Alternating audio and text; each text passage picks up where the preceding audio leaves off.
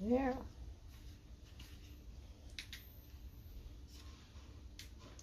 So we'll see if everything works today.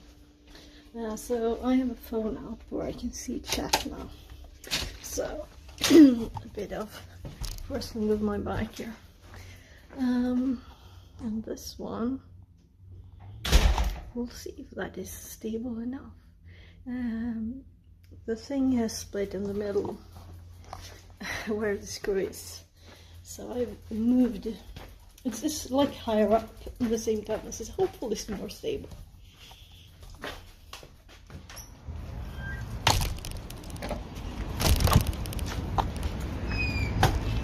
So we'll see.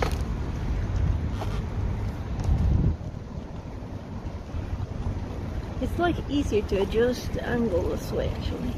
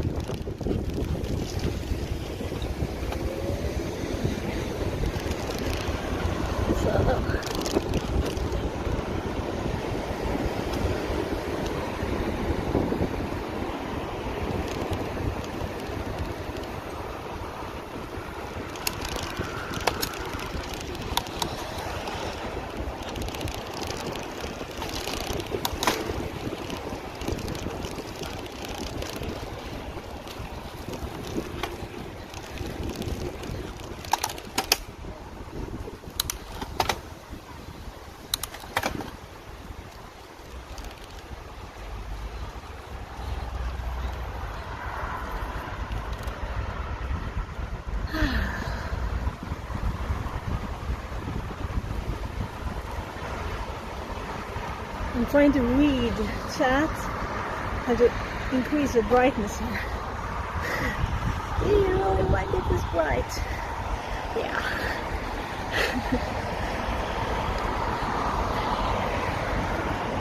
So it moved, right? I'll need to buy something else.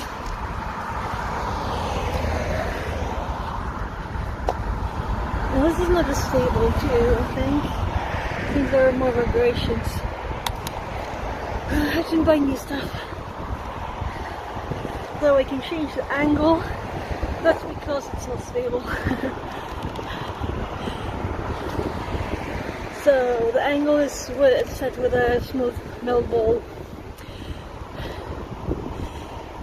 So apparently there's no friction. The boinginess is because I can actually rotate this now. It's too stable actually that direction. But there's a part you can rotate because I'm using another spot on that to fasten it due to the plastic. I saw this tear in the plastic, so don't want it to drop the phone.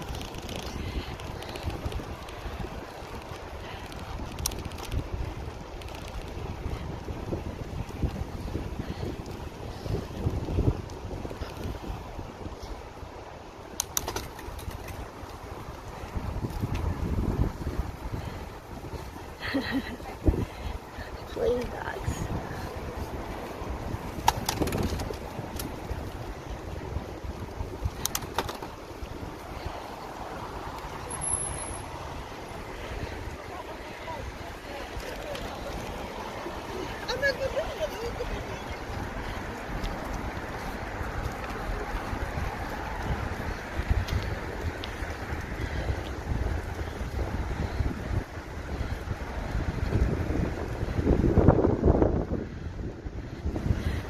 Guess I could turn it so you can see the bigger road though. Maybe it's not visible anyway. Or maybe I will just loosen it a bit more.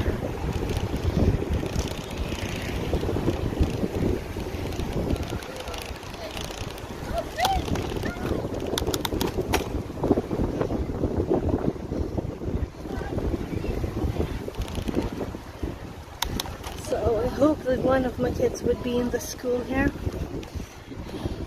but he didn't get in. And I think part of it is because we were supposed to have like an interview. It's a special needs school, so we're supposed to have an interview, and the dude got sick. And I tried to reach him for a new one, and well, I don't know, maybe that's not why. Maybe the thing that will be now is better for my kid anyway. So he's got autism, and he's kind of isolated. And there with him, if he just started going to school every day. Not being used to it. The school came to our house and he wouldn't even meet them, so they were just connected by the computer.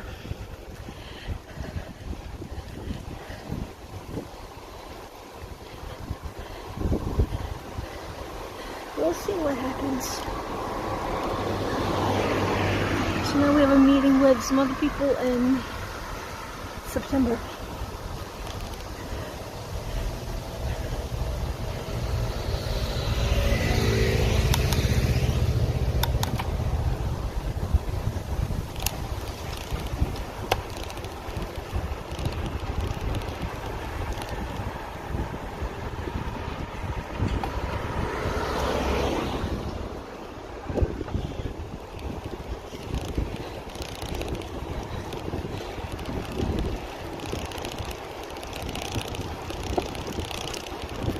I think this shakes a lot more, so this is not functioning. Well, if it had been more stable, not plastic, might have worked. So how on earth would you fasten your phone to your bike?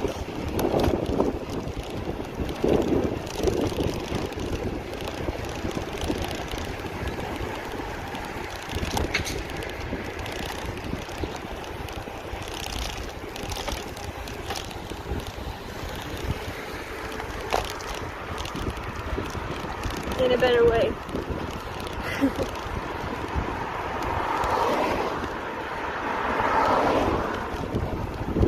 So this one I tighten with a screw.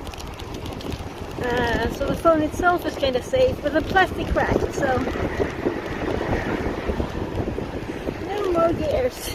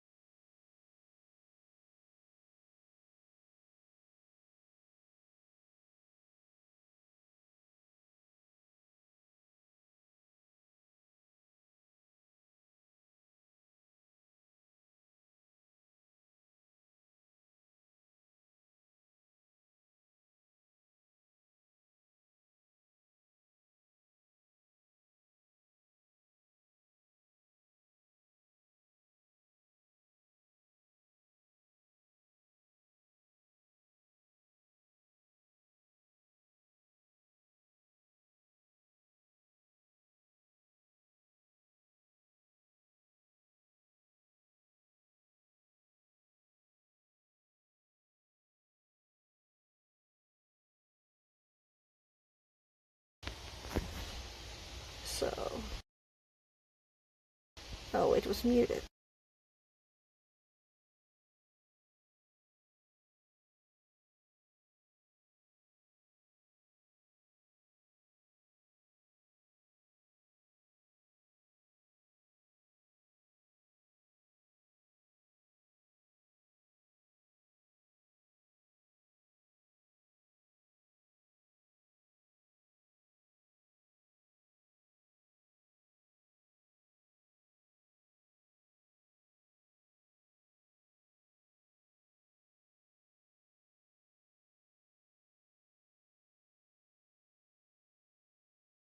So I just realized that I had muted all the time, which is horrible. Well, I was testing this new thing, which didn't work very well anyway, so.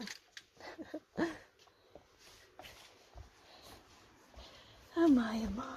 Ja. Jag går upp med den här, Linus. Jag märker att du bryr dig.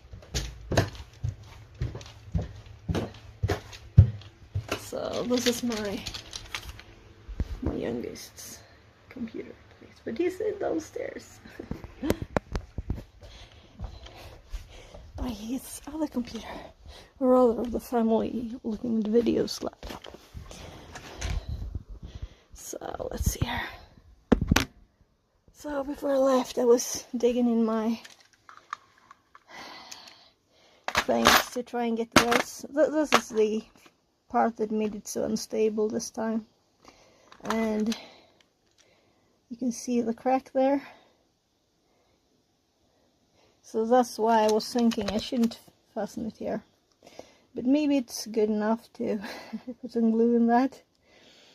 I have several of these though, so I can switch it to another one, but it doesn't seem to be like sturdy enough to handle it. So this is my chair. Let's see here. First we need to lights on. Then we're going to test the new command.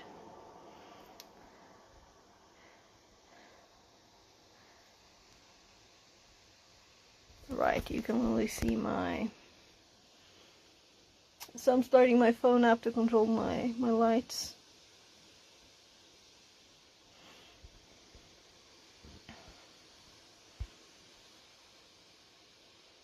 So there's blue, there's another one, there's a little purple, and there's real mess here.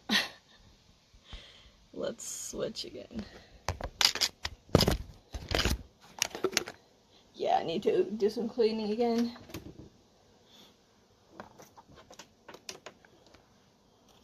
Camera.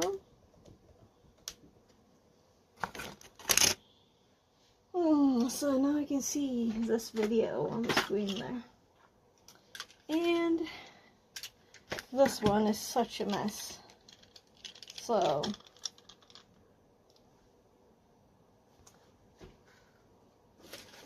do I have any? Yeah. So let's get this looser.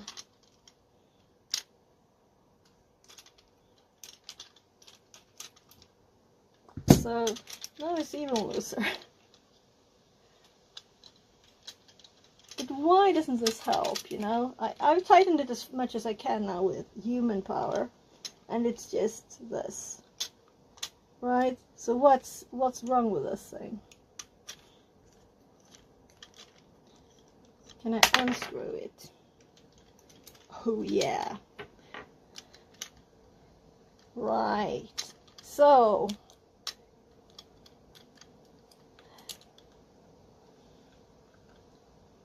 there's something on the other side there too. We will have to disassemble this and look at it and see why. Why? And this phone is actually the one I usually have up here.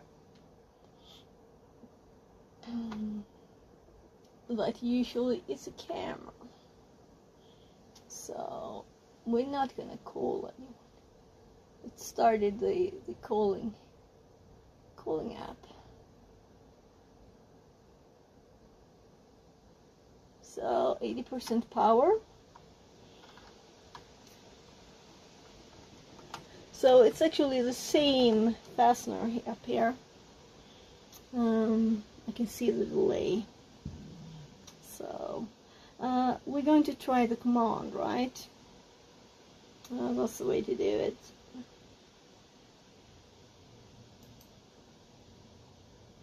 So there's a message. Let's see. Just a sec. I'm trying to remember the command. It was exclamation mark, of course. And then I had like stream transfer. Woohoo! Yes.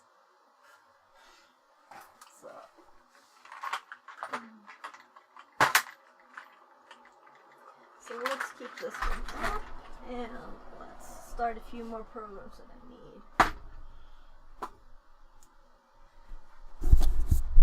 Right, and the mic should have been enabled. Is it loud? I don't know. Let's see here. So we are starting Sammy so that I can control screen. And we can go desk. Yeah, I don't even know if it's up, right? Yeah. I need to start more programs. We need to start this one, and this one, and this one. And this program here that you might not be able to see.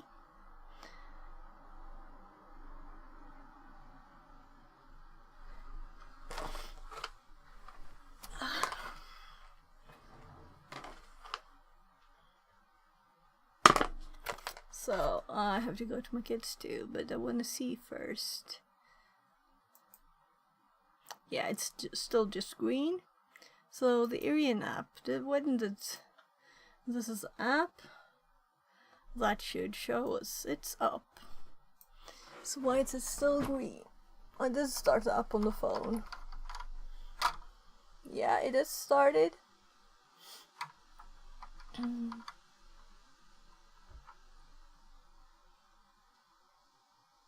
So I can't see a thing because the app automatically lowers a light. So if I switch to another app and back to this one, please make sure that Arian is running on the PC. Oh, I know. So it is connected. I know the problem. It's connected to the Wi-Fi of my phone. If I close my Wi-Fi sharing, it should pop up. That's why.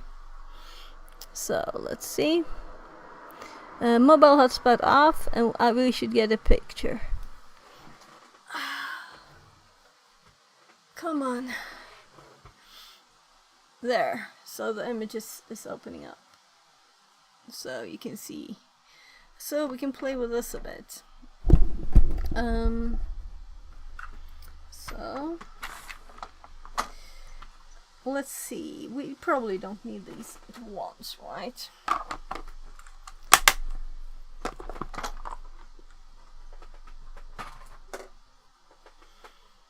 So I had it tightened as far as it would go with this, and that didn't help. It was still moving around. It wasn't this slow.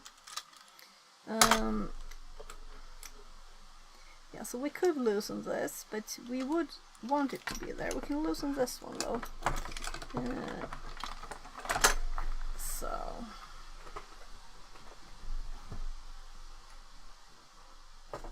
So I'm going to go make food, but let's just fix this first. Right, so I'm going to close my other. I was still using Aerial Pro there.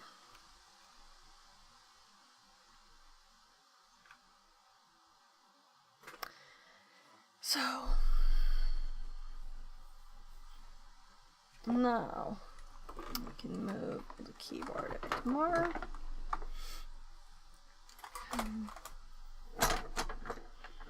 So let's see. I'll actually put the preview up on my other screen. We go into the hacking stuff. We just want to check out why this doesn't work as it should. So this one we don't want, because the way I had it connected before, was like this. And this worked better because it's lower height. This will be more stable because it won't be as much power. But as you can see, this is, I don't think it was like this before, was it? So we need a tool here. Let's see if I have something suitable in reach. I'll have to go get something. Yeah, so we'll have to look at the insides here. So nice that it seems to be able to open. So you can see the mark from the pliers. Yeah, right.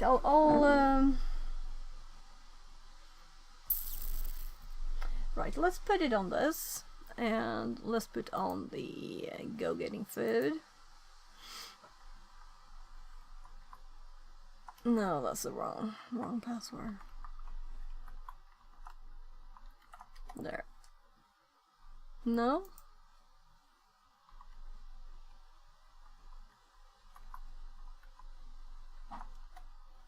There. So, we can close this and put this one up again instead, but we're really doing Protostar. So, that's what we're doing. So, this is the one this is the one we did, is it? Notes? It's like 3, yeah. So, this is what we did.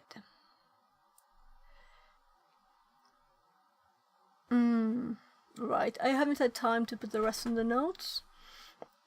So here we got an error. We got a C2 inserted into here, right? So, so sorry, my nose is just...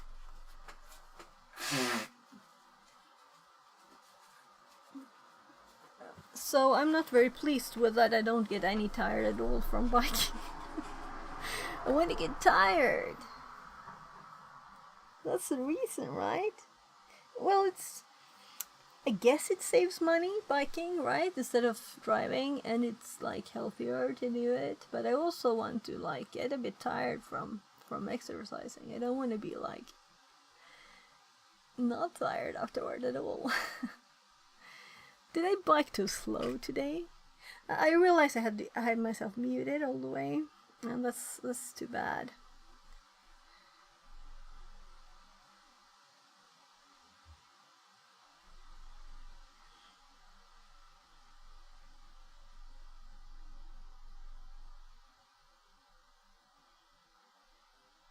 So,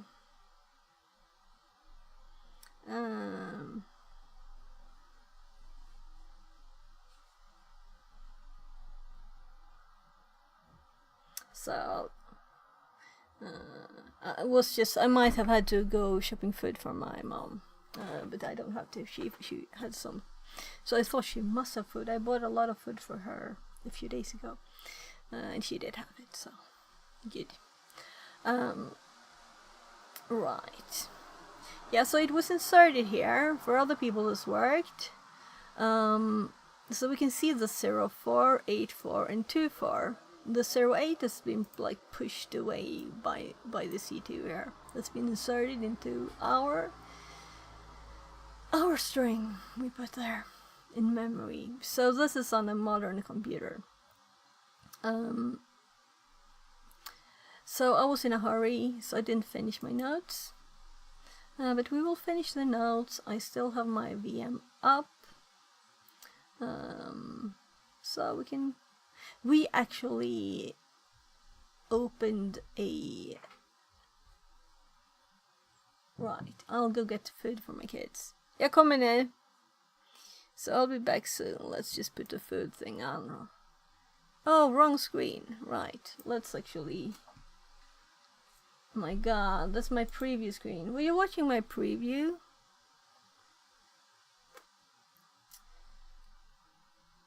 Why is it not working?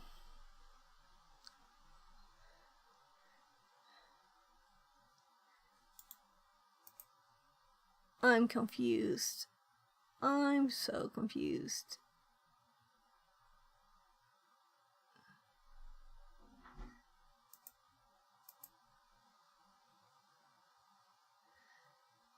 So something is very off.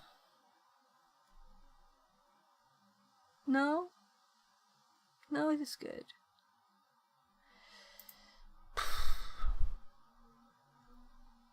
So I had a preview on my right screen that was really odd. Now it's gone. And we got a message that the boxes for the Raspberry Pis, Raspberry Pi 4s, pass through customs, so they might arrive today. I don't know. There's an estimated delivery date a long time further. It's 4th of September. I don't think that will happen. I think it will be like today or tomorrow. Well, maybe not tomorrow since it's Saturday. Yeah, I put the sign up. I'm leaving. Where did the camera go? That's the other odd thing. Right there. So let's continue with this when I'm back. So let's put the desktop up too. We can see that too. I'll be right back. Så gubben, nu fixar vi mat till dig och Linus och mig.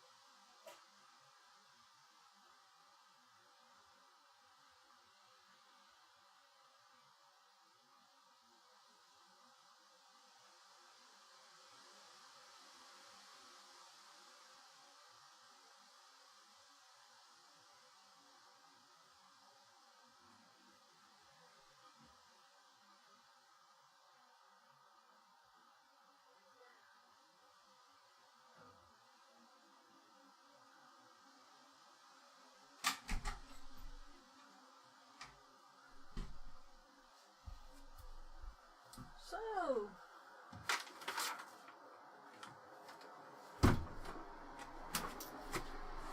they're back. So I actually eat at work. I just microwave while I'm working and then I eat a bit while working, so trying to be effective, right? So now my kid's eating food there. So let's see if the variable is set as it should.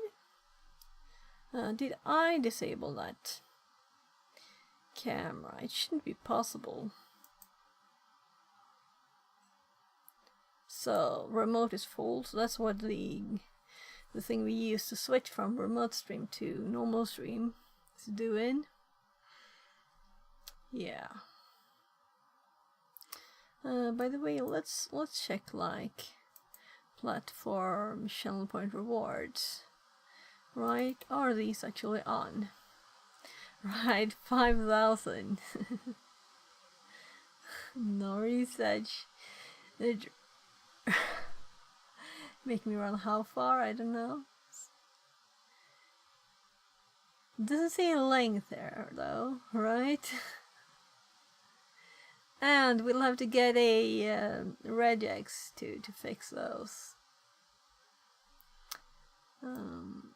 But let's add this to our code while we still have it up. So in chat we have this best viewers on. First of all, maybe we should lowercase it. I'm curious about what this would look like pasted in Notepad. So there's like an underscore. Where is it really? Is it on the B? So what character is this? What is this? It's a special B with an underscore.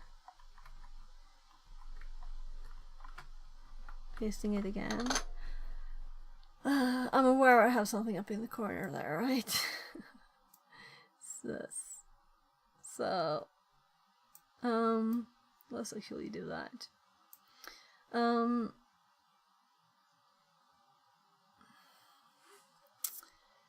Right, so if we go back to our actions and we go to where we got it, automatic spam, right? Should make spam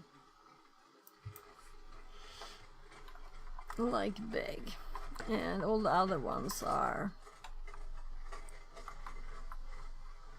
space chat spam.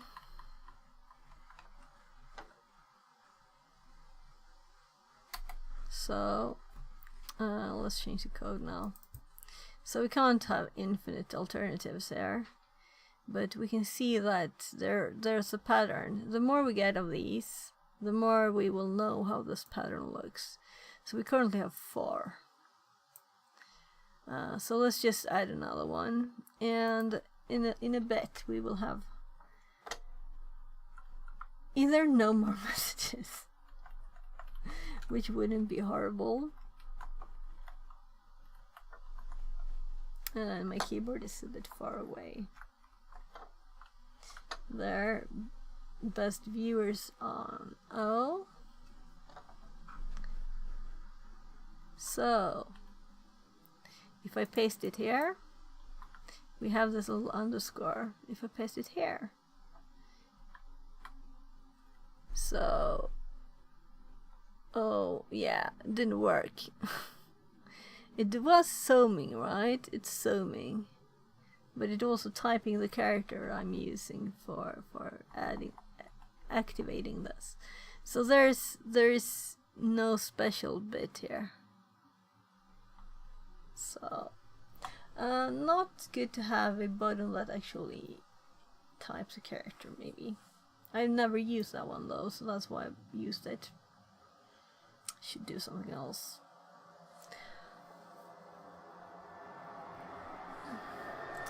Bus.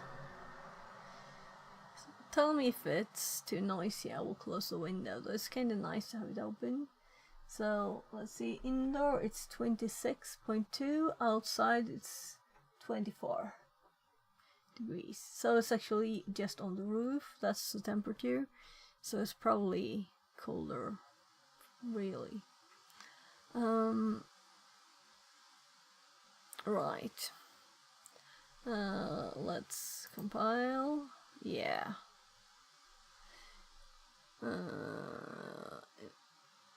So let's see what I actually did. So we added the ors there at the end here.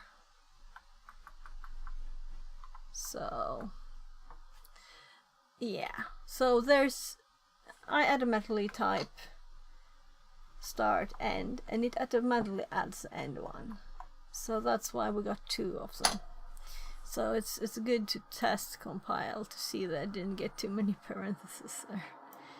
As I did. There. So now it should work, and the message that we just got, if it would have come now, it would have been deleted, hopefully. We don't know if that character actually got in there for reals or not. Right.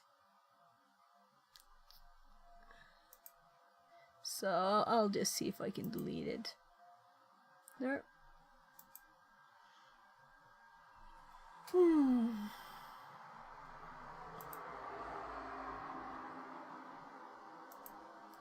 So let's see here.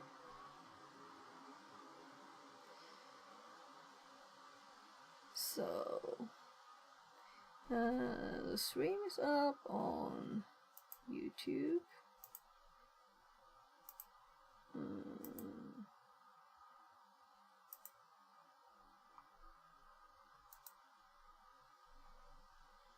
And Twitch, and there's nothing left of the bike stream, right? So the TTS here, I'm going to actually do this now.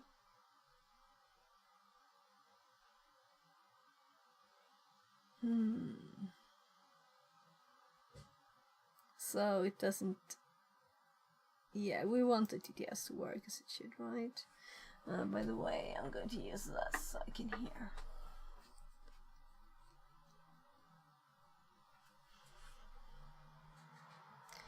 Yeah, right. So we get this error here, and that might be because right, I can't do this here. I'll have to do it over here. Go to Twitch.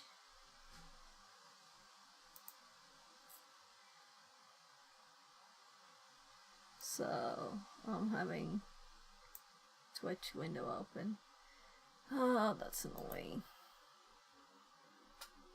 I have a mic in the way here. A lower bit of my screen. So all the things disappeared. I guess I'll do it here. Well, yeah. So go into settings. I might happen to like reveal something. Yeah, I don't wanna.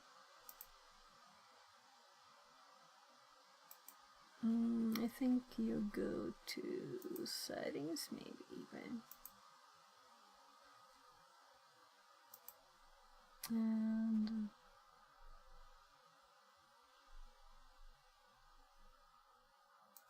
could it be security? Yeah, so Twitch is kinda good at blocking out stuff, but still. Connections, yeah, this is it. So here we have connections. This might be it here. So TTS. So let's disconnect TTS, and then we will see if the TTS, if we click it again. So I just opened that in a new window. So if we click this one now, right, so now we get the authorized one. So we needed to delete that one first. So now it's still buggy. Well. So I made a try to get the normal TTS up. But we should have our backup running. Let's see. No? So I started all the programs. I double-clicked them at least.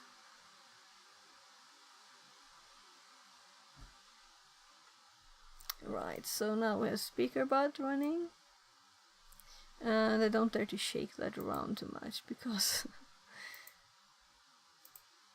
then we will probably get everything minimized. There, so now I can see what you see. And let's first just see if we can open this, because this is a problem with the biking. I think I actually have this by the door downstairs because I've used these for my... I've used these tools for the bike.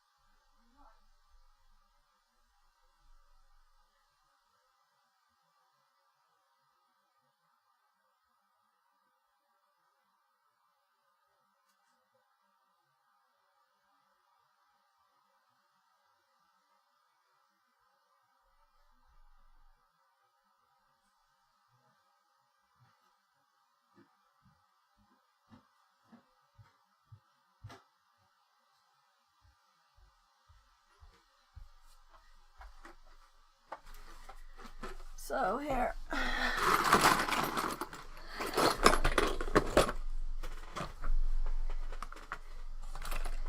so let's see what fits.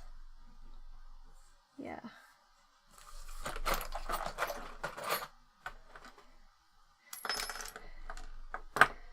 So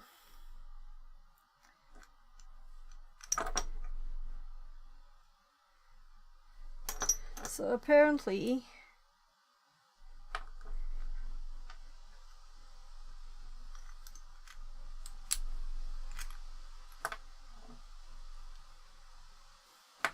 I don't really see how this is supposed to work.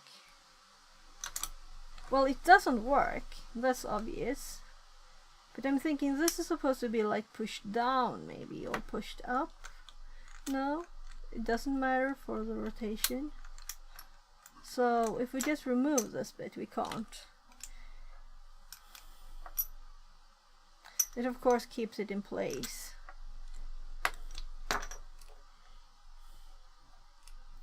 So this is really odd.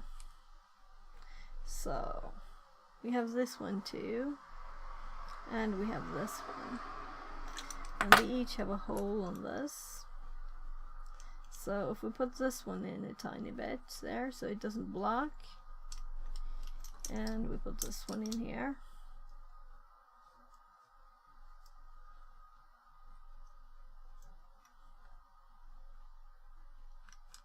so we couldn't go very far in either here, right, because it would fall in on the other side.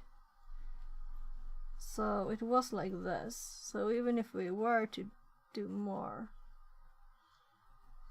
wouldn't be much difference. So then we have this bit. There are these holes though, so let's see if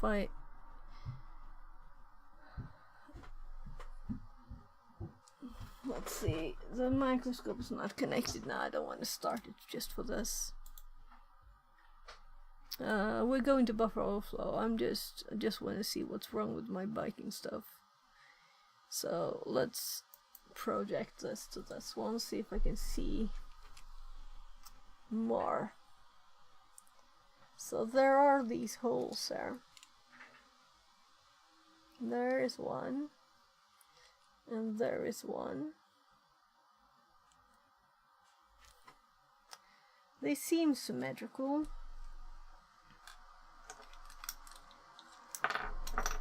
Is this supposed to be in that or not? I don't think so. It's just going in here. It simply doesn't lock it, you know? I could put something on the inside here of the edge.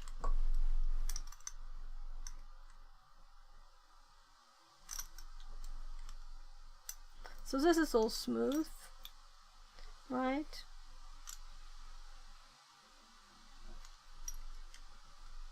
We can like almost reach all of it too if we wanted to try and make it more rugged.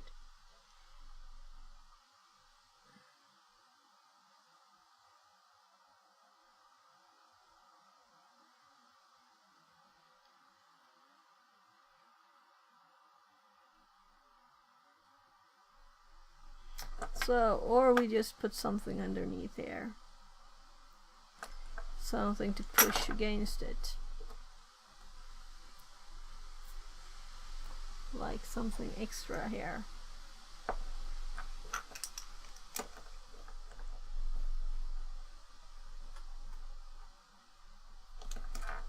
This is, I think, a laptop foot.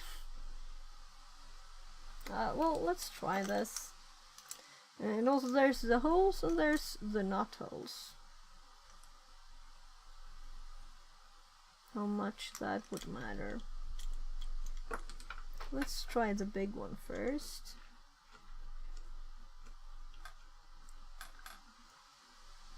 So this is supposed to be able to rotate, so...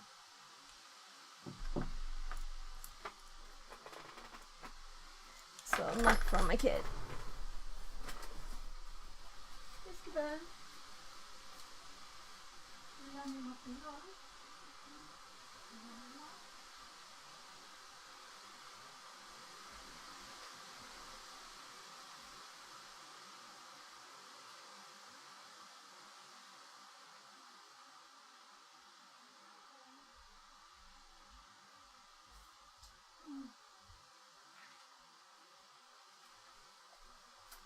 So I have his phone on my table.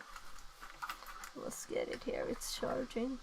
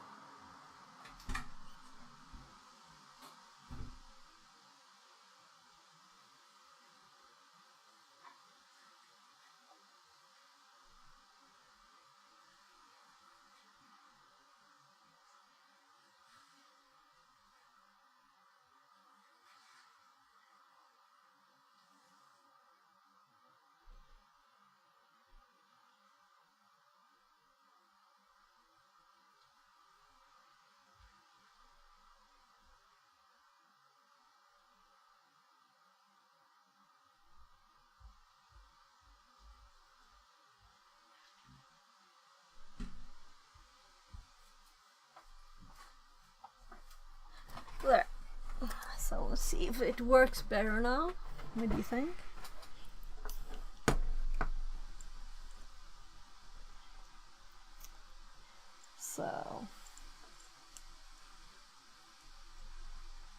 So as we tighten this, it will still rotate.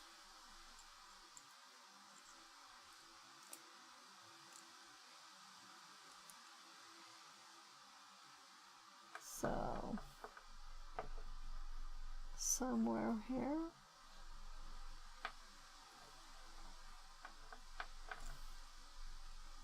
So it's kind of far in there now.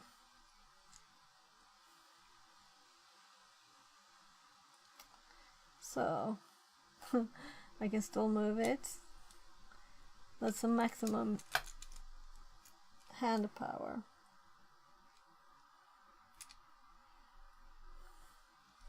Yeah, so that was not even intentional.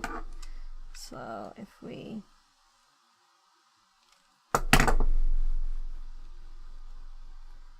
it's better. It's better. So if I tighten this side much more, it will not work because it will end up inside there, right? And also it should not rotate anymore. But that's kind of part of the point of this.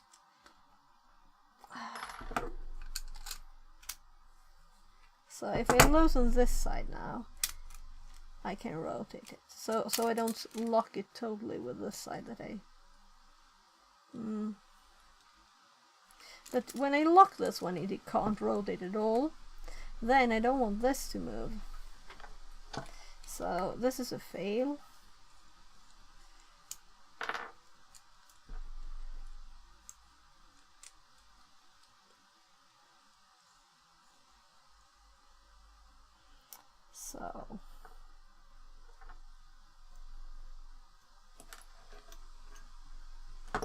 So let's see.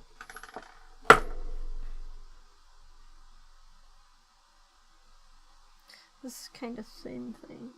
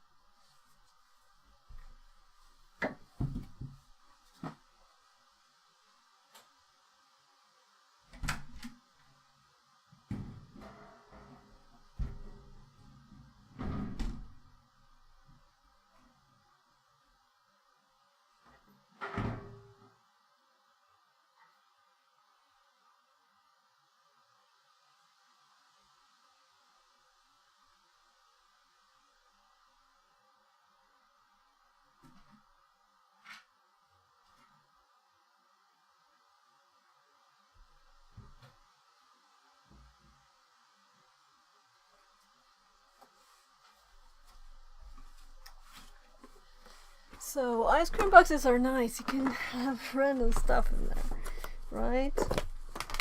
So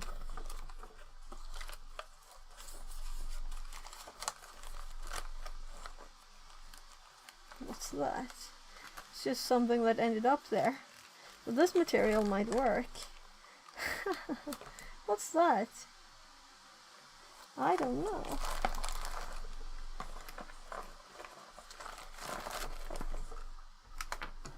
See, so random furniture and other stuff. So if we like split this one a bit,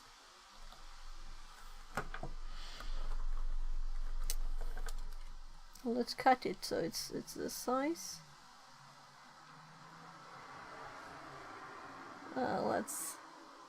Let's keep the little heart there. And so if I push it, it does not go down, it flexes. Scissors. There.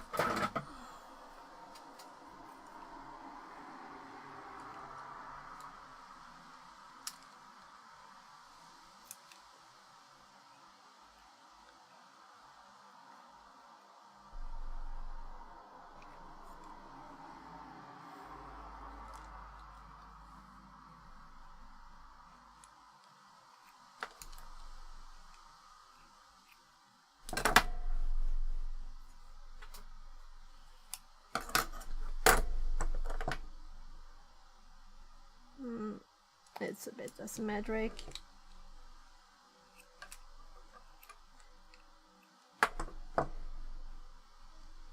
Let's cut a tiny bit on this hard edge.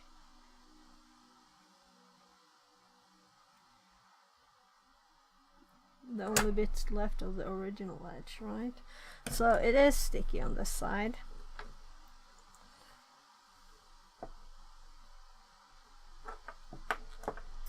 We can even keep this thing in there. I don't think it will. Let's try without it first.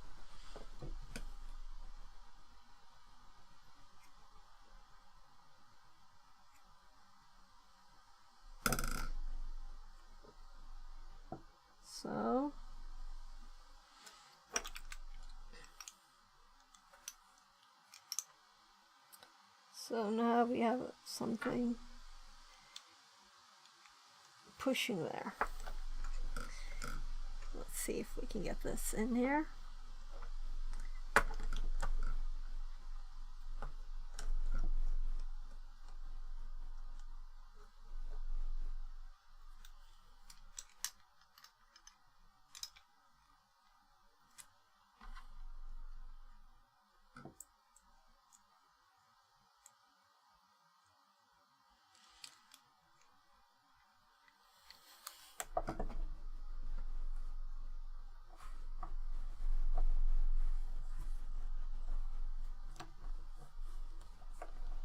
So I'm using the table edge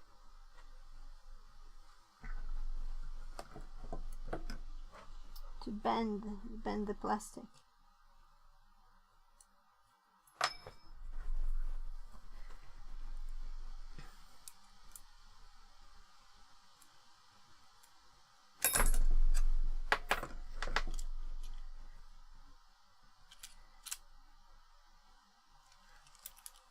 Let's see. Yeah, I thought so. It's not really connected. Drop the screw thingy. There.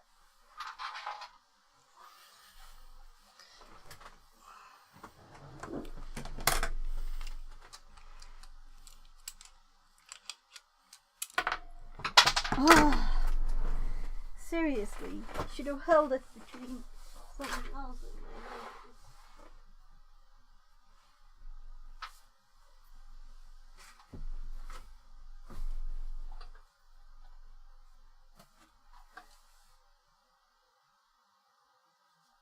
Oh, I found a screw.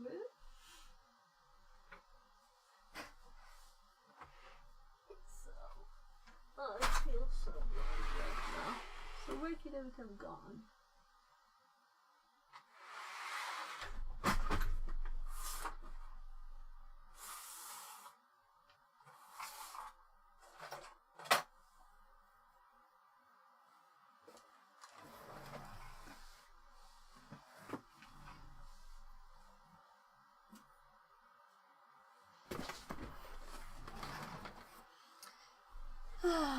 So I found this instead.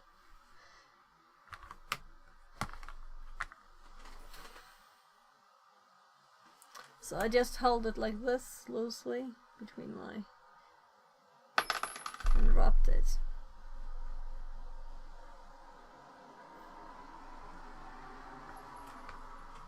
It's not like I have 10 of these.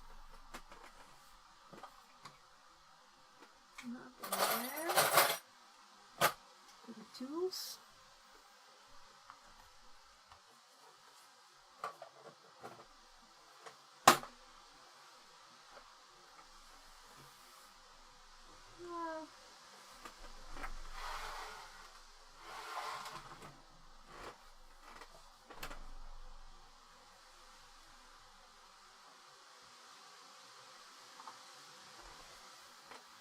Guess I go down and fall on the floor again. So I thought it might have dropped somewhere here.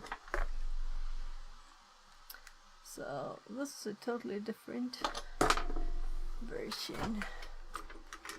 And this one too. So yeah, right, this is the one where this part broke. So now it's metal here. I put a metal one there.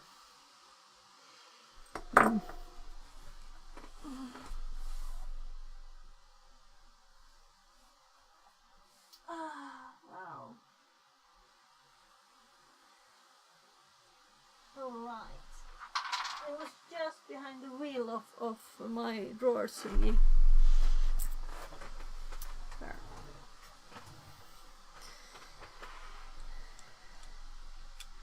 So to the side. And now it's hard to rotate, as you can see, as it's supposed to be.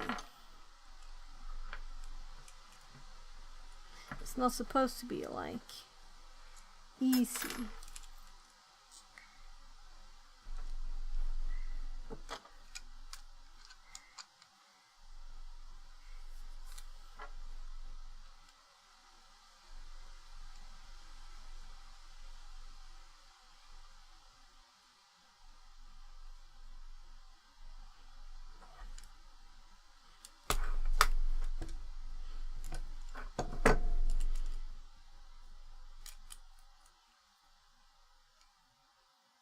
So here's one of the plastic ones. So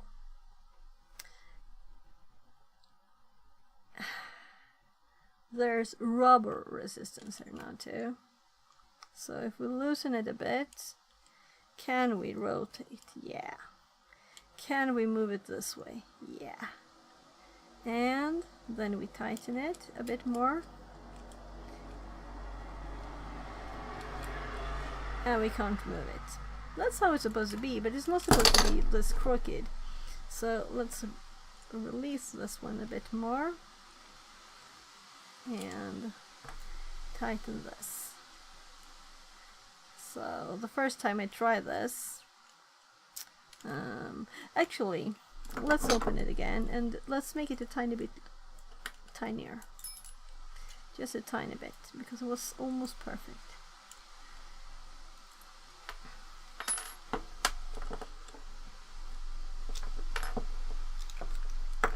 So, alright.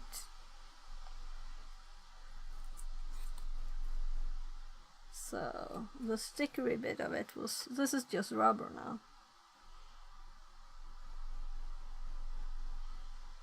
So, let's shape it a bit more. It's also a bit thinner now. And now it's possible to push it there inside of this thing. It should have been a bit bigger. So I'm going to put that one underneath now, so it has something to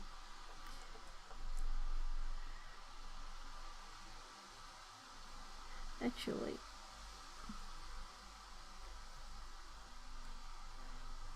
So these are now one, making this not slip as much, right?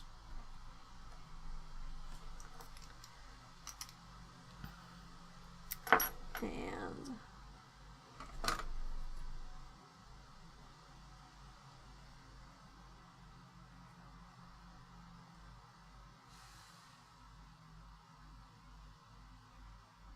so this became a very odd stream, but this is important for me to have this working.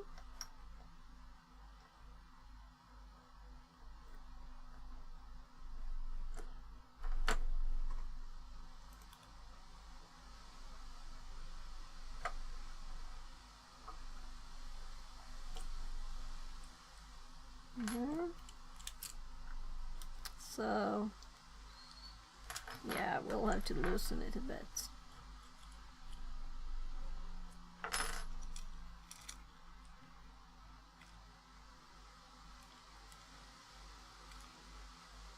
It is possible to rotate.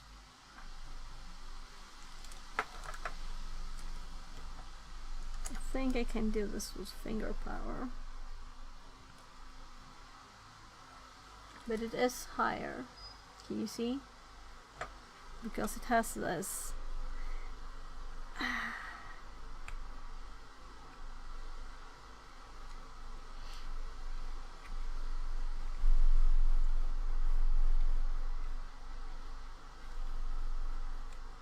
So this is a bit crooked. This is supposed to be that.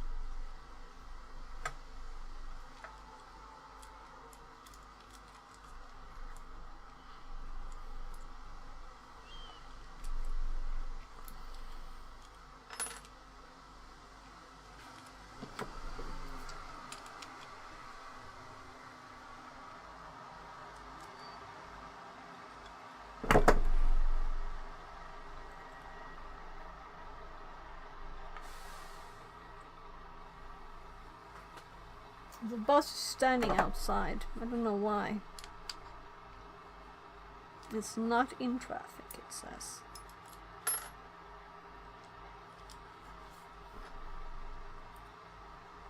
So maybe I should just fasten this to the bike the way I want it, using the tools, you know, and it will be kind of sturdy at this position.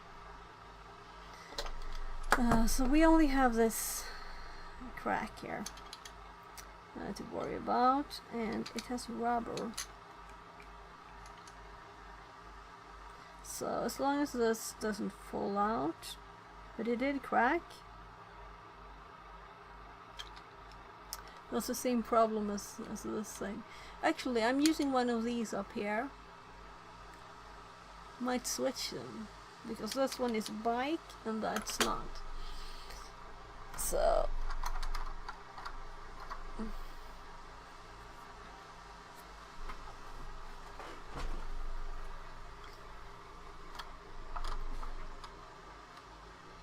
it's just on the edge of the light now, sorry. Actually.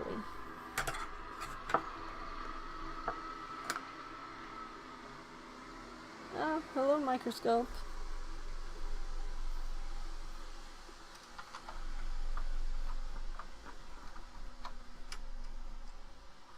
So we have the same problem up here, that it's not sturdy, the thing.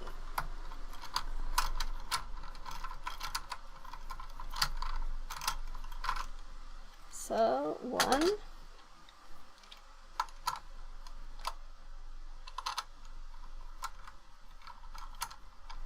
So this one doesn't take much shaking or messing about.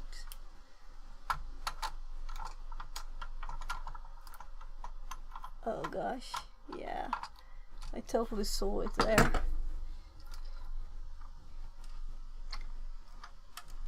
And it totally went loose again, but here I can tighten with my fingers. Sorry. Sorry if I'm making you dizzy. Oh, there's my hard drive. I'm taking back up to this right now. Well, not right now. So there's somewhere. Yeah, so it doesn't know what's up. Let's help it, because it flipped. There.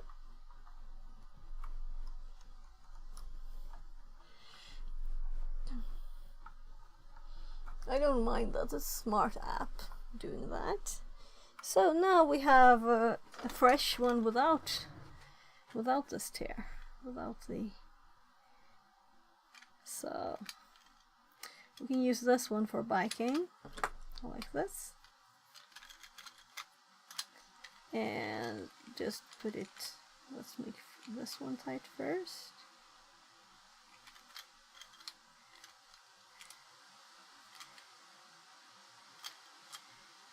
And this is when we can break it, right?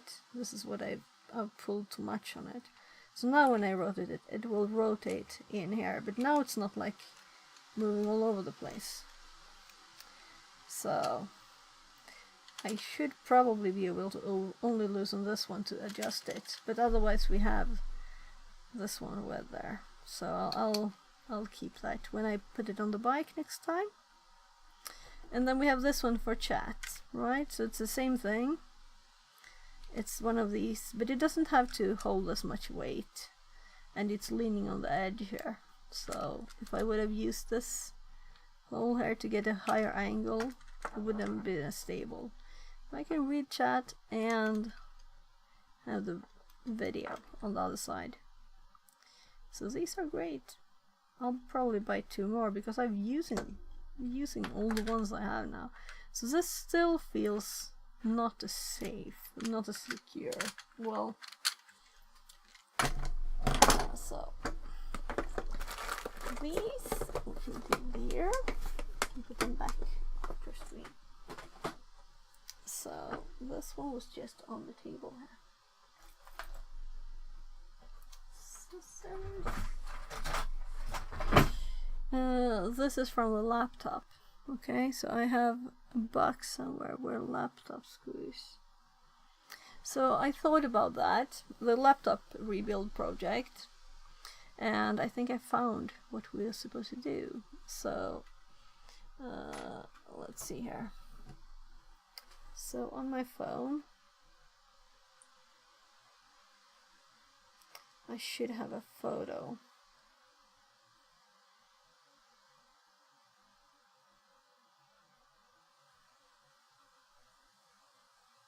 So my kid asked me to take pictures of stuff here. Oh, now we're close.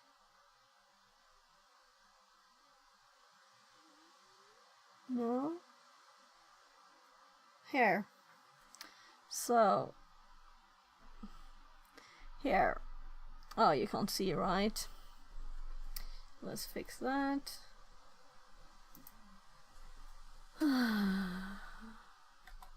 Phone link.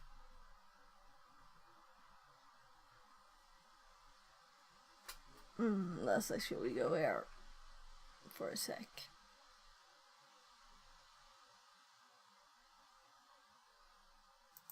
I don't want to show you all my photos, but I'm going to download the ones. Come on, update.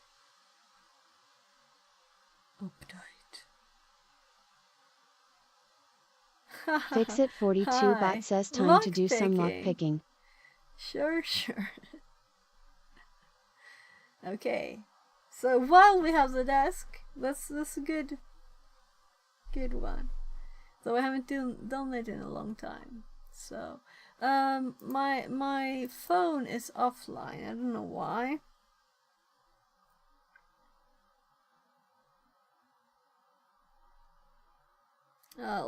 Let's do it like this. So if I lower the light of this, there, can you see the plastic? I guess this is a transparent polycarbonate, 3 millimeters. Do you think this will be good enough to make a box for the previously being laptop? I think it's kinda sturdy, and it would be kinda nice to see the inside of it, right? So then it updated. So it connected now. So I'll just get this. It's still kind of funny. Here's an image from work too. It could be fun to see. Like save us. Come on. Yeah, and I'm glad I didn't show you this because there was a password that I didn't want to show there. So let's go to desktop. So it's opening like a lot of windows. Come on. So a phone link totally died.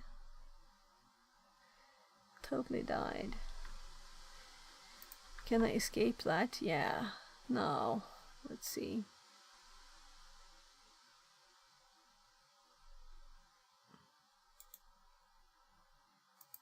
Come on. There. Save as on desktop. That we don't need to save.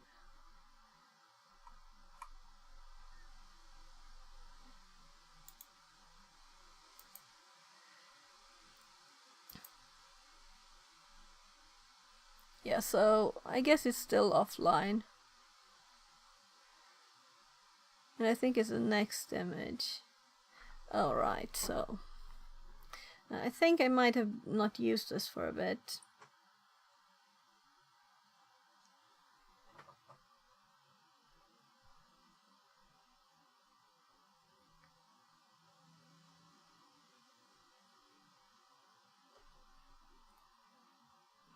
So, come on. I have a QR code to scan and my phone doesn't want to do it. So I think it did. There. So sorry for the delays. Save as. Save as. There.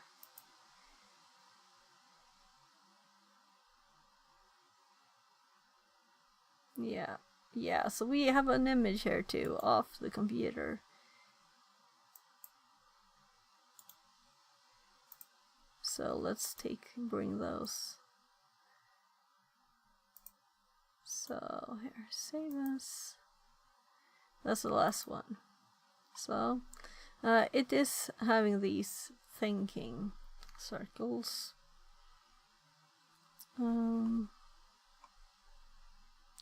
There, so I'm minimizing it, not closing it for now. Actually, let's move it to a screen that you can't see. So since I did have private stuff there too, and I know my kids don't want to, you know, be on image on stream, so don't want to film them or show images on them either. That wouldn't be nice. So lock picking. So I haven't done that in a bit, unfortunately, I guess. And we need to fix this. It's a bit rough there. So I have this lock picking stuff. This you can actually open by just rotating these and listening. I think it's, yeah.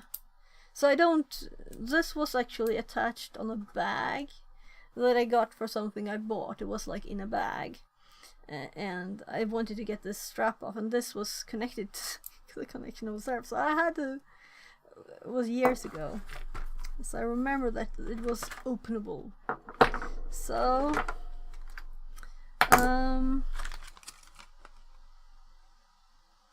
right, so the messiest thing, so I bought a few cheap AliExpress kits, and this is like the nicest one. But these thingies, I don't have anything good. Turning tools, I guess the official name is, right? So, but it was good timing here. So this lock is a bit funny, right? Let's see. No, that's the normal one. This one is very funny because it's, let's see, the key looks like this. So you see the key? So if you just put something in the lock and with one and try and turn it like this, it works. But it doesn't have like a normal thing. I managed to open it. Also the part here that you can see, you can like rotate it with your nail or anything. 90 degrees, about 90 degrees like this. So if you stick something in here and you rotate it 90 degrees on the right place, you have to like feel for where it is. So let's just do it with the key first, right? So it's kind of loose also in the lock. So if I rotate this, it opens on this side too. So that's how you're supposed to open it. And this is from the food store close by. So what has a big angle? Like this. So apparently it's dropped on the floor today. Drop this now. There. So this is an odd lock. Let's see if I can open this one. So there's just air, you know. I can rotate how much, most of the places. I can just rotate it. And right, it doesn't pop out either, so you have to like try and open it all the time. And this hole just rotates however you. It was an odd lock. So there's something here.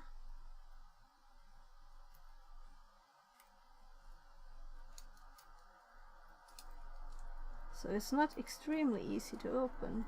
Probably if I remembered how to do it, it would have been extremely easy.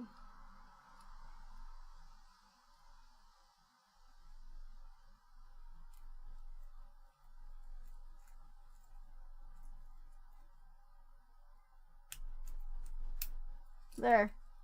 So it's open. So it's kind of almost at the bottom. You just turn it. I think it was like at the bottom.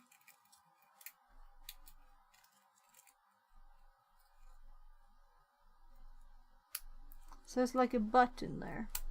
Yeah. So, a very odd lock. And people, they sell this in a food store. I don't even know.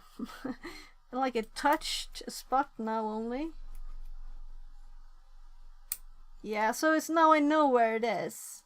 It's just like a button here in the lock. So if I touch this button, it opens. And they sell this at the food store in Sweden. Security conscious Sweden. It was horrible, horrible lock. Then I have old rusty locks, and I think this lock I have on my my trailer, like 2 copies of it. So I think these are so tiny. I don't know if you can see how tiny it is. Like this height is. So this is also from the food store. So I had nice orange keys here too. So it is a more normal lock. So we'll have to turn it ourselves. And where do I have those things? So I guess I should start with these, right? So I sometimes have the microscope on when I'm doing this. Plus I should move these over so we have more space. Where should I put these? So it's kind of like fixed now, right? Let's hope it's fixed. So what I don't like with these is that they are this angle, right?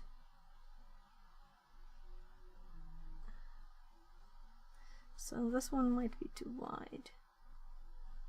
Yeah. That's too thin.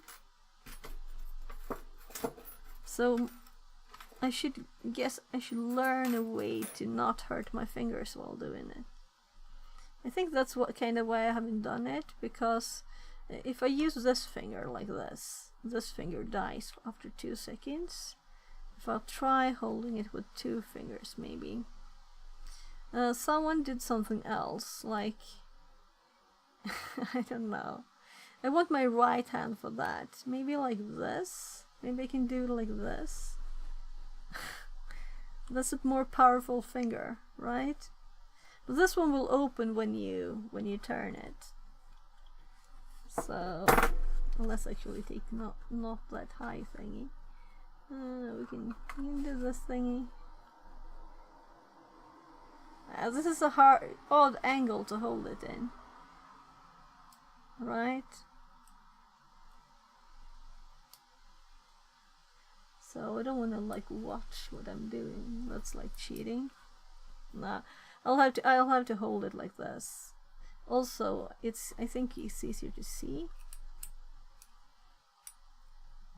And also, I think this one is too far in, so it's like touching the first one. See if I...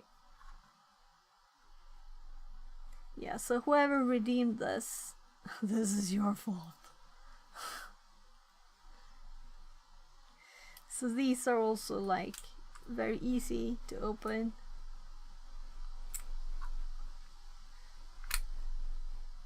So where did I put the other one? Those. And this is plastic. This one is like tougher plastic and metal. And this one is plastic. Well, this I guess is the same material probably. It's just the weight is so light when it's plastic. This thing. Not metal. actually move that to me. So let's assume the same one works. They're like very similar, right? Yeah, maybe the wider one works on this one.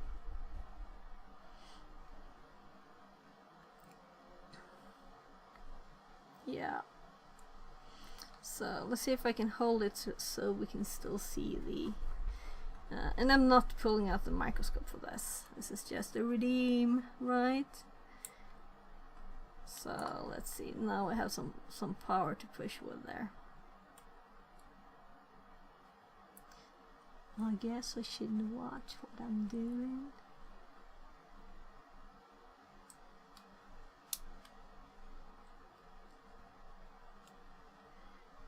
So is this really...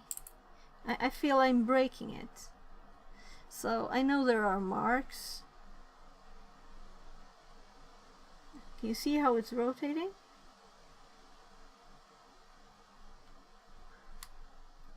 Breaking the thing. So it was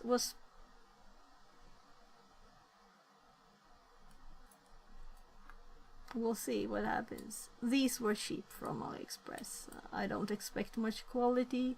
I don't expect that they will work very well.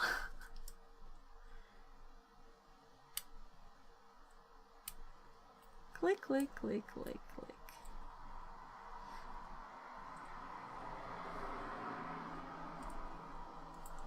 I mostly looked to like see where these are, you know. So I'll try to hold it like this so one can see.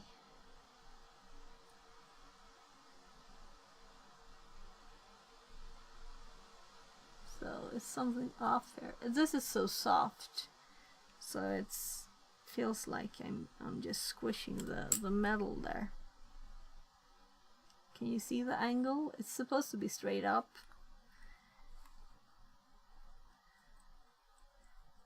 Let's just... yeah, so...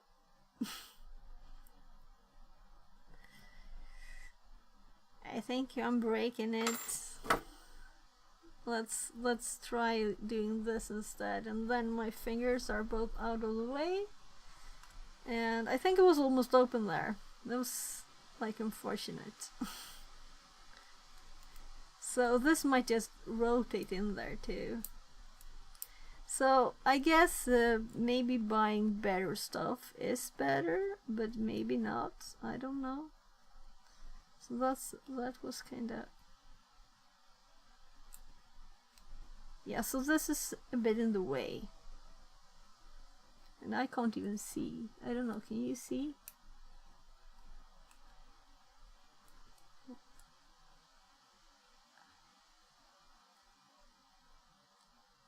So my hand is starting to die. I'll try and hold it in another way.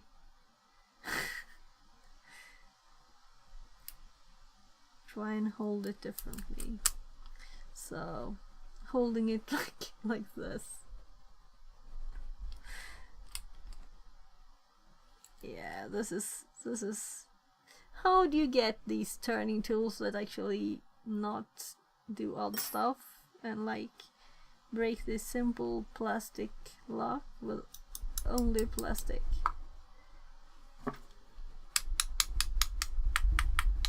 Yeah, this is metal, so it's not so different sound. Well, I can feel it. It's very, very clear. And also there's like a very plasticky molded thingy in there. So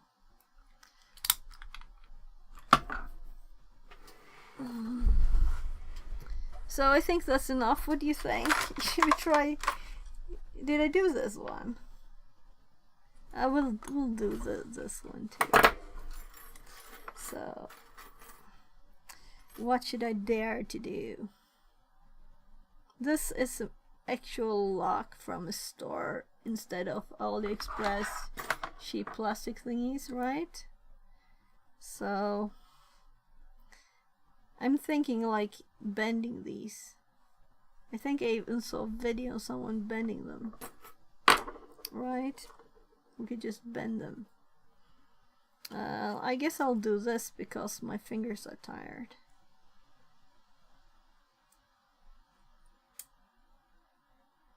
It's anyway nothing to see here, right? But the nice orange color, and these are red. And I even bought like an orange soldering mat that was horrible, and I got my money back. And I bought these orange tools that I can't show because I'm holding something with both my hands, right?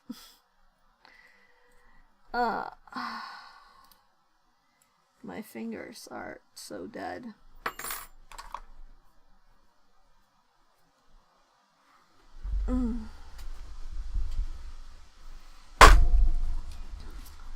So, who redeemed this? Who should I complain to? If I get pain in my fingers.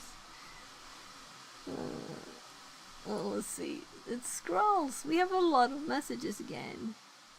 In Flack. Welcome in, by the way. Welcome in. Right, so what's kind of cheap, right? I put it cheap.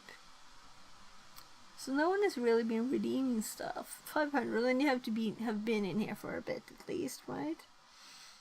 So. Stable Chaotic says hi. Where did you buy this rubber toolkit? These? It's from AliExpress.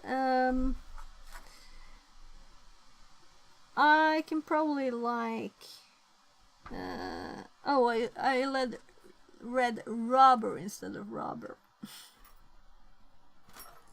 So these were like $1 almost for these, and these were a bit more, like maybe, I don't know, 10, 20. And these were not much either, like, I don't know, $1, $2. So it's not expensive stuff. So let's just take something here. It's not like they are very different. See if I can manage to hold it like this. This is easier to now I feel stuff. If I hold it the other way, I can't really feel stuff.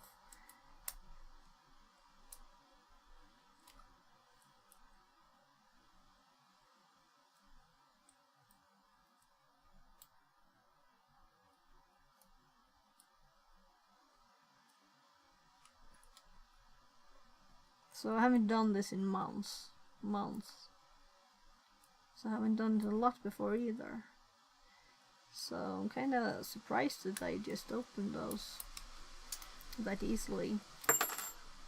So that's 4, right? That's good enough. So this one is in its open position. So now I remember. Well, I guess we should like lock it and move these for next time, right?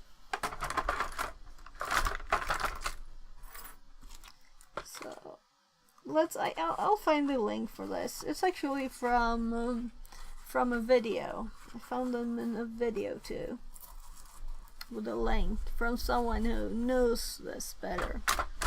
So cheap doesn't have to be horribly bad, right?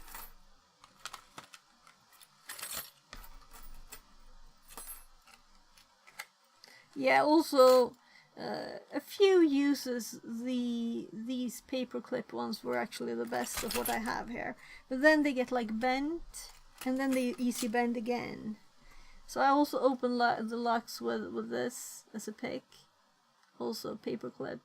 So you don't have to buy stuff. You can just bend the paperclip a bit.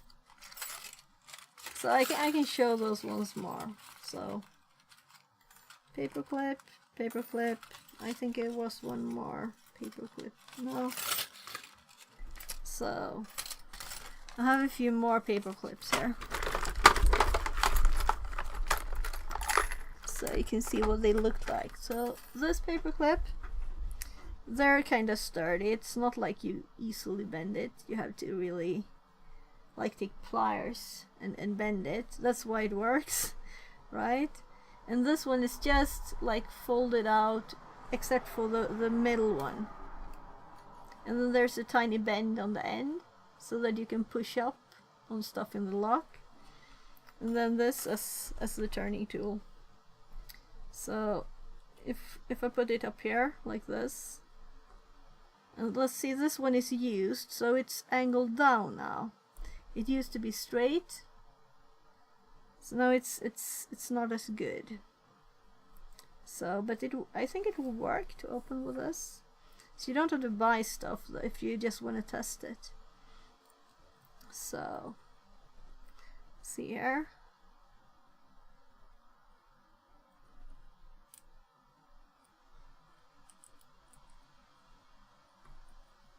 So, of course, the handle is not that good, but you could just glue like a ice cream stick on this, right? Do it yourself. So you can see how they move in there, right? I can move them with this, with a paper clip. So I don't think we're far from opening this, actually. And this feels much better on my fingers. Doesn't hurt anywhere. Though I can't even see if I managed to. The light is so bad here. So, did I even move the first one? I couldn't feel it, I couldn't see it. There, so it's open with paper clips now. So, and I just use, this is just folded in the middle, bent a bit with pliers, and I put it up here. It has to be, of course, the right thickness, right?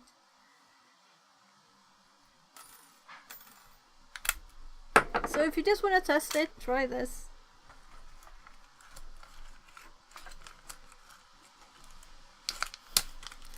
Even cheaper, you have it in your desk drawer already. So, but I'll see if I can find the link.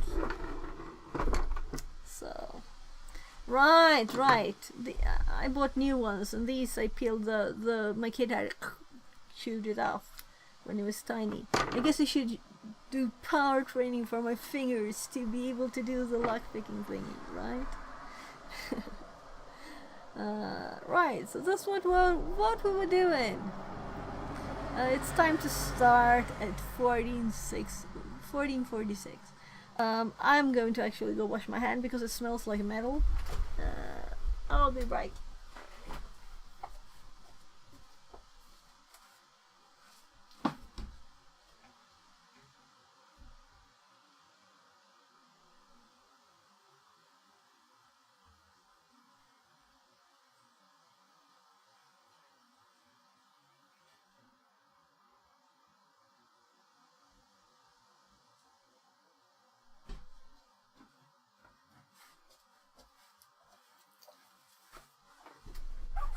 Yeah, so I guess I should get some locks that are actually... I tried buying the ones that were in my food store. They didn't work very well.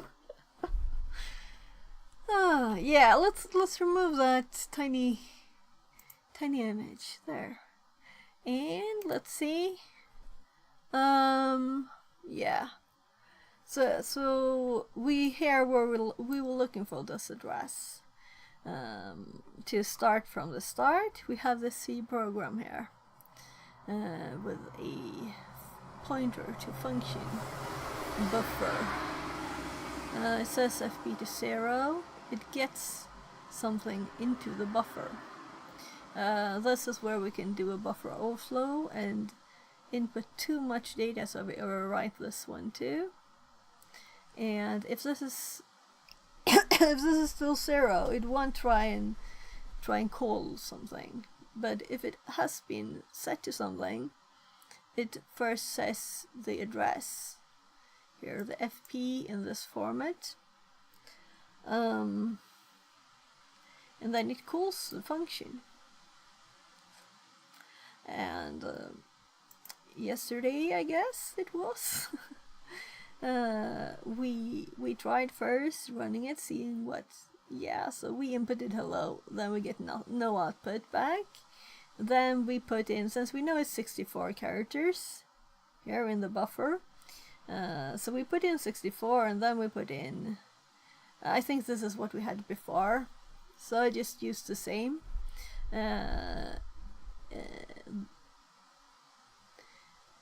And this will be DCBA, right? Lowercase. And then so to actually be more serious, let's hop to the right place here, and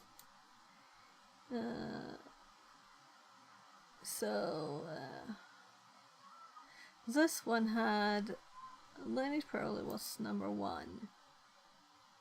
Here, it wanted this 61, 62, 63, 64, and we kind of cheated here. Though we actually did it before. But this assembler of R2 here, you just run R2, D for debug, A for like analyzing. You can do 3 A's here instead after you get to its prompt. So we just PDF main, which means disassemble the function main here. And then we could see in clear text what it is, even in the sorted backwards order. A little endian order. And I also made a screenshot because it has so pretty colors that we lose when we just copy the text. And then, well, we did number 2, where we used a variable instead. There's a variable here, environment variable. So we set that instead. And we needed to get /r and /r twice into there. And we tried this, it doesn't work. And then we did it with Python instead, and then it worked. So we could get the right characters in this way. I also tried different versions of this here before, and then we're at number 3. So this we did yesterday. We have finished this one. We're supposed to continue with number 4. But I'm always repeating what I did last so that I remember and learn more from it. So I already explained this code, our test here, and then we tried with Python. I'm just typing here. We want to do this test different output, then let's pipe it instead. So it did ask for the input, you know. You can like cheat and have it on the command line. You can just make a tiny change and run it again. So it's an easy way to test different things. But on my computer, the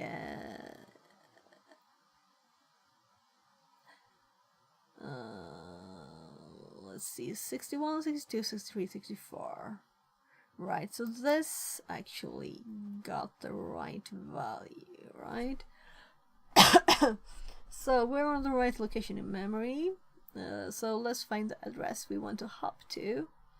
And we found the address here by going to R2 again and running AFL to list the functions with their addresses.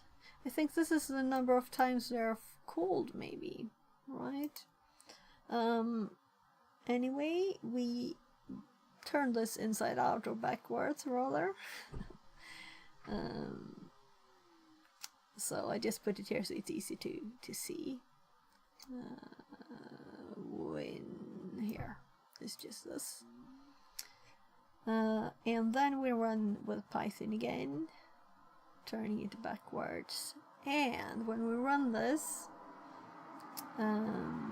it says jumping to, and as you can see, it's not the right one. Well, it seems like the right one. Here, if we start at the, well, start or end, it has 24 here. Good. Then we have C2. Then we have the 84 and the 04. And this one is like pushed out of there. So this is on my modern Kali machine. So I'm assuming that this is a security feature because we checked, and this has worked for other people. This is a solution they have written down that works, so it's the same. And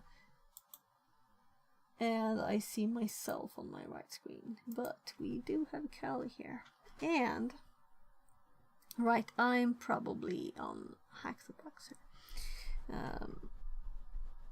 Right, since you're not supposed to show these boxes, I'm just hopping over and I can remove.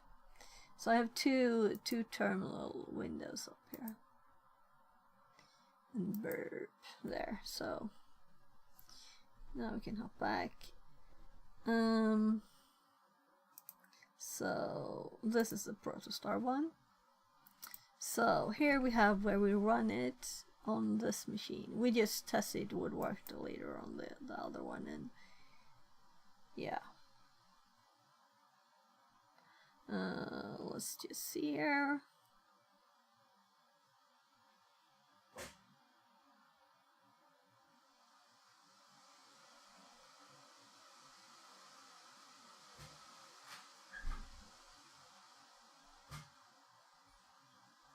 So as you can see, we tested adding more of these, and then we got 4-1, 4-1, 4-1, 4-1. So we can try this more times, see if we can manage. 4-1 is a hex for a capital A.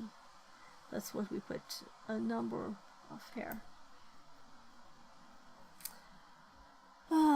So, but I had to run. I had to go to train yesterday, so I had to run. I did time to not miss.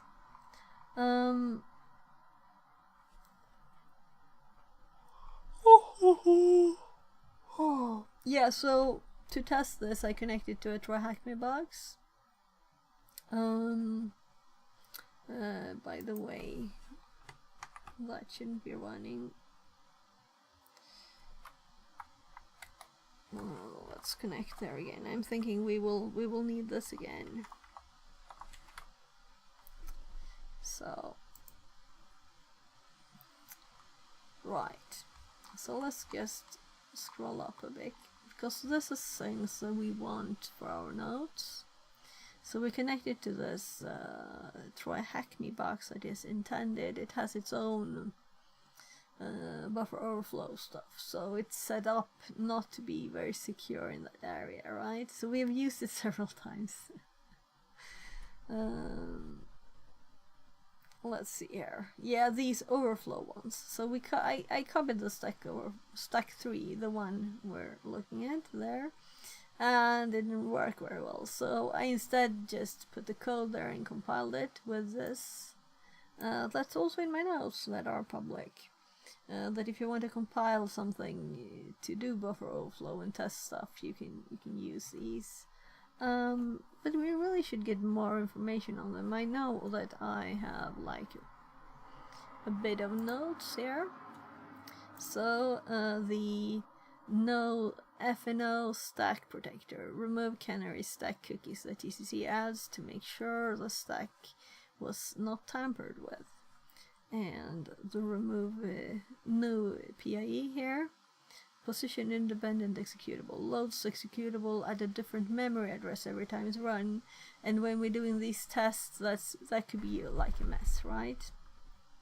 So, but we I guess we'll need to learn how to cope with those too later. But for the first baby steps here on buffer overflow, we're just shitting. And that's also why we're running it on this like specific VM that's set up for this. We get a warning that gets is not safe. Shouldn't you use fgets instead? And it just warns us a lot about this. It's dangerous, should not be used. That's why we're testing it, because it's vulnerable. So I just listed them to make sure that the date updated here, and then we run it. Let's see. right, we did R2 on it, because this didn't give any output, so I wanted to check stuff. Also, this was just a test, as you can see. This is not an address, so we wanted to find out on this machine what is the address for this.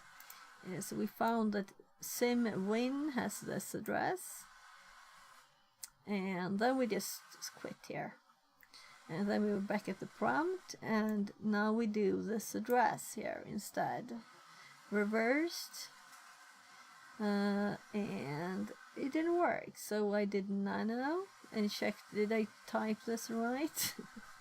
I compiled it again, the same result, you know.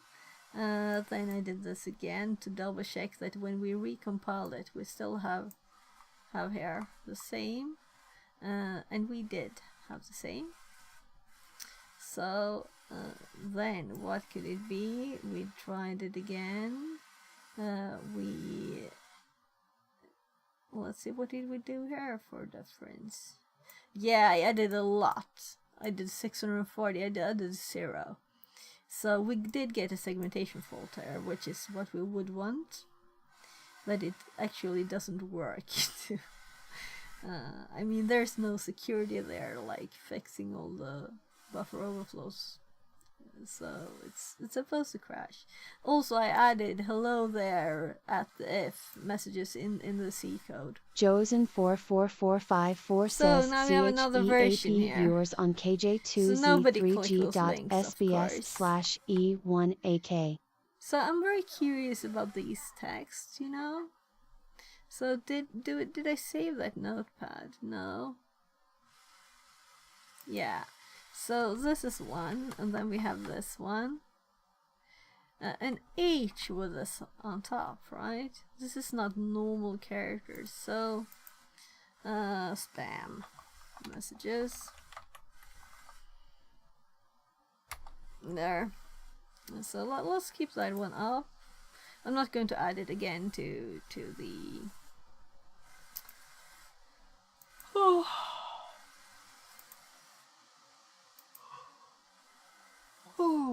Deleted the message, so I'll have to do it manually until I have like a regex or something. But if it randomly removes some of the letters, messy. I guess they're doing that for a reason, right? They want to get through and get people to see the message. Yeah, so also we got the ace in there, right?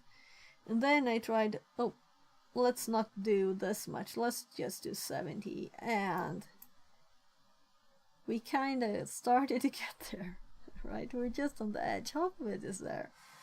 So we just added 2, and we got hello there, calling function pointer, jumping to, code flow successfully changed, so we managed to hop here to the win. And we have not documented this in our stack 3 notes, so we'll have to do this. And maybe I should change this too here. Check that this works with other people,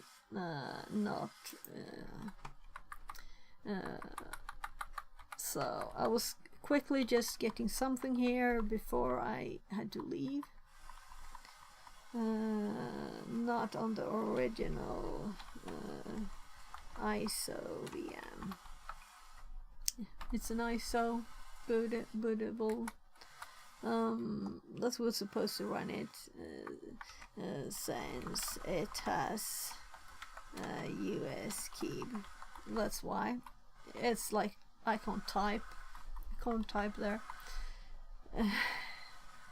Like, where could this key be? Maybe there, when you're trying to solve a problem. That's not fun, you know?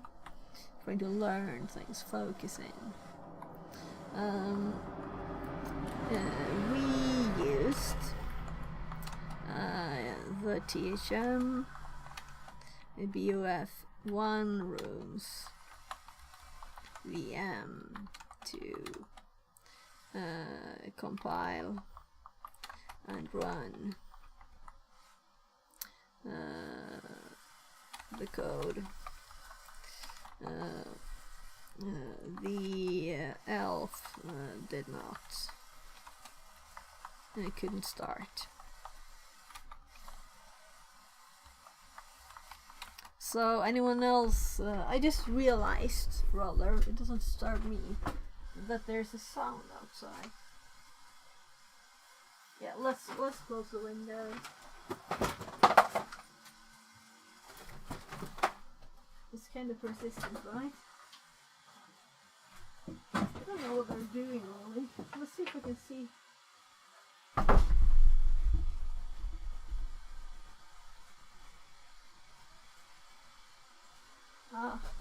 I don't know. It's moving.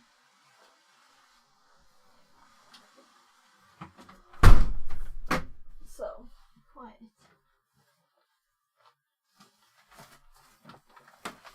So, close the window. It's just on the other side of the computer. So I used to like filter the sound, but it sounds so bad. When bits of my voice gets cut out, it's not nice.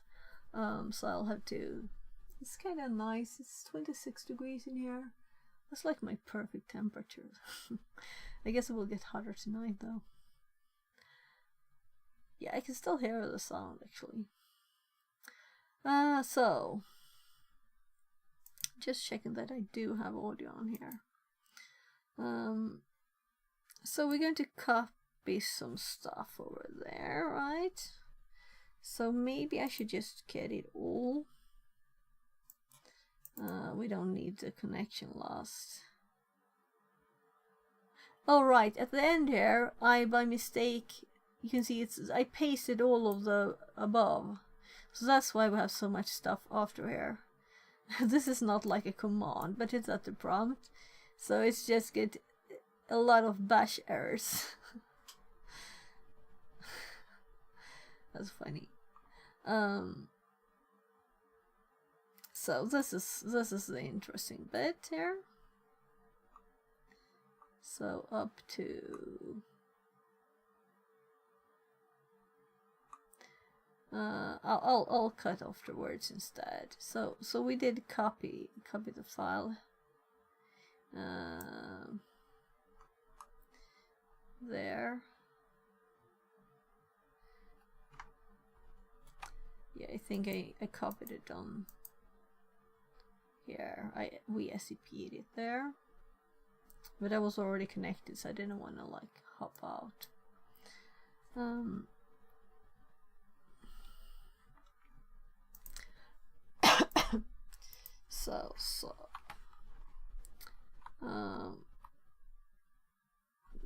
Let's try again a bit on my machine to see if we can get this working actually.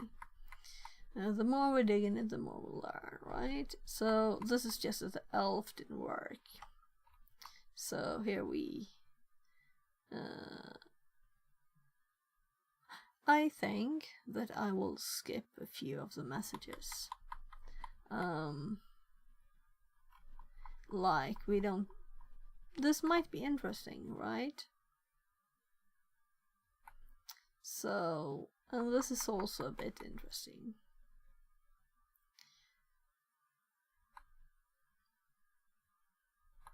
Then that we run it several times. Oh, that's funny. It removed this line from it. Yes, I was going to make a hop here.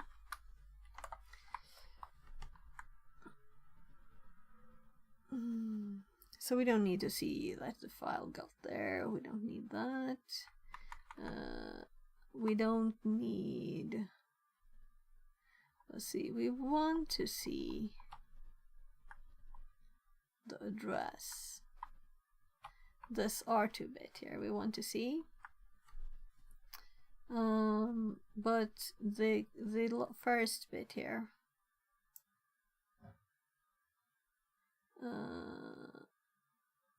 I have just dotted because you know, it's just a few information and warning messages. So what we're interested in this, we don't need to see the quit bit. So I'm actually going to again like just put a break there, so it's like clear that these are related but not exactly connected. I think it's easier to read. And then we tried this.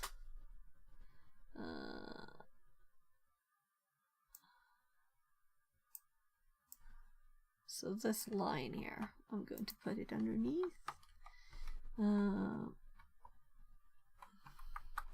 Or rather, let's edit it.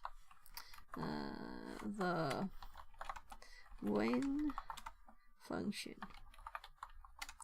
is at dot. And then we have turned this address around, and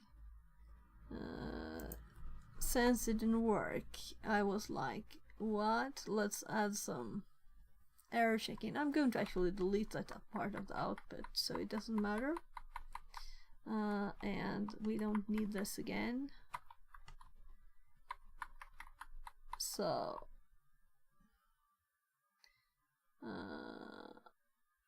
this is the same output after I added the debug output, you see, right? It's just bugging here. I'm doing nano again, and then it's like bugging out the output. So these are not interesting. What is interesting is the change of type. So the calling function is the interesting bit, and the segment fault. And this is not interesting again. And this. I'm just removing what I edited in the code because it's not interesting. So this is how we there are a few extra bytes on this machine compared to the original image, but we can run it. So, and I misspelled machine again, and I'm like always thinking of it when I'm actually doing it, but this time I didn't stop, so my fingers do it. I'm not responsible for my fingers, am I? Oh, I don't have my water. I'll have to go get my water. Yeah, so before we abandon this one and go to the next one, I do want to give another test. We had the time limitation there, so we did this kind of quickly. So if we just run this again, we should get the same message, right? Well, let's see. So we have we tried it with 72 here, and we got all the A's here. So I'm just, let's move my mouse somewhere. No, click. Why can't I arrow up here? So if I mouse away, okay. So if the mouse isn't over this, I can't do stuff. Eh? Is it just like clicking randomly? I don't know. So my hair is very, very flyy today. So let's decrease it with then. Well, actually, let's do 64 again. Let's do 63, right? To have something to compare to. So.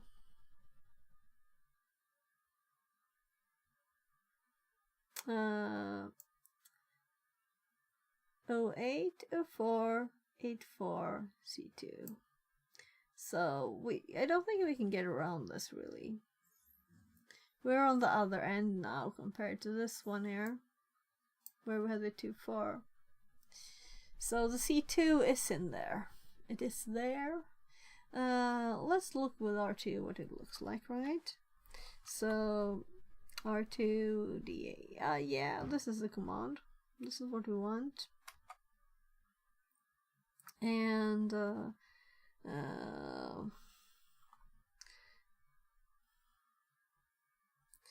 so AFL.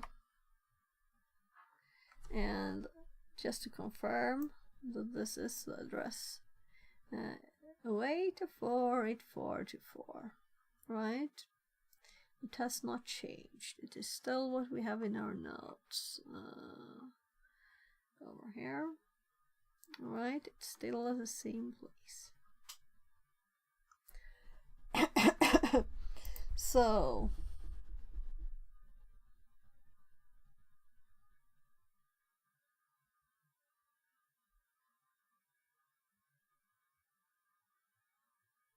I'm like, how did I rerun it?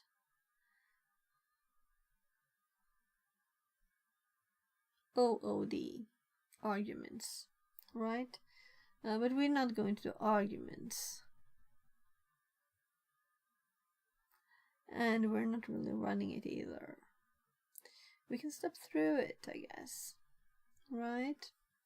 And then we can look at the memory. So these are the notes for R2.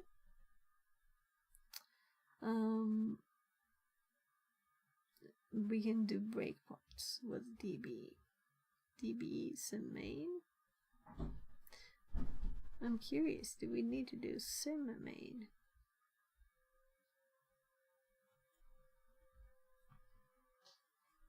It's just main here.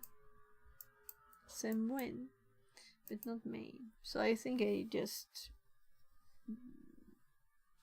messed up a bit there. So db, like lots of stuff starts with D, but I guess B is breakpoint. Debug breakpoint maybe. That would be like debug continue, debug debug continue, debug step. That would be logical, right?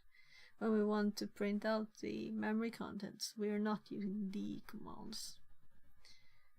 And not with disassembly either.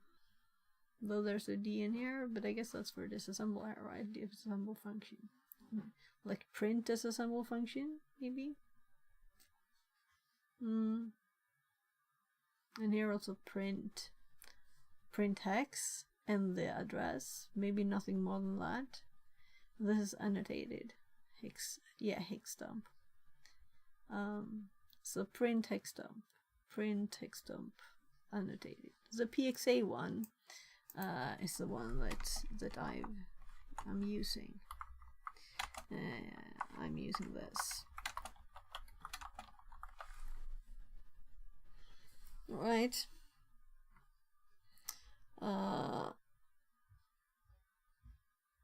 It seems nice because you can see where stuff is pointing to in the memory. That's nice. Very nice. So let's do it. That's what we're going for now, to see what's actually on the stack, how it looks. We don't have any graphical tools since this is a VM. Really, it's supposed to be a VM. I guess we could do it now. Yeah. So far, all the ones have been on VMs, and this is supposed to be on a VM, but it's actually on our local machine now. Oh, had to click extra time to get the Kali menu. Well, it's bugging sometimes. There, Kali menu, I can see you. So, EDB, I noticed this. I just went through here and was looking randomly for what tools we have. Oh, okay. I should update later. Not now. So, Right, it should be running, but it's running in debug mode. So let's open. And it's not buffer overflow we want. We want... Oh, Kelly. So, I don't remember what the name of this thing was. Vulnab, right? Yeah, got it. And then we have stack 3. Oh my. It's so pretty! It's so pretty! And I made the size of the text bigger. This one didn't really work with bigger text, so I'll let it be tiny. Right. Isn't this wonderful?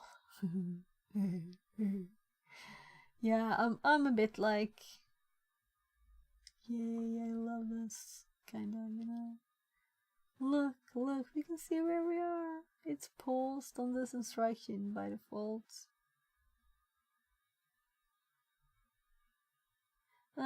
So let's check this stack out here. We haven't really started the program yet.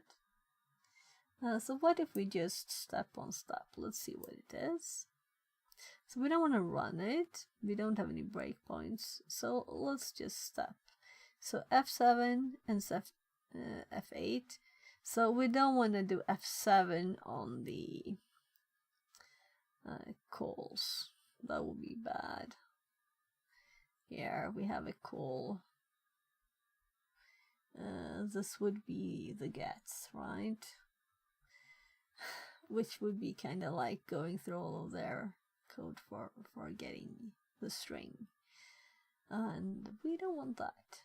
So step over.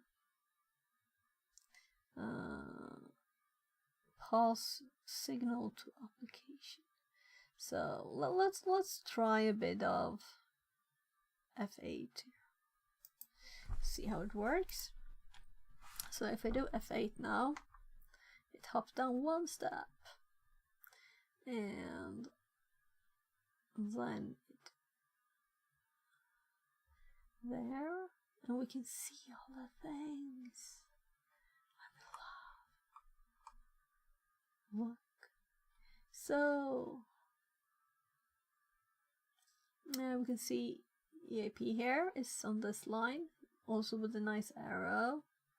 You can see the instruction is 50 or 50, push EAX. So EAX, well, let's see what happens when we do this, right? But first I need to like scroll here.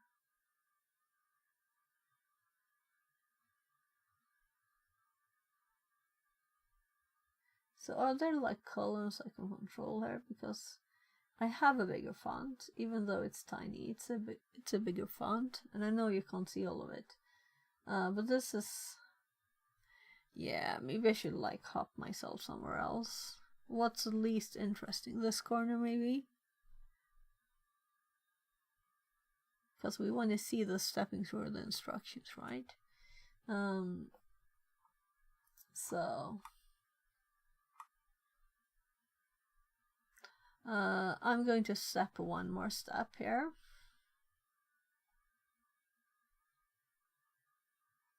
So here we have the stack. If I scroll here, so these are purple and these are gray. I can't scroll up here, but down.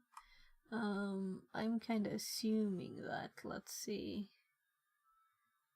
So this is not our...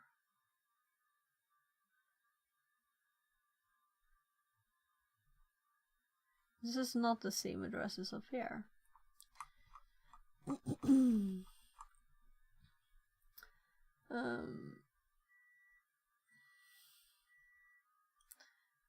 No coloring here for what's changed. I think something changed though. Here we can see red, you know. So the next is the call.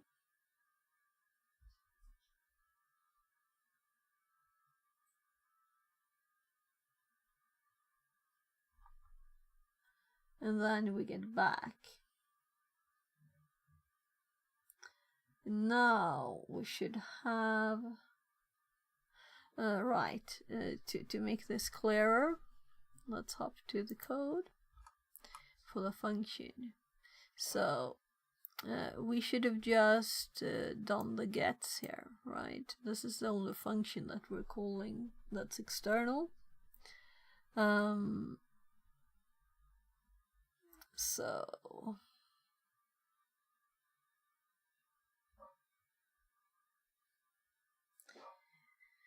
maybe not. There's another call.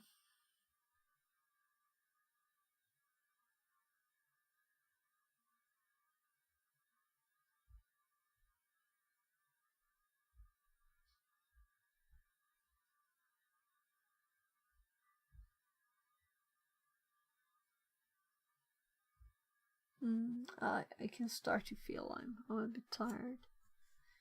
So my kids want to see Lord of the Rings. Whatever, if it's number 2, I think. Or is it number 3? Is it number 2? Maybe we saw 2 parts. My brain just dies from watching those boring long films. Sorry if I scared someone here away with no, it's not that I don't think they're good. It's just that we saw the 3 hours and 45 minutes version of the last one, and there's a lots of long fight scenes and stuff. You know, I train martial arts. It's not that I don't like fighting, but it's so long. But I think the next one is the worst. Right, I think so. We'll see. Yeah, anyway, what happened is that the wizard dude fell into that hole, or whatever you call it, ravine, in the mines there, right? And I know, because I saw them long ago with my hubby. And also the long version. So I know what will happen. But there was a person that died in it. I'm like, I don't like when the good guys dies. Well, I'll have to watch it, I guess. In a few hours, we'll see. Right.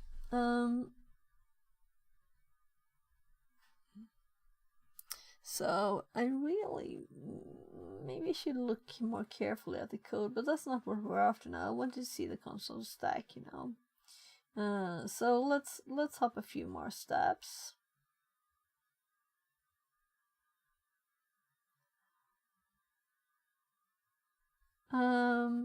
Seriously, there's something I would like to know here. Will we get some question when there's input to actually input stuff?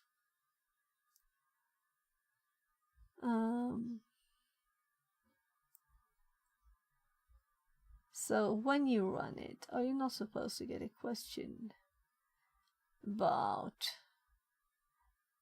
arguments or things? Not that this program has them. Well, F8, right? Just double checking. So we don't want to go into that call here. So this is the stack. So I should have realized, yeah, but I kind of did.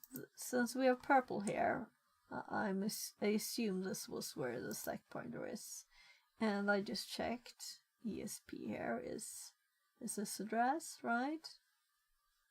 So that's where it is. And here we can also see that we had a return here. This is good.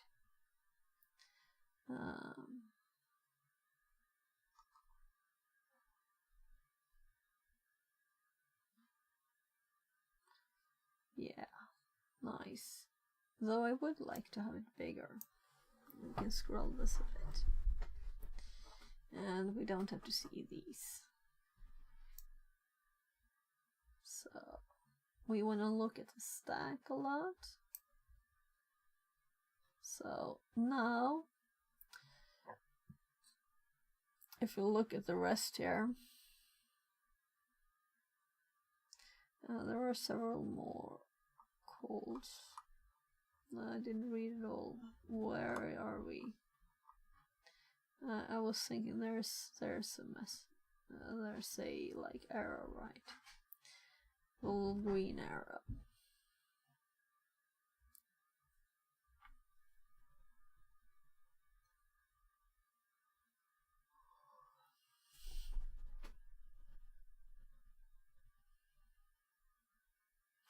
So here we have a rat.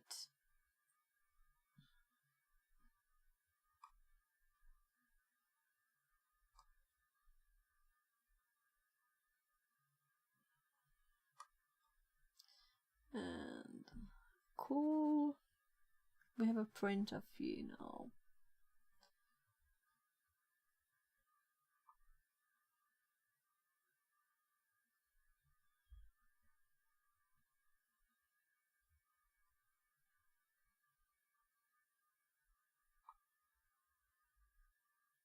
push -1.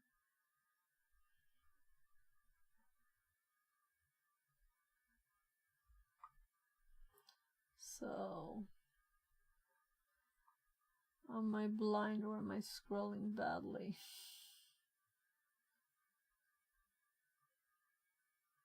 Test.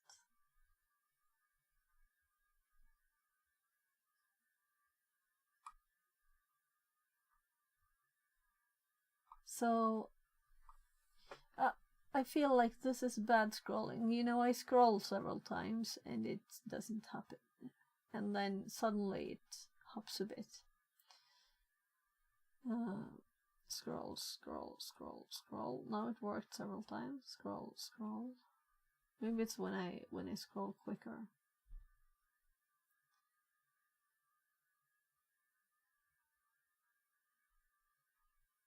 Yeah, I'm kind of thinking of stepping into stuff instead.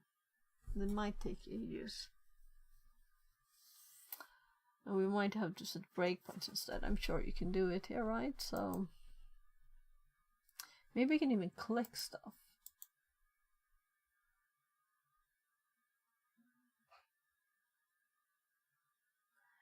Alright. Toggle breakpoint F2. So we can like click stuff and do toggle breakpoint on them. I'll just go check on my kids. I'll be right back. Let's see. I'm actually going to check if they want some more food.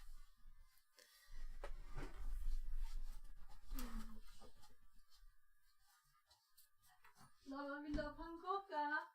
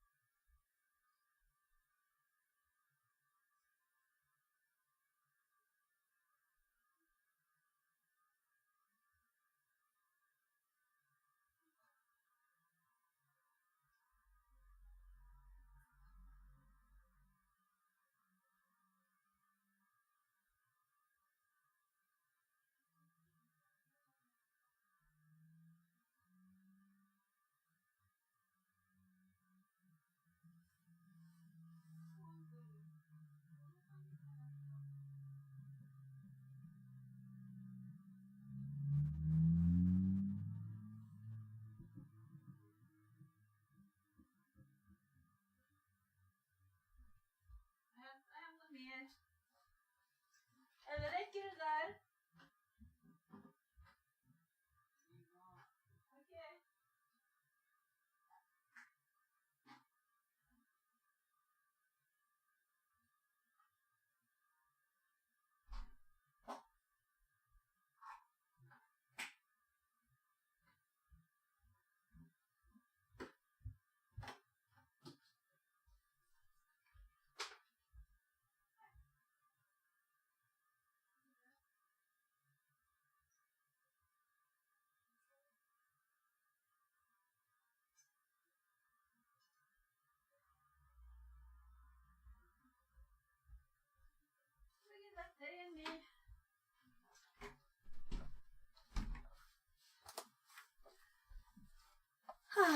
So good. Getting the teenagers some food. Right, now I realize this one isn't centered at all, right?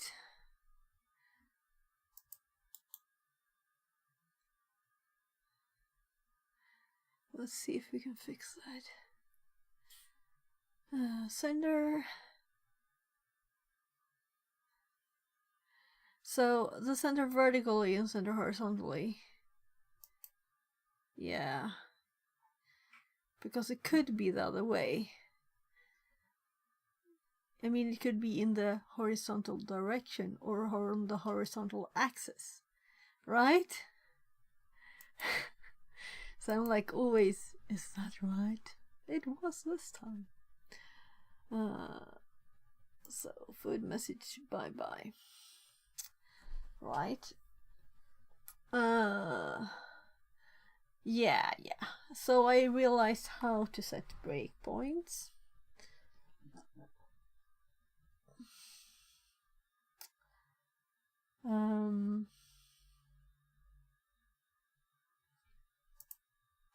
If I click now, I can scroll. Right.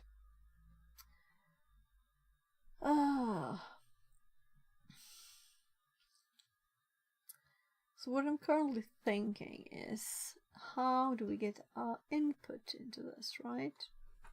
So let's just continue stepping and see what happens.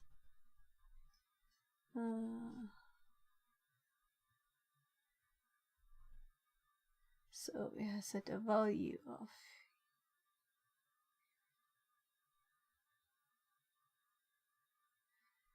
EBX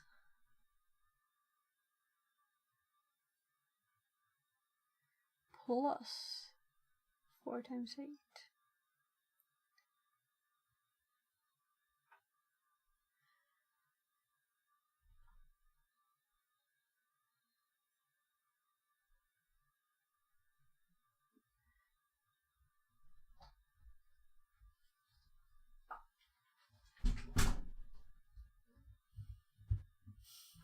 He eats so quickly. He's always already running down with the plate. Running quickly. Speed.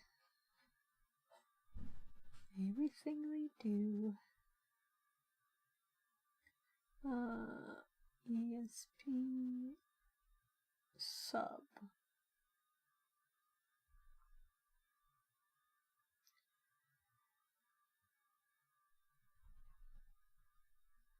Yeah, so this hops automatically up and down.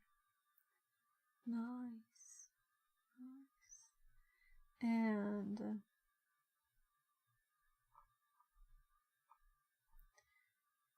did I like miss anything? So when it hops, it's not just positive. So it pushed all of those. Then it's XORing there. Then we have the next call. And I'm going to step over this now. Like,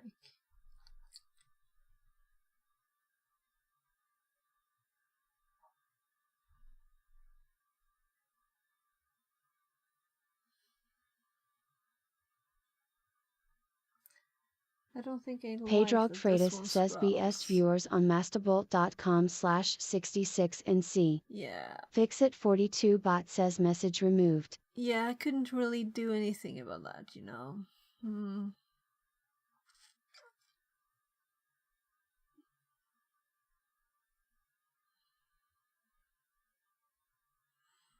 So they're still red even when they're removed. So they are in the current patterns for spam messages. So let's not think too much this time. Let's mostly just step through it.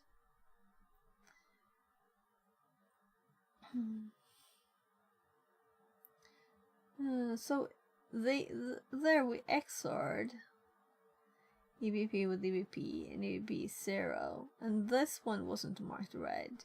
Why?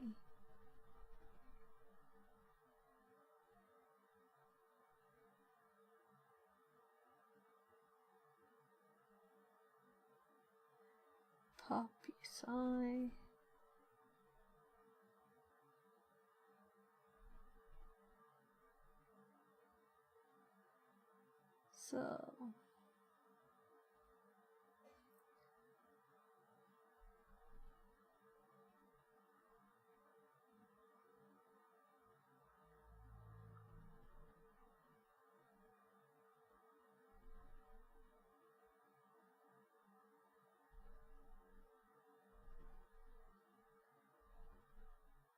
So many pushes.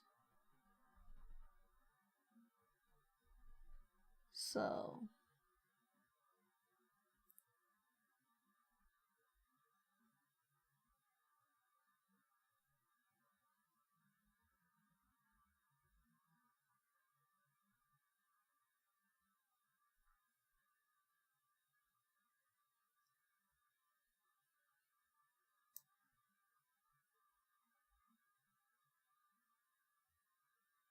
maybe this one can take this tiny space. Maybe I should make the size bigger, right? You can't see it still, right? I think I have to restart the program though for every font size change.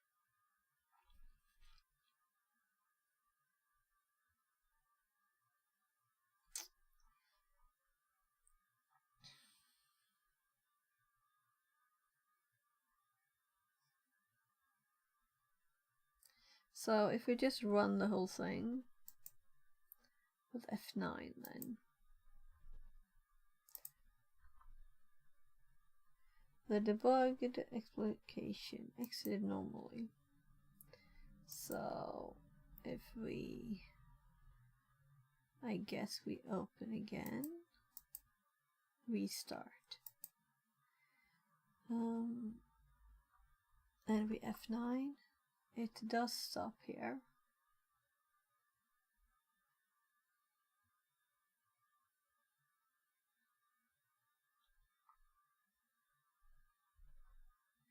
Then it exits. So how would I get input in here? This program is called EDB.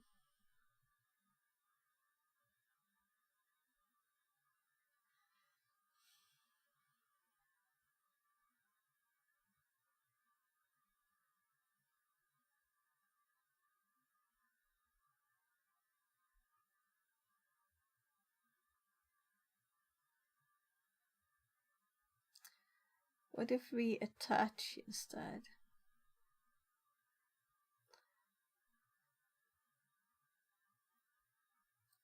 Let's try the attach one, right? So what we have running on Kali, not Windows,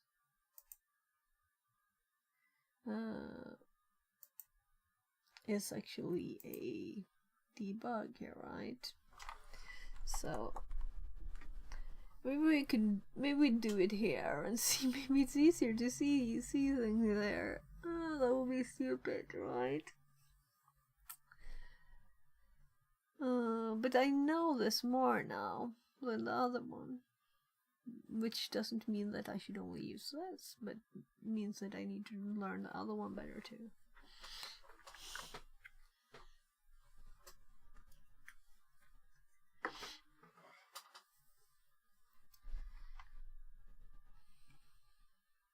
Yeah.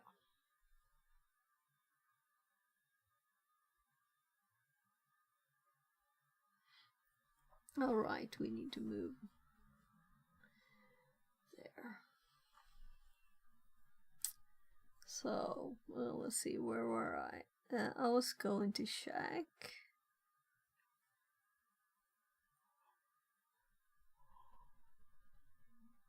First of all, were these addresses the same? How do I list this in EDB, right? So here we should just be able to tab.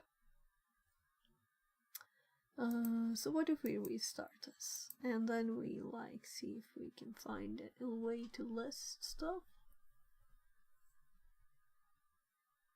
Application arguments. So here is the arguments bit, but I can't add anything here. It's just like a view thingy.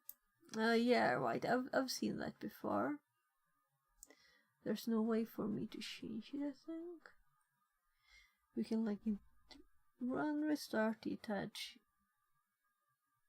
Not there. Plugins.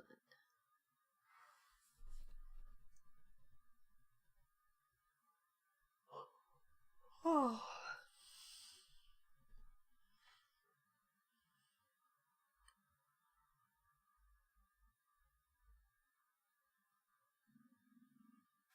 Yeah, so I really want to do a box too. I feel like we're only doing Buffer Overflow. I'm only doing that. So I'm thinking of splitting the days. So, for example, like 2 days I do this kind of digging thing, and 2 days I do like boxes, and 1 day I do like whatever other random stuff we need to fix, or 2, or I don't know. Just a thought. We'll see. So I just skipped over these, just didn't look at what it was, because it was actually a function finder, and that's what I was looking for. So we have the functions. Or do we? Because this is not the functions. So I wanted something this, like this, right? Here we have a function when. And I didn't remember the code, so I should probably have it up. Yeah, we're supposed to hop to the win. That's why it exists. So it's not actually in there. It's not being called by function, but we are calling. So if we think calls here now, so this of course is a call for printf, and this one is, and then this one is for this address fp here.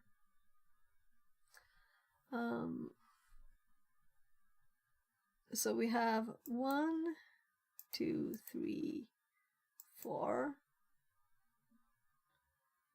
calls, and the if. I didn't see the if. Oh my god, no such. I'm thinking how it would end up. This kind of basic. Is it 0? Or just if? Pointer?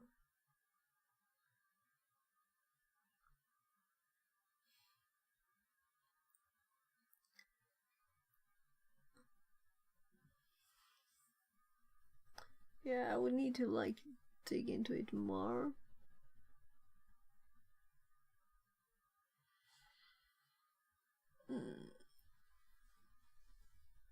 So we might be okay with this too, because I was really going to start with the next one, and it's just like 1 hour left probably. So digging into something like kind of simple forever might not be a good thing. So I don't think these streams are so popular either. Though, why not stream it, you know? Oh, I shouldn't have that open. Right.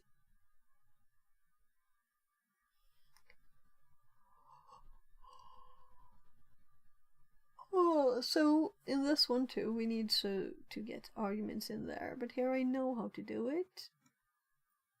So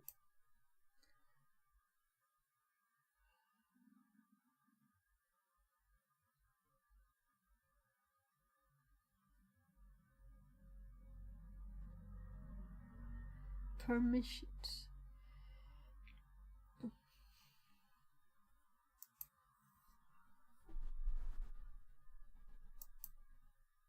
You must select a region. Oh.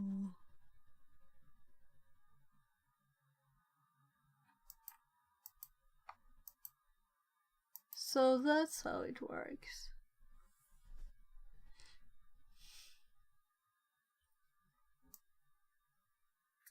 So here it is. And these are running, you know, separately. 0804, 84, 24. 0804, 84, 84. To say it better. It's still the same address. So this is running in the debugger here, and it's running in the debugger here, and it's here. So this, let's do this one then, right? No functions found. So this is it.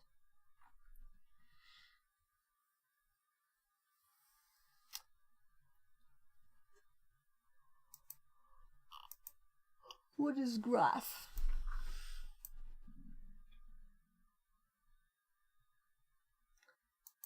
So what, you can select several things.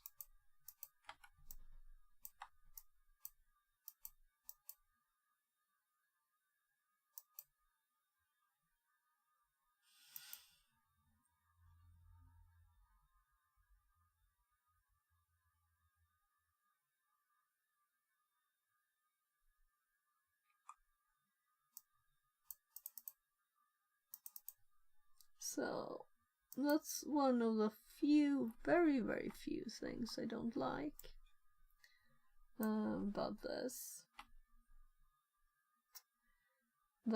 There's, you can't double fix the line up here. So I didn't get my water. I have to get my water. My throat is dying.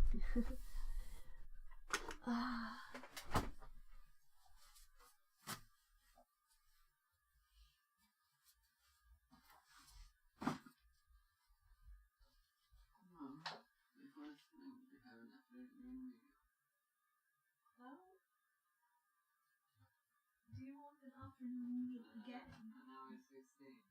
Men du hade ju redan en afternoon. And now it's 16, and it says I was 16. Oh, cool.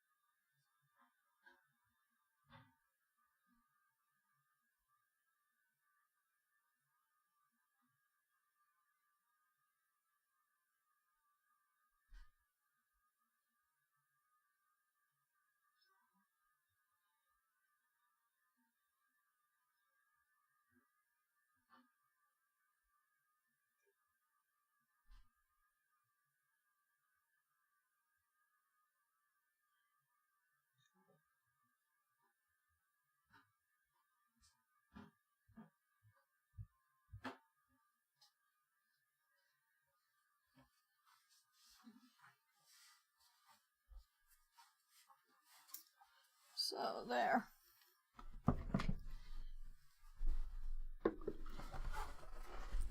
Yes, I imagine this being great for other things, you know. And also, what does red and green mean? I think I know though. This is the F, right? G E. This is the jump. This is F.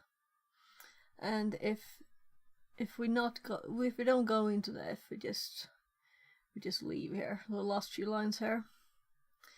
But if we do, we will call first printf, and we will set stuff off for printf, and then we will call the function. So this is just setting that up.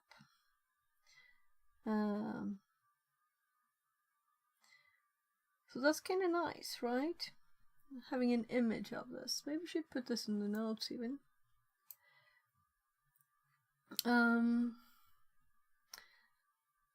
So did I restart my computer? No, ShareX is still running.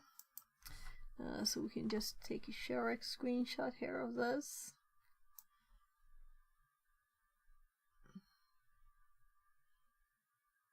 So I don't know if I recommend this program because I have so many things bugging with cutting and pasting, and when I restart this it works, right? So here's the F. So this helped make the code more readable, right? This is an extra section again. Looking at the program in EDB GUI app, right? Main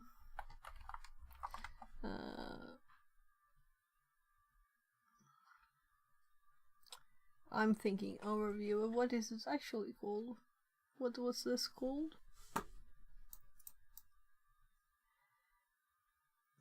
Graph selected function. So we'll graph off then, right? In the notes. Graph of main. So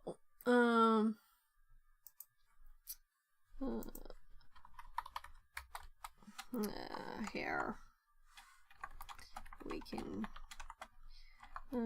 clearly see the if and the calls the if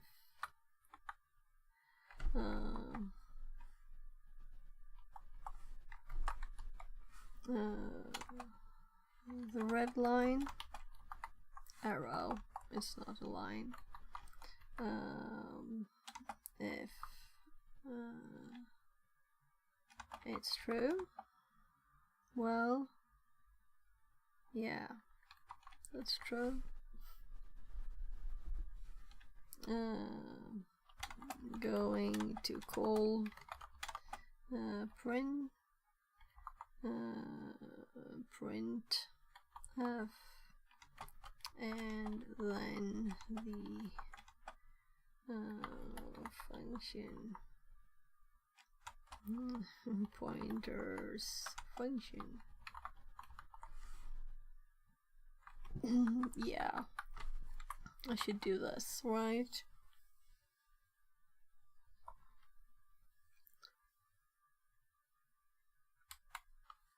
The green.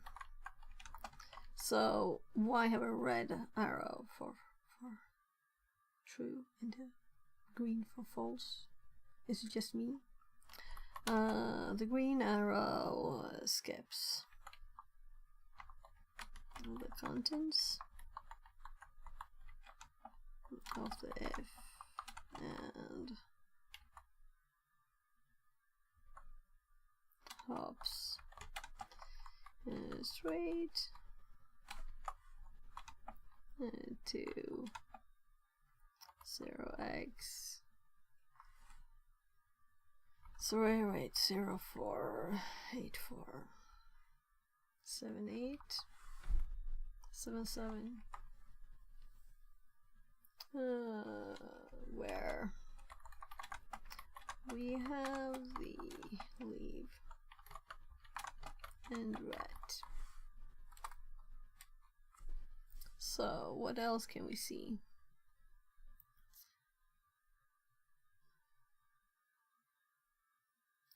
So is it just me that thought that it looked much longer here, right? So let's actually see if we can put a... So we can see the addresses here, right? But I also have them on the image. So, and we have Win's address here too. Start addresses. So this address here. So it's not the same type of address apparently, right? So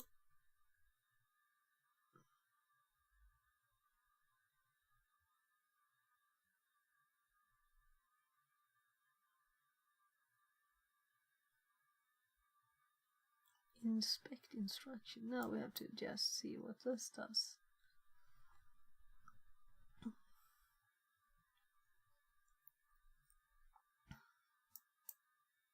So what if we do this on a call?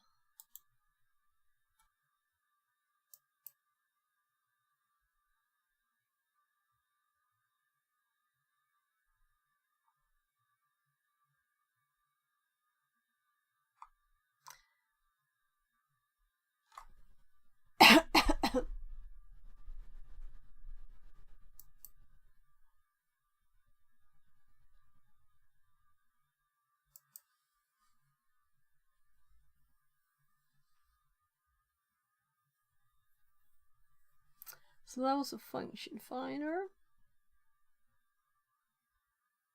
Heap analyzer. We'll have to look at this with a program that actually uses heap, right? So we have an example that does that. Both stack and heap example. So I'm drinking orange juice. I didn't want to go make tea or anything. And my water was still on my bike actually. Didn't carry it all in.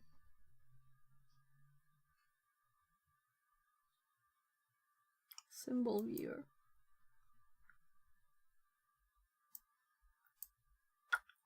So this is a symbol list that we can see in the command line ones.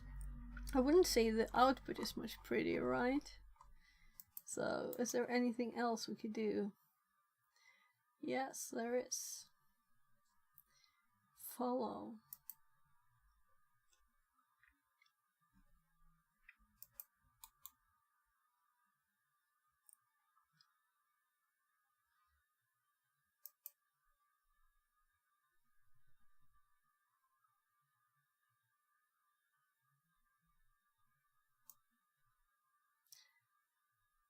So printf. This is interesting, right?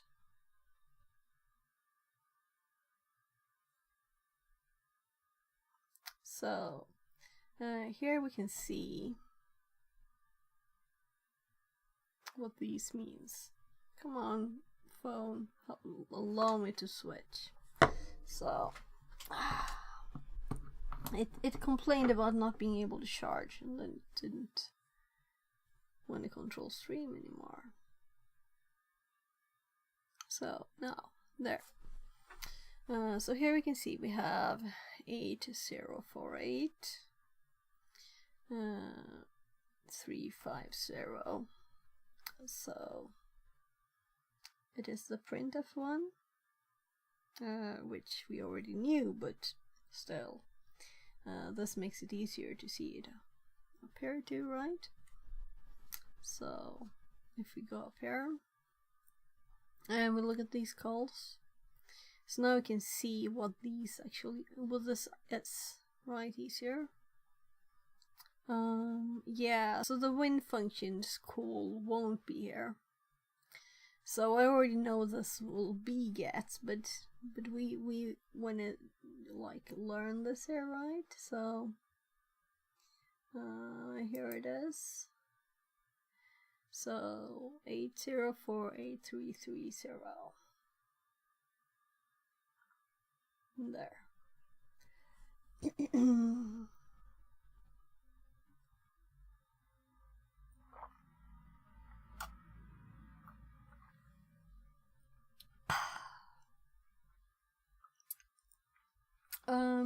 But this function then, when we can't do the function thing here, right? So let's close and let's go to plugins, function finder, find in this part of it. Wrong window. You can see there are more things, not more than that then.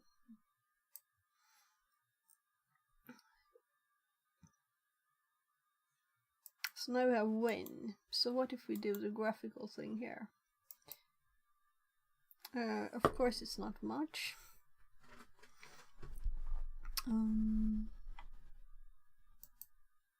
So I guess we will F4 this one too, meaning screenshot that, right? So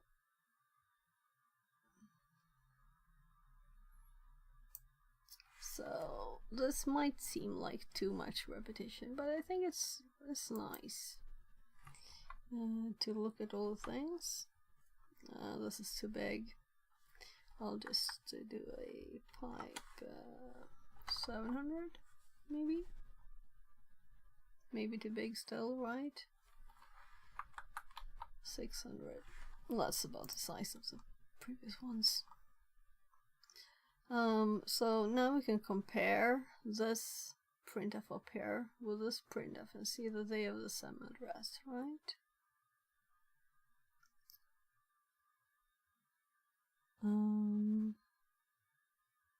So my biggest problem right now is these addresses. I don't know why they're so different. So what is this really, right? So let's look at main's address.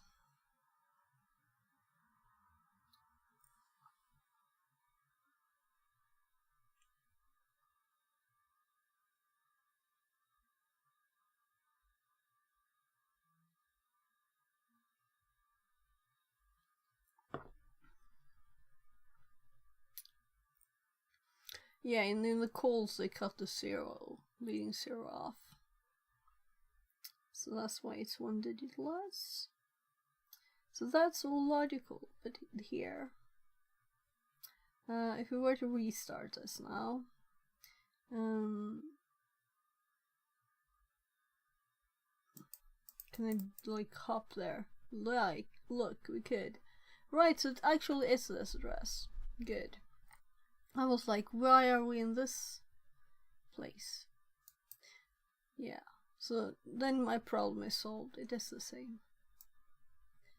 So we were probably somewhere else here, and then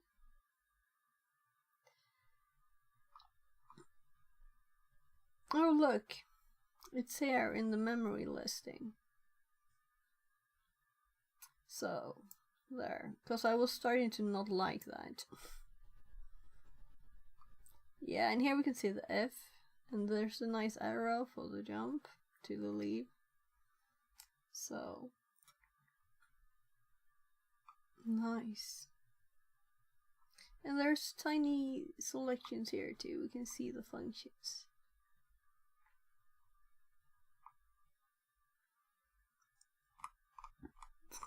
So where are we? If we F8 here, why are we on this address? So let's F7 stuff instead, right?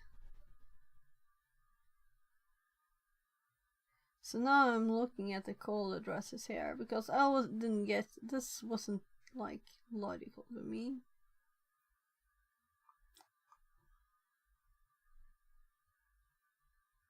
But if we don't step into stuff, we will just skip the whole program then.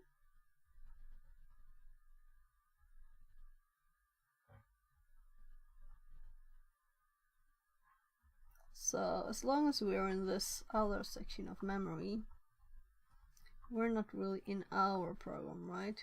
We didn't put a breakpoint at the start of main. That's what we kinda should have done. This is very interesting.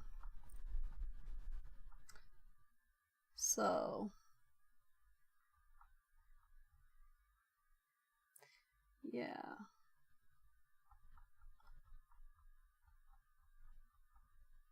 So I'm looking at all the jump ones, the calls, well, jumps too, I guess, but when will it hop there? So we're in a loop.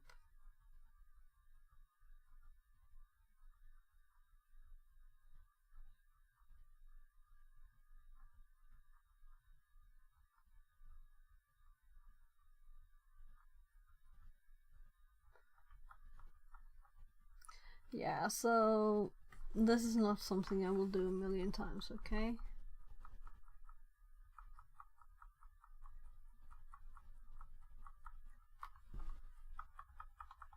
Yeah, let's see if we can make a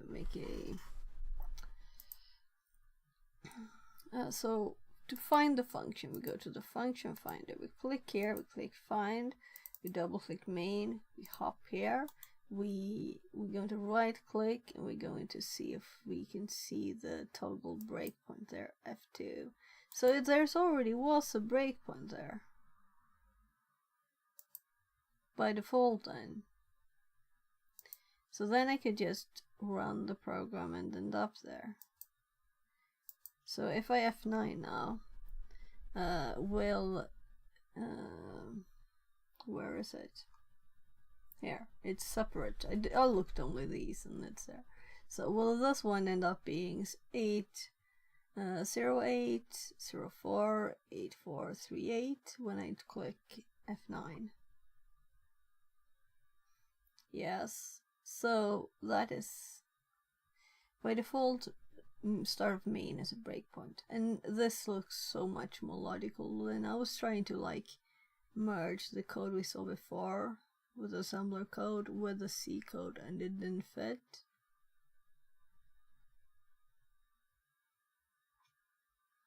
And then I saw the function for this thing for main. I was like, right, this makes sense. Why didn't I see these instructions? Why is this memory address, and we had a lot of F's in the address before? It was in the wrong place, right? Good. So now it's all making sense, and we should have the win just above here. So this is where we're supposed to hop with the help of input, and I don't know how to make input in EDB. So let's solve that. Let's solve Fixit 42 bot says new follower in skim 8R. Less than 3.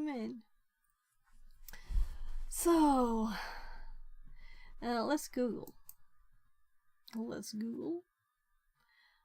Right, so I did start I guess I made a new account on the Academy yesterday.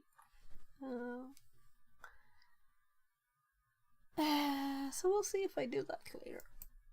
So, right, let's actually click here, because what I saw was not that. That was yesterday's Garbox. I saw there was a Buffer Overflow here. That was a free one. So maybe we'll do this next time, or maybe I'll just, it says 7 hours. That's nice. It's not like just click through it in 2 seconds. That I like. There's also other stuff here, of course. Other interesting. I did the introduction one yesterday. That's the only thing I've done. So what's most interesting here? I saw 80, right? So 80. Hold up. Kerberos attacks. 2 days. There's supposed to be lots of contents. No, this isn't. This is tier 3. Yeah, so something happened there. I clicked this one yesterday. I didn't remember. So I was just watching the free ones for now. We always start with the free content, right? So, but I know there was 80 stuff here. So, okay, SQLize. Here's the Buffer Overflow ones. JavaScript obfuscation, maybe. Here's 80. Yeah, because I think the other one was the pay one, right? Also, this could be nice. Getting started. Yeah, I should probably run through these, but that's not for stream. I guess it will be click, click, click, click, click, you know. But there might be something in there that's interesting. That's why I'm not doing them. Network traffic analysis, always fun. I like digging in stuff. But mostly I like. And here we have x86 Buffer Overflow. So there's actually 2 ones. This is 8 hours. What was the other one? And hardware attacks. So I guess I should do Mac OS, right? So after they switched to using Linux, I think it's not as horrible to hear the word Mac. I don't know. I've never used one. What you don't know, you don't like. Is that it? No, it's things like making apps for Mac stuff. You know, you have to pay and pay and pay and pay and have their hardware. So we have to pay and pay and pay more. Nah. I think, and also locked. You can't use widgets on their phones, right, and stuff. Have they changed it? I don't think so. They want it so secure, so it's not usable. There has to be balance. Vulnerability assessment. Yeah, it's lots of fun stuff. But here we have Linux, so let's just take a quick look. So, I don't know what these icons mean yet.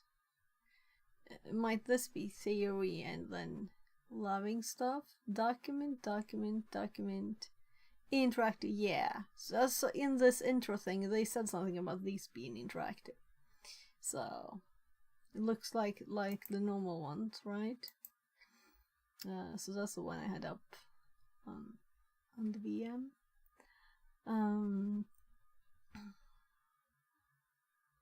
Relevant paths, yeah. Costing a lot of money, I'm assuming, but this is 50. So for free, I got 70 of those.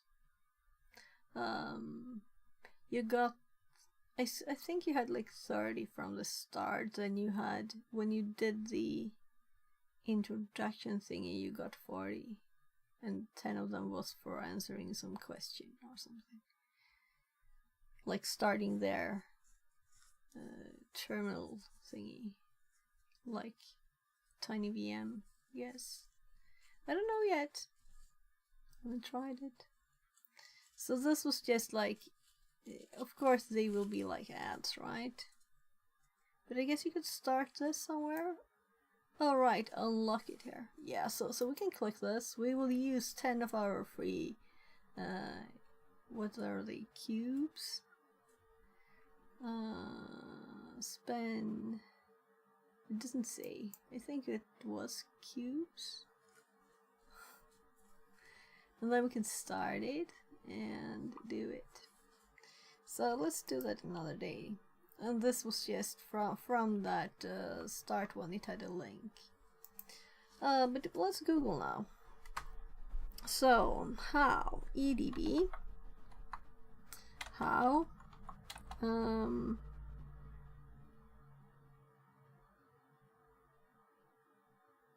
I forgot what I was going to search. That's good. Yeah, arguments. How add argument.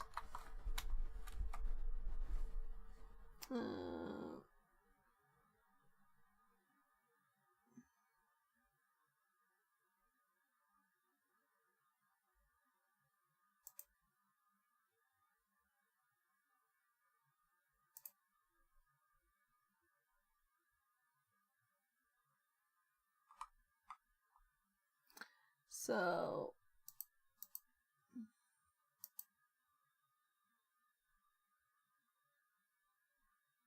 Evans Debugger is the name of it. That's what EDB stands for.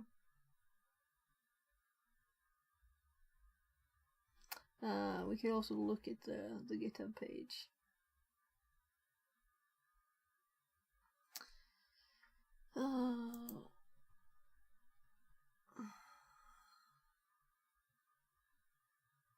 Yeah, so this is the GitHub page. This is an issue. And can you please tell me? They start an issue with a question. There are essentially two methods to do this. You can run EDB from the command line using run, for example.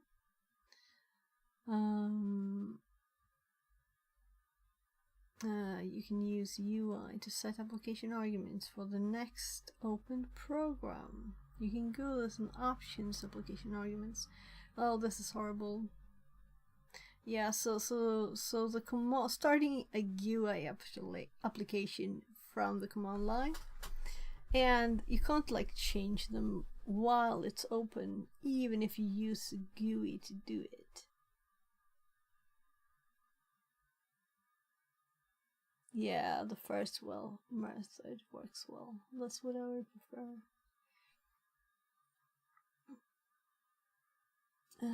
Option work, but well, would you want to?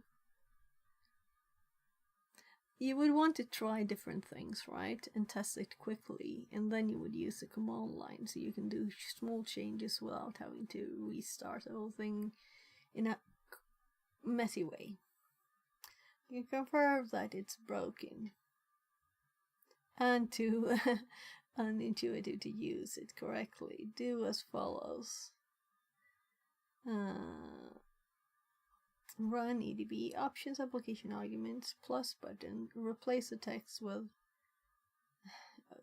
close, file open, bin sleep, F9 exit, because it's automatically pausing it to start a main. Then we just learned get exit code 1 with third option, which does work, so specify arguments in the run dialog. Right, so this is let's see, where is the run dialog? How do I see a run dialog? So what if I kill this? I can't run, I have to restart. There's no run dialog. So when I open something, here I can set arguments. So file open dialog, I would call this. Right. So let's put some Python there. So I want to copy something.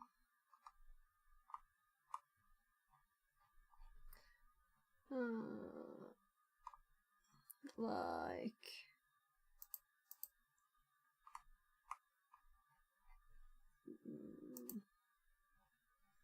I'll have to just scroll up.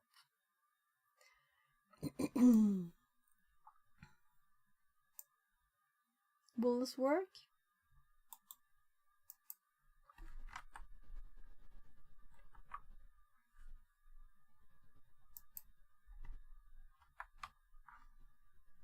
So if I start the program from this, the color button, you know, and by the way, I have it down because I have the VM1 here, VMware, and they like overlap all the time. It's the Windows one doesn't pop up when this is selected. So, right. So I've put it here.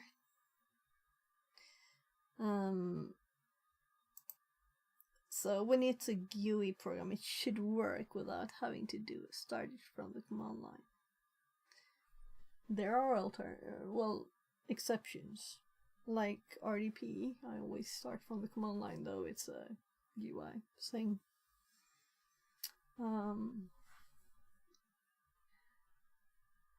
So let's see. Well, can it do Python there? I guess it should, because this will probably just make it into a command line, right? I don't know yet. What if we open this? And now we run it with F9. End up in here, in main. Then we check the stack here. So we have both, we can see both. We don't, that's enough, right? Right, I should change the font size here too. It didn't look good to increase, that's why I didn't.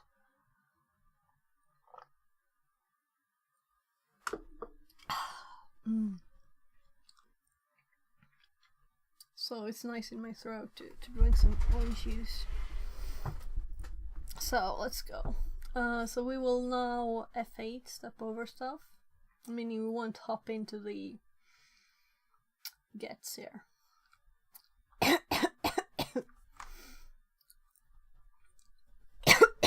Use maybe wasn't good for my throat anyway, it was too strong.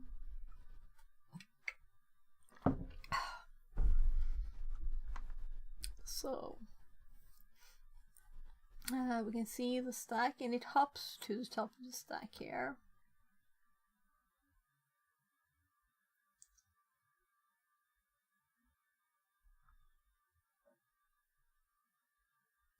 So it's really not interesting on the stack for this one. Now we will see if our Python one worked.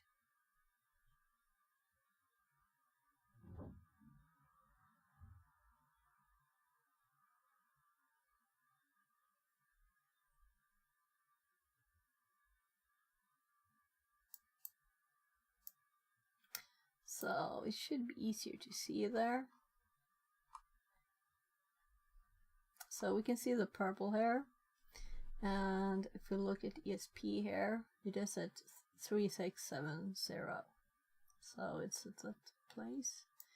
But I'm thinking, yeah, so I should aim for this drag thingy here. That's where I should drag it up and down. I don't have to try and find it every time.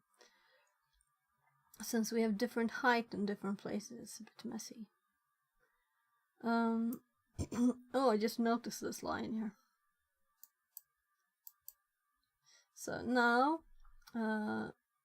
if we manage to get the stuff into there, this should hop in here, right? I'm actually doing Fs. So it didn't. No arguments. So let's do open again, and let's do 1, 2, 3 here.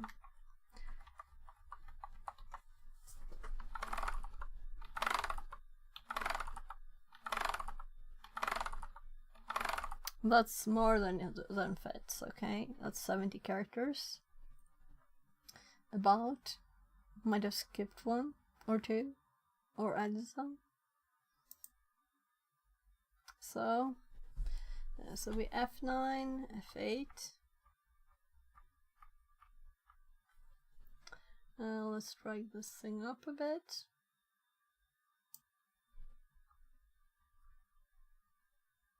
Yeah, so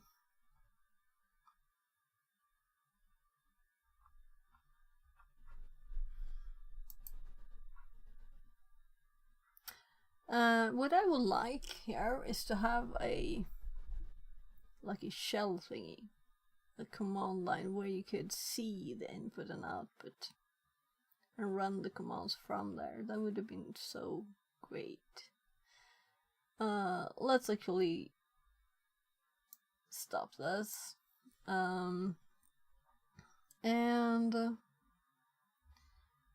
So this one is already running R2, right? Let's quit R2 and let's do EDB and let's see if we can, yeah.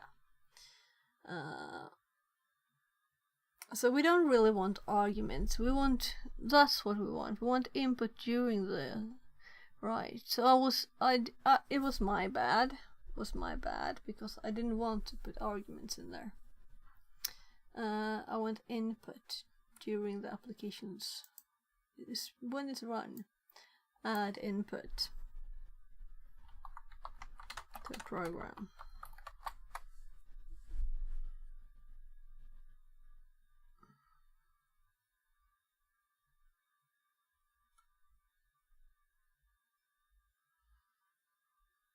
Yeah, let's just go here and let's check there must be like documentation for it, right? Oh my god, it's bright light. And mine is not then, because I didn't think of that as a bad thing.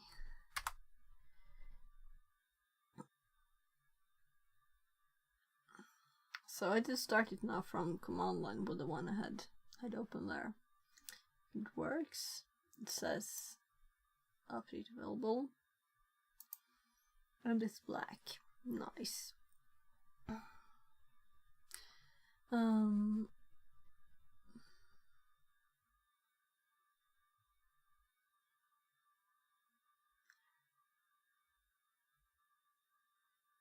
What if we can just pipe stuff into EDB and it will be piped into the program we start? What do you think? So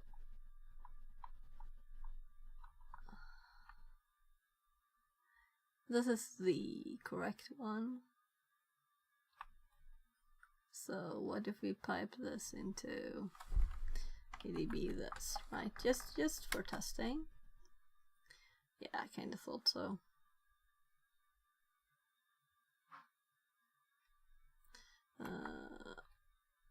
So let's do run. You're on the wrong screen. I thought so. Good, I have a previews.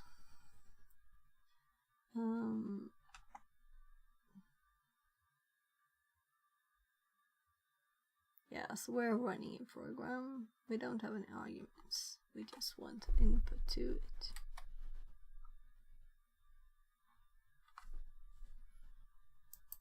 So we just run it to here. We stop until after the gets. Yay! Look, we have lots of A's here. We have lots of A's. See? See?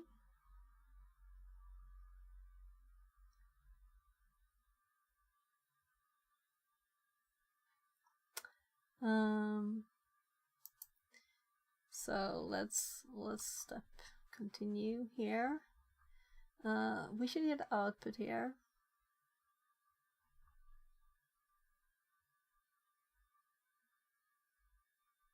Right, so we're now inside here.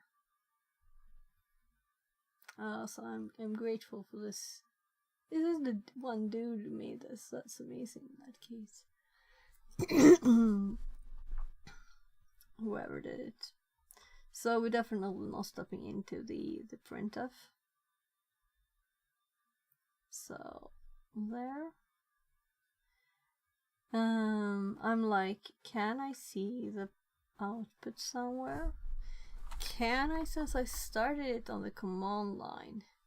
Yes, we can see the output. So this program is not supposed to be run GUI only. We have stuff here, right? We could pipe to it.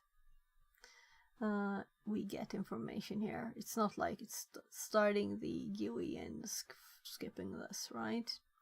And this is the program's information. So we can see that it's using the wrong address here. It's adding the C2 here in it. That's just me probably managing to paste a line again. So I'm liking this more and more. More and more. It's growing on me here. So we have all the A's here. Yeah, I think I found this program from just checking out the menu, right? Well, I guess I checked this one out and went through the list.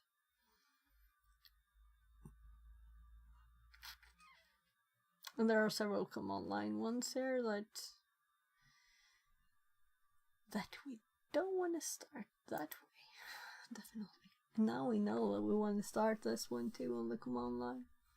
Or we wouldn't get that output. We wouldn't see this.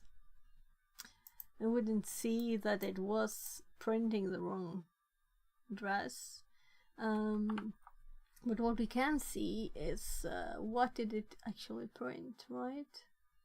So I guess one of these arguments here is the address.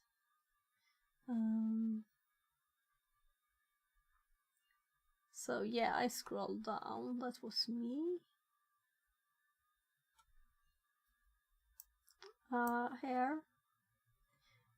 Here we have C2 24, and what we're putting there to hop back over here is this 248404 248404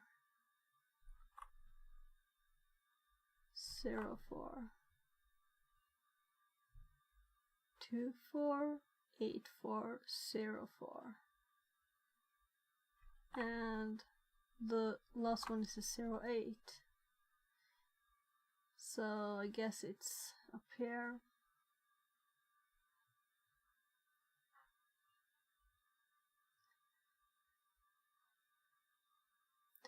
So this C2 is squished in there.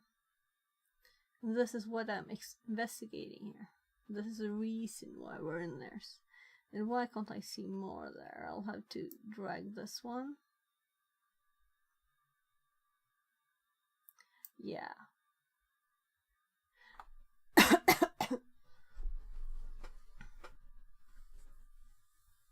So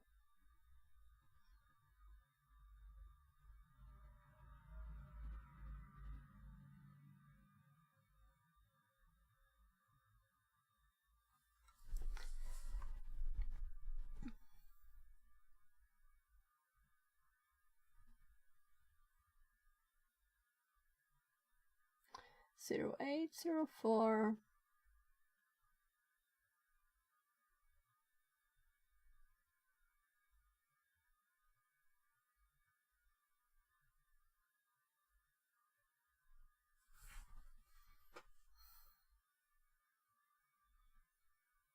It's because the function's address, it's a win function's address. That's, well, here, this address. That's where we want to go. So we want to have that here. But it pops in this C2 in the middle. And we did this on another VM that is also made for doing buffer overflows. But I wanted to see this in the stack like this, what it looked like. But I do feel I can see it better when I would prefer to have a... Can I change? Show address, hex, ASCII, comments. So what if I remove comments? It doesn't show more. it shows less. Right. I guess it's good, okay, to have the comments there.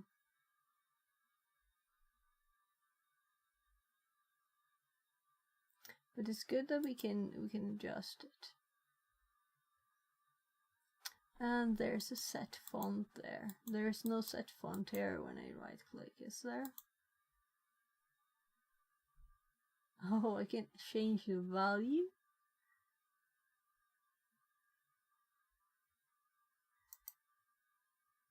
So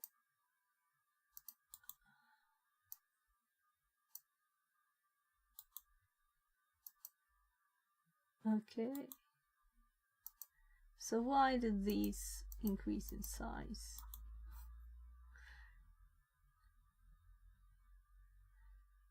Very logical and nice. I clicked something by mistake, I know that. But I also know that if you go to the preferences here, the options, you can set the font size in appearance, and I have set the different values here. So the register view is 16. So if we set this one to 18 too, and we close, and then we close it, and we run it again. Oh, right. That was my managing to copy a line again. And we still have an update. So now, look, it's kind of buggy. There's definitely a few bugs here, you know? A few bugs. So if I like edit these whatever values, well, let's click whatever, modify. Let's do a 1 here, there, so it's modified, and then we just close this. Let's look at the preferences again. Let's do 20, 18. I don't know how smart it is. Close. It always up to a tiny size. We close it. We open it. And it's kind of like, well, this one is big too now. Yeah. So I can't click the menu. Alright, that's that message again. Right, so I'm going to do a update. EBD update on this one. But not on stream, because it might take some time. So I'm assuming this will be updated. Otherwise we'll do it manually. I love EBD. It's wonderful. So, bye bye Windows update, right? Preferences, appearance.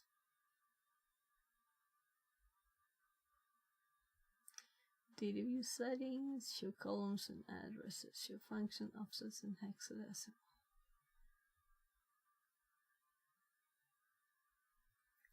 Theme, system. Right, so system, it's taking the dark from system. That's fine.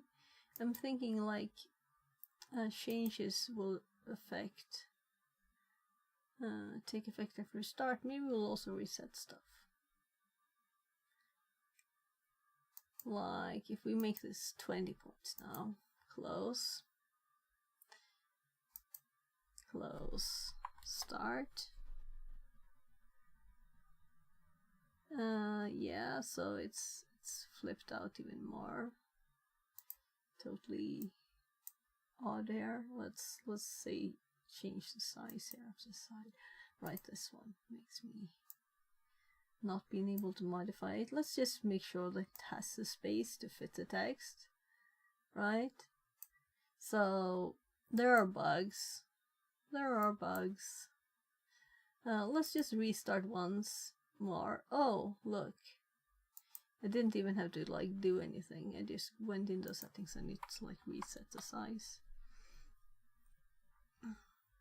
oh look, more things went into the right size. So if we, I don't really want this big, so let's put it back to appearance. Like let's try 18, right? So I had 16 before. This is not 16. Then we start it. We close it. We start it. Changing all the time here. We close it. We start it. Oh well, what do you think? So it would be nice to have a same size of everything. That's like all my goal is right now.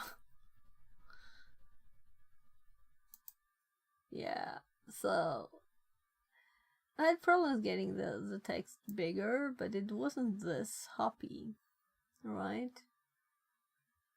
Wasn't this hopping around all over the place. Yeah. So anyway, we still run the right command. So let's continue. If I do F9, we hop to the main automatic breakpoint. I was going to add one. Notice it was one there already. We can step through the program here.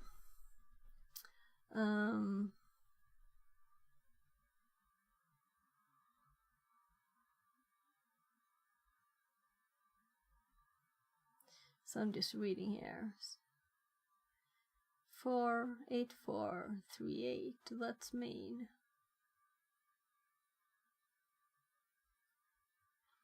Why is that here?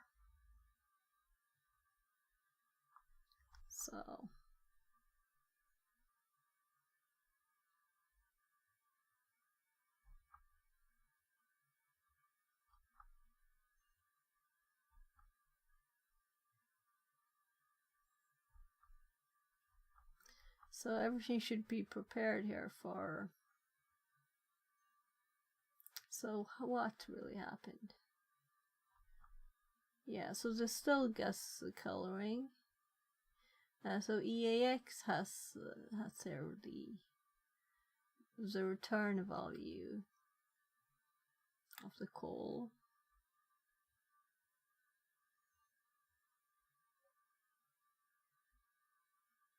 Which is all the A's. And we can see that all the A's are also here, including this.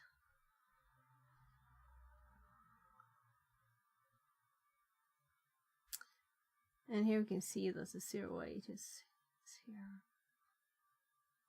And there is a C2 inserted in the middle. That was not there when we sent it, because we sent this.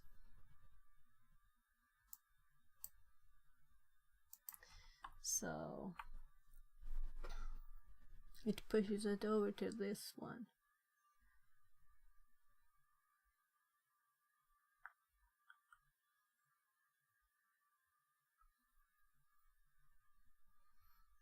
Yeah, I want to do it with one extra A and see how it looks then. So let's just do the same but with 65 A's. So I'm just exploring what my modern computer is doing with this program without security, right? So we do F9 to hop to the breakpoint at the start of main. Then we F8 to step over the things. And the important line is here with where it actually gets the arguments. The call forgets. Then we have all the A's. And now we put an extra A here. So we can see the extra A being here. In the place, this is where our pointer is really, right? So now it pushed this one out. So we have the 4 there too. So these two were pushed to the next one. And before only this one was pushed there. So it is all logical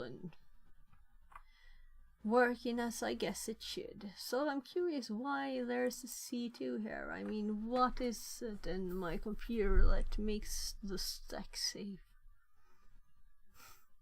So the first thing to test now is to actually compile it myself, right?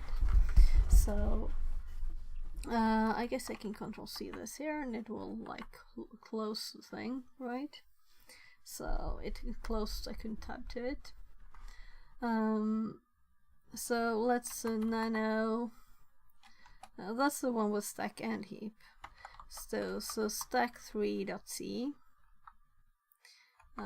because it's not here already, it's not compiled on this machine. Just looking for my notes, and we're going up to the code that we found by googling, because the page where these are seem to be like bye old, it's not new stuff. So we paste this here, we SX it, then I have actually the compile command here, right? So we don't have to think or do anything. It's in the notes because I compiled it on the other machine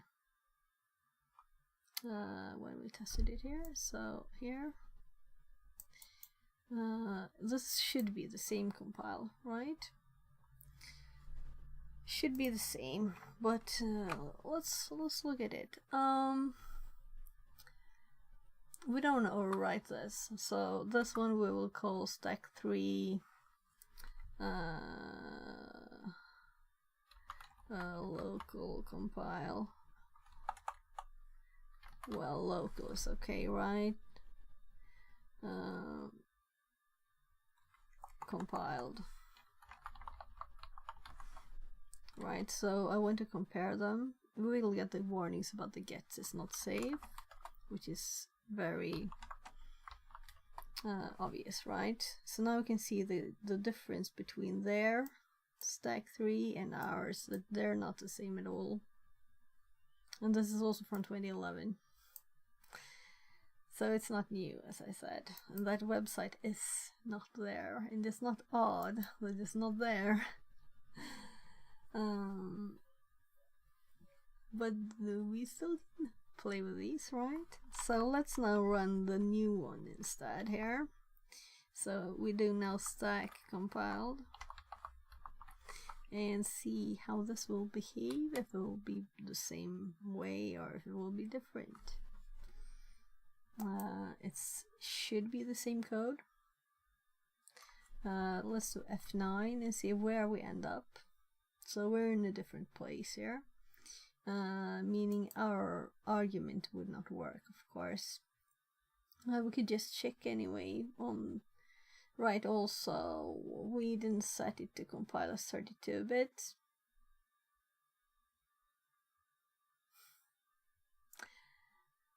I need to learn to do that. So let's stop this and remake the compilation, because I want it to be still 32-bit. So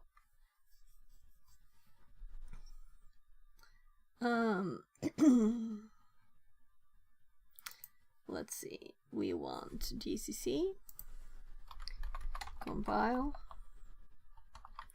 32-bit.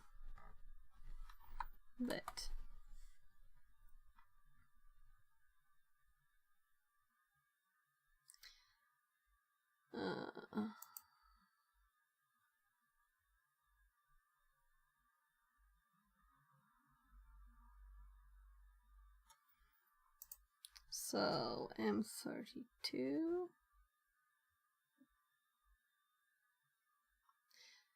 In order to compile with 32C other for flag M32.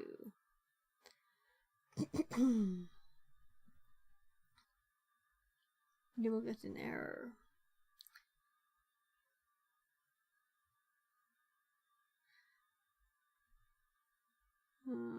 Okay. We'll see. So lots of stuff is already installed. So, oh my god. I clicked space and scroll down on the web page. So space M32.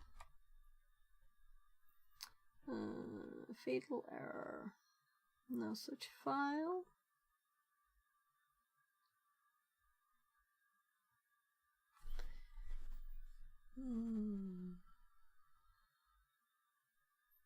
Yeah, so that's another error message. So let's do what they suggest.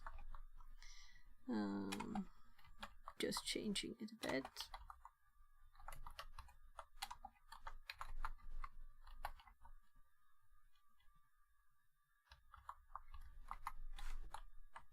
Yeah, so it added the B itself. I tabbed. So this should work. If it fixes the problem, we don't know yet. So let's see.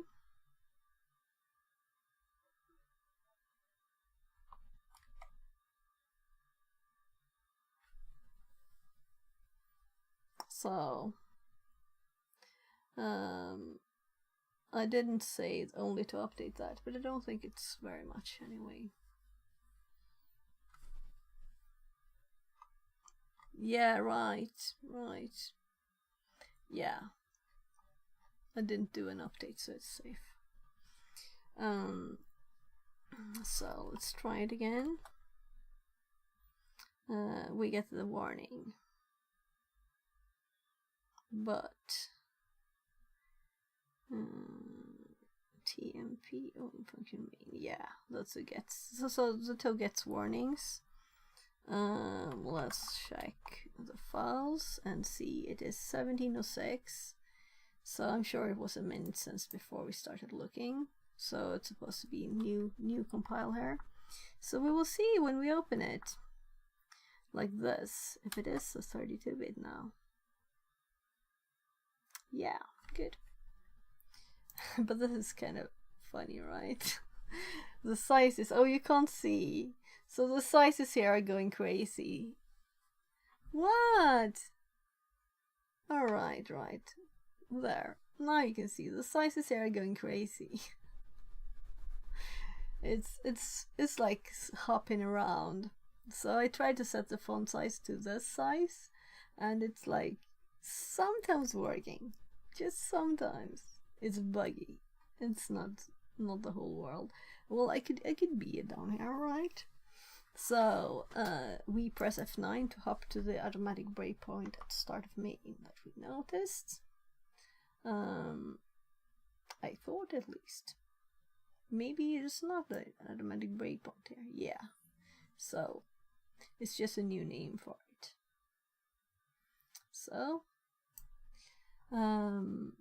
yeah, and we can see here also it has the new name here.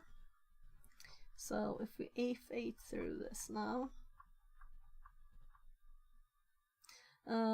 actually let's also check the function finder, and let's see if we can find it here.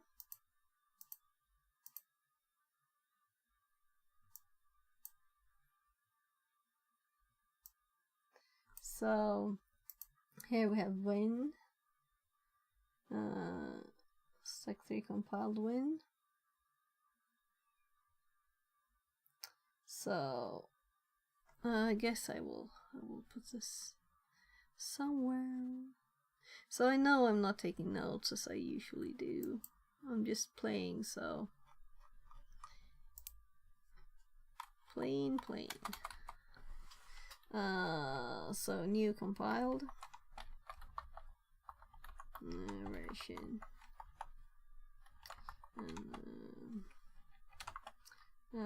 Functions. Let's actually make this nicely sized, and let's do a screenshot of this. So there. Well, I guess it can be like this, right? Like this. Yeah, we'll cut this out. We'll cut this out anyway. It doesn't matter. So Let's get this window. Maybe should have cut tighter. Yeah, it's not pretty, is it? Whatever. I can edit the image if I really want it. So we have 0x, 08, 04, 9186. There. So we will just quickly restart it with updated numbers so that it actually is the correct one. So 0804 was the same, but then we have 91 instead of 84, and we have 86 there. So now we're running it with the correct, not argument but input, and oh yeah, you see now, right? Only one is the wrong size now. Well, 2, EIP 2. This one's not important. Yeah, so F9 to hop to the start of main, and let's stop over the lines here.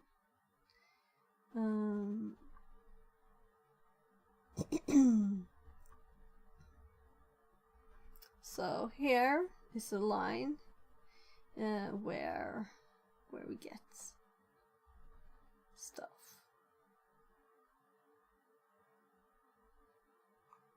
So no.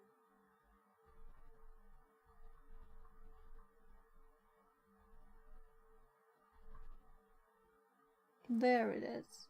So what was I doing? What is this then? Yeah, so it's recompiled it differently. So I don't know what this call is. Get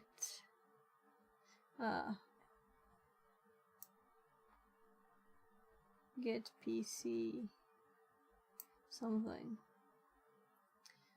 Anyway, also we can see here that this is all the things, and this is kind of the interesting bit down here. So we can see the values 080491 and 86. Oh, then we have a C2 in 86. So the C2 has inserted itself in the same place in what we inputted. I just forgot to remove the extra character, right? So it's still doing 65 characters. So if we hop back to 64, this is quick, so we can do it. And we have F9 this. And we go down to not this call then, but the next call. There is the gets call. Gets the input, which is lying there waiting for it. And I guess we actually could have hopped over here and given it something maybe, but it wouldn't have waited, right? It wouldn't have been waiting. I'm curious to know how it works there. So anyway, now we had it waiting.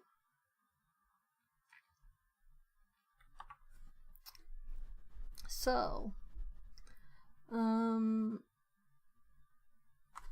now we can scroll down and we can compare here. So sorry for clicking it. I want to select that, whatever. Here we have let's see, after the A's we have the C2 is here, but we also have a C2 here now. So we have 2 C2s. So I'm curious to Google C2, right? So we're supposed to have 08049186, but now we have 2 C2s in there. Yeah. So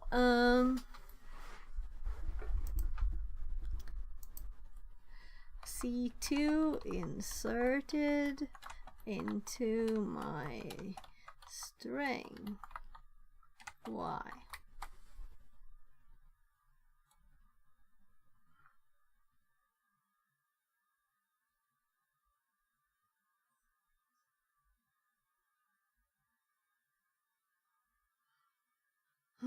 C2 was not a good thing, right? C2, let's do that, because that's...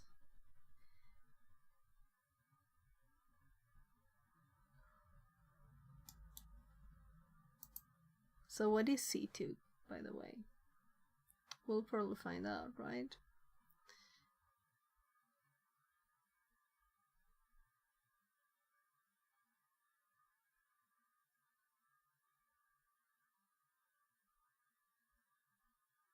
This is a totally different thing. I'm curious.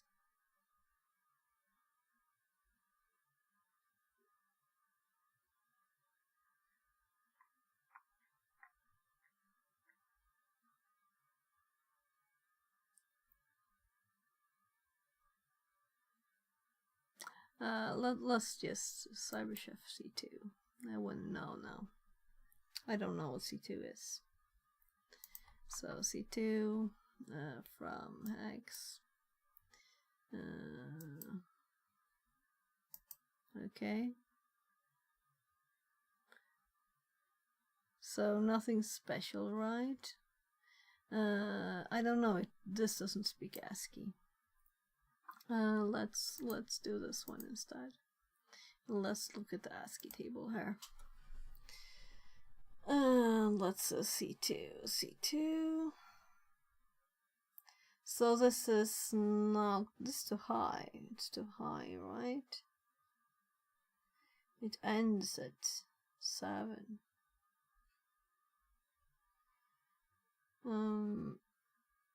Extended. Here we go.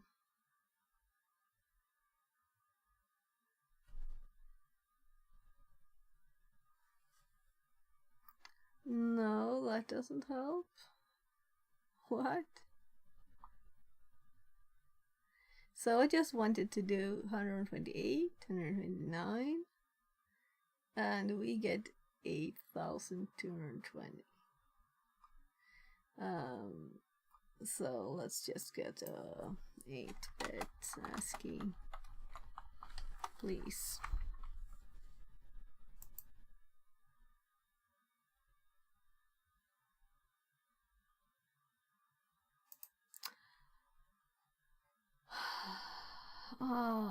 So recently, if I install some kind of game on my mobile phone, I get this thing. That's annoying.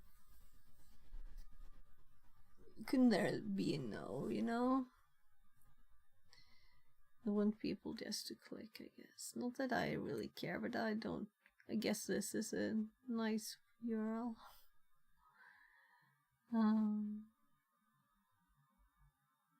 So now let's see.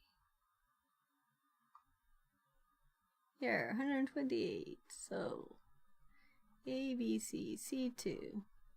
Yeah, so we get this character here too. And this is what it got. So just wanted to double check.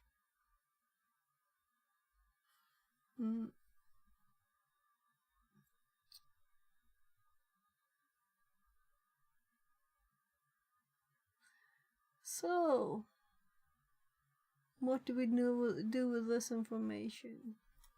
It's more like we can get a better question to ChatGPT, right? So, so it's not like I have secret stuff here.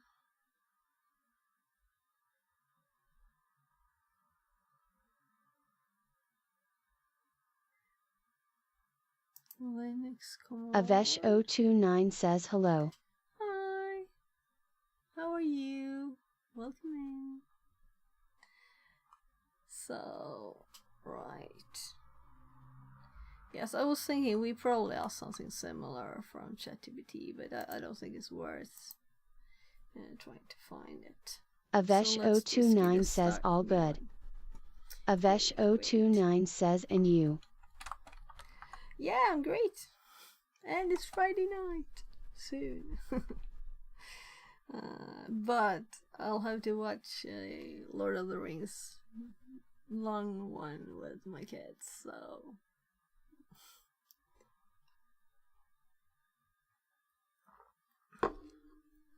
we'll see. This is more fun. Right, so I'm kind of thinking... Avesh029 says that's great, D.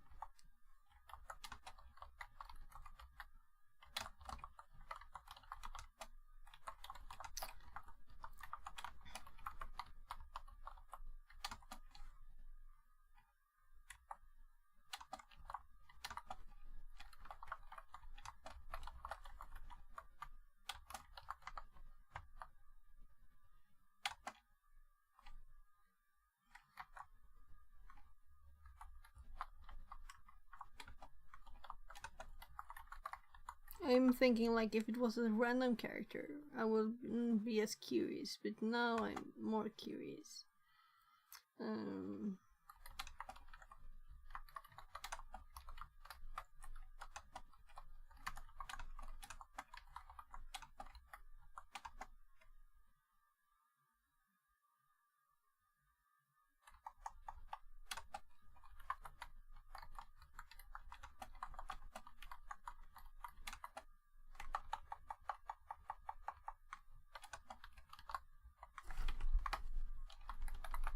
It's a function pointer on this one.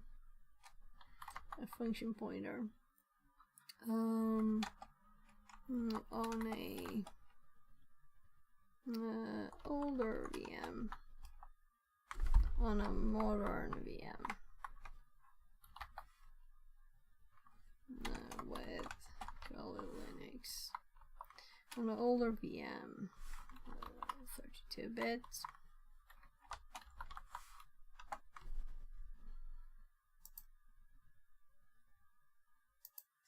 And here we'll just... No, let's add it later. Normaler it works. But it was actually added an extra byte for C code.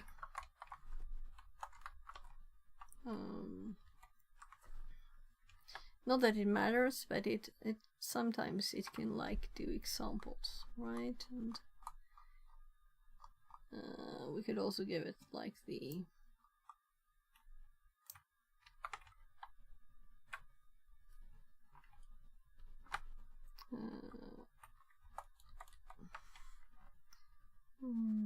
compiled with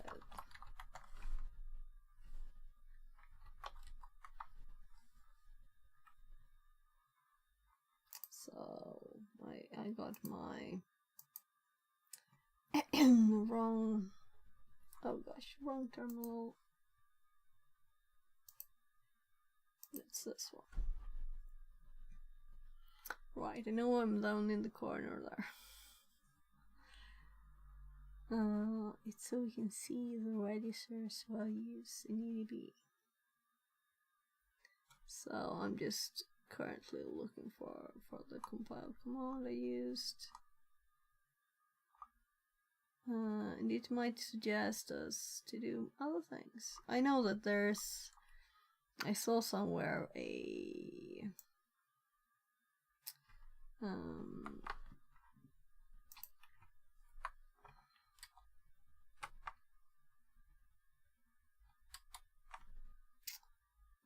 saw something else. To do something on the machine too. To do these things, to turn off stuff, right?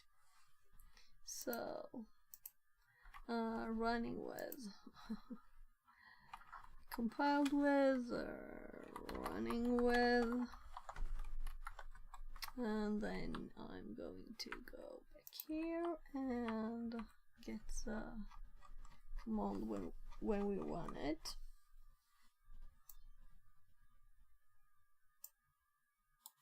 So let's copy that, paste. I'm just adding to the data. And as the last thing, let's see if we can copy from this program, right? I don't think we can.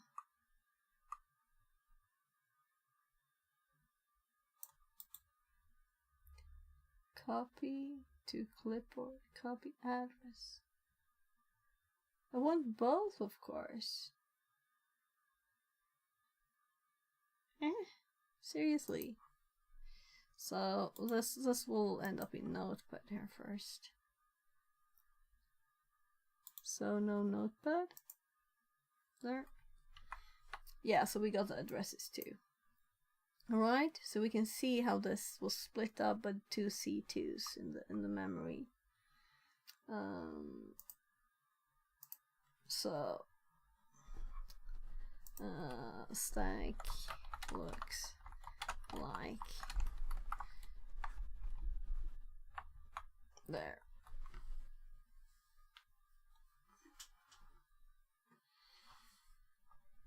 What do you think it will say? The issue you're encountering with the insertion of C2 into the function pointer can be attributed to the feature of modern processors and operating systems known as pointer authentication or memory protection mechanisms. Yes. Specifically, this program is likely related to a combination of an address space layout randomization and non-executable NX stack or data execution prevention DP, and also possibly pointer authentication codes pack on certain ARM architecture. This is not ARM. I should have said x86. Here's a breakdown of the likely causes why the older VM behaves differently. Yeah. Even though you disable stack protection, modern systems still often have other protections like stack canary. So this is with the file, you know, it could be an old program, not safe, but you still want it to be safe on your computer. So this is why we're looking into this. Modern systems still often have other protections like secondaries, which have special values placed on the stack to detect buffer overflows. These might not be present on all the system or might be disabled. Yeah, so that's why we used a special machine that's supposed to do this when we can do the original one. Address space layout randomization.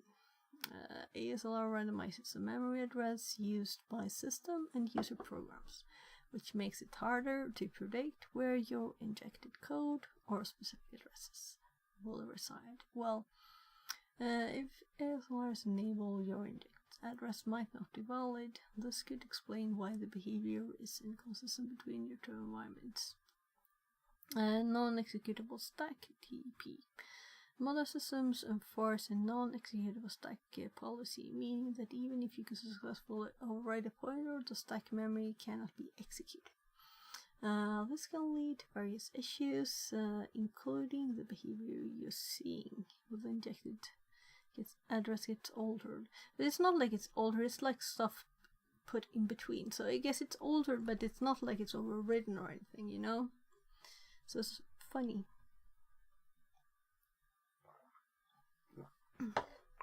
It actually overwrites more of the memory that you shouldn't touch. Really, right?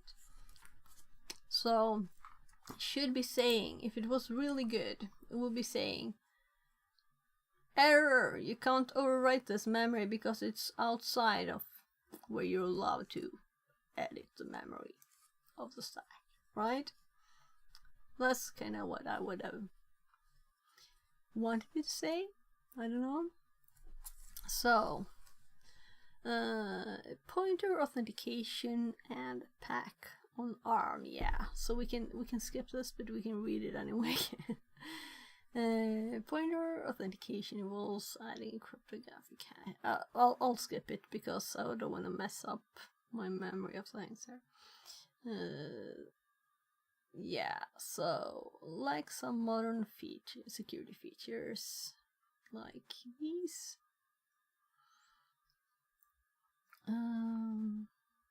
If ASLR is disabled, the address you overwrite into FP will be consistent and well valid. Allowed the overflow to work as intended.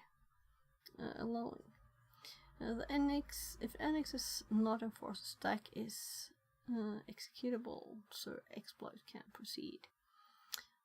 Potential solutions: disabling ASLR. You can disable ASLR. It should kind of not say exploit since it's a function. We're just trying to practice calling a function, but it's probably copying text from somewhere. You can disable ASLR temporarily by running the following command. Yeah.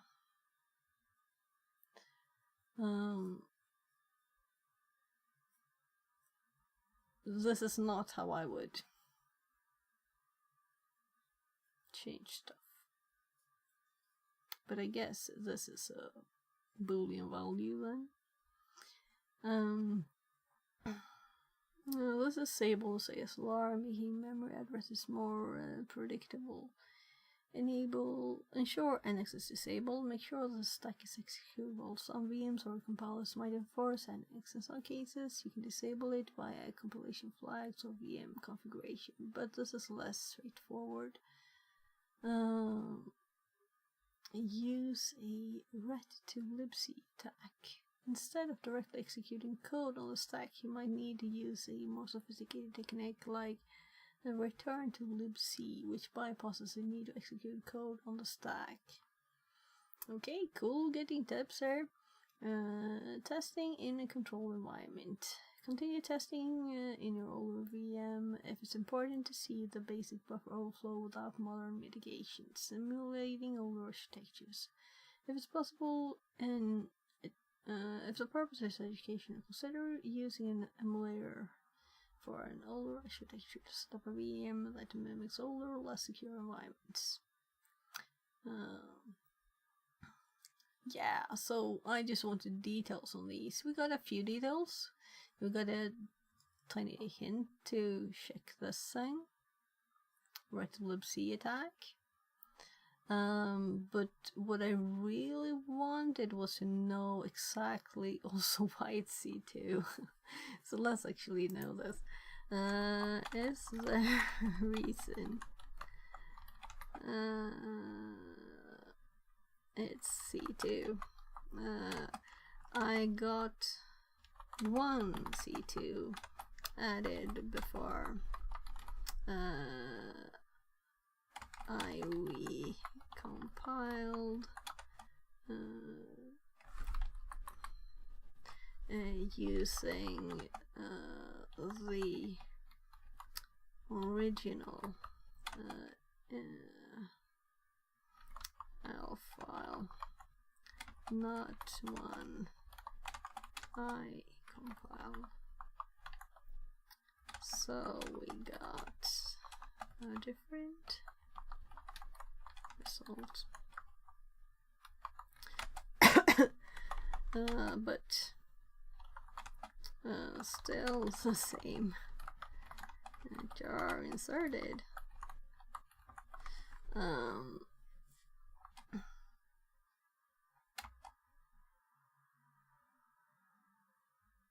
Was there something else?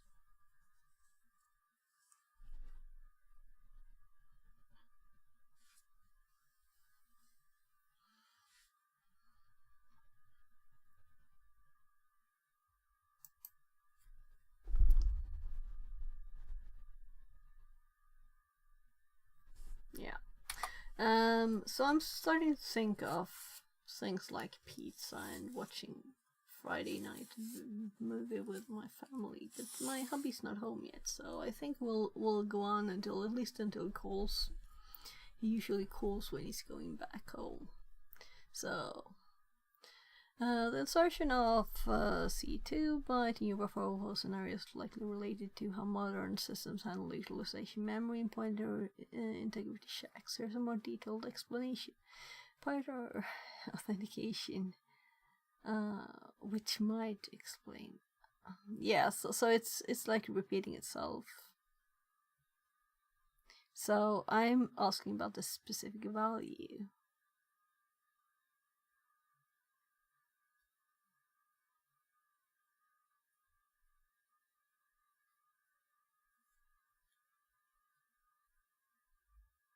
Yeah, why C2 specifically? Is often associated with the first byte in a multi-byte sequence in UTF-8 encoding for characters in the range. Yeah, so when we read the other thing, I was thinking, is this some kind of conversion thingy too, right?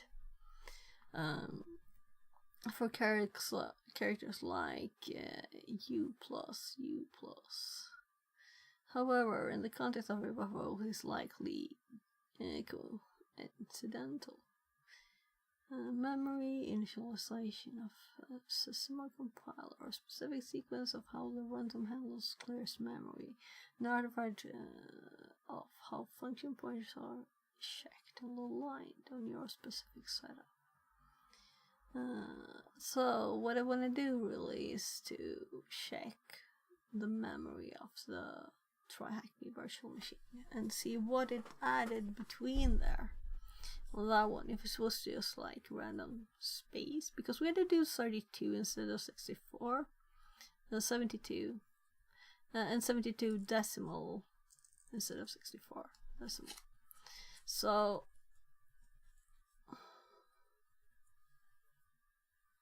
yeah, I want to know. So someone might say we didn't do anything today because we didn't do a new like task, right, or a new exercise, but we dug into this one, right? Let's see.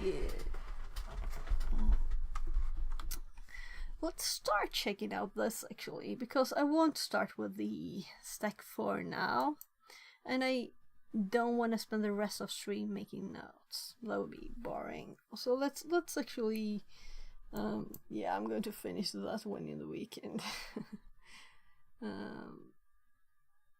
Because I can't stream, it's not allowed. It's not allowed to stream. So we'll see if we need anything. I have the normal VPN. I don't know if the Academy uses the same, if it ever needs one.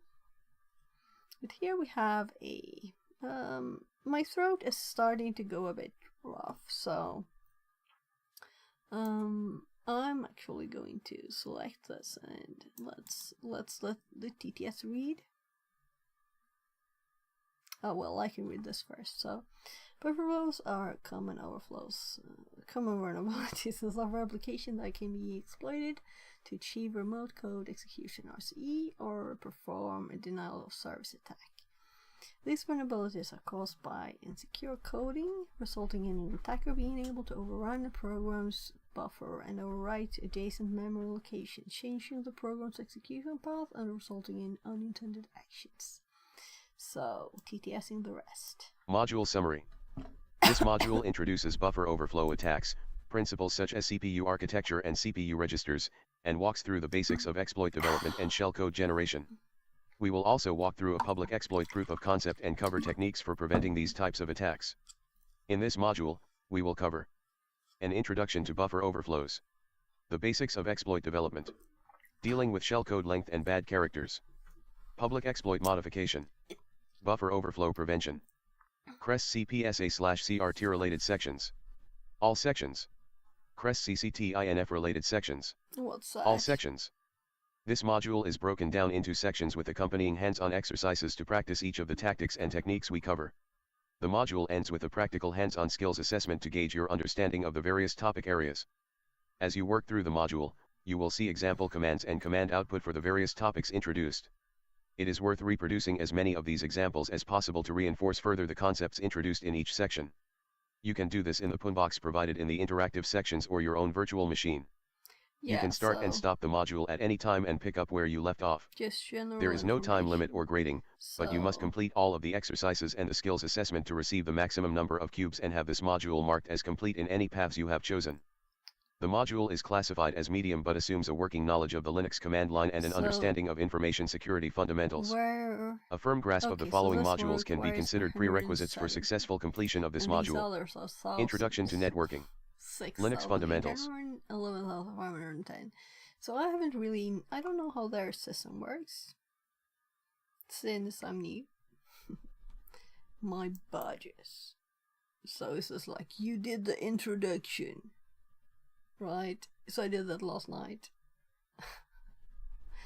But I had to account. I did the introduction long ago.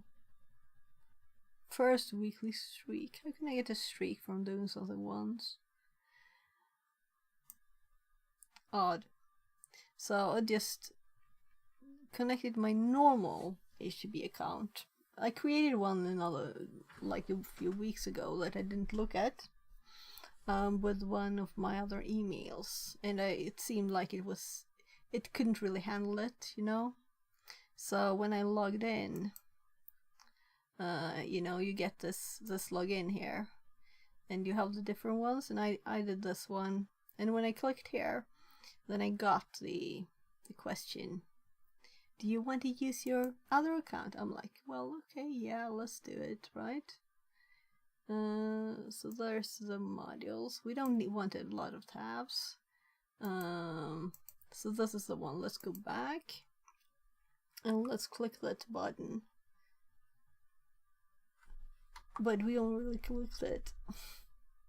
So this should say start. So, and this is the one, the browser tab where I did click it. So it was funny. So, by the way, let's take the opportunity. So we have 60 here now from the 73 ones. So what happens if I click here? Will it say, you have to pay this much or something, right?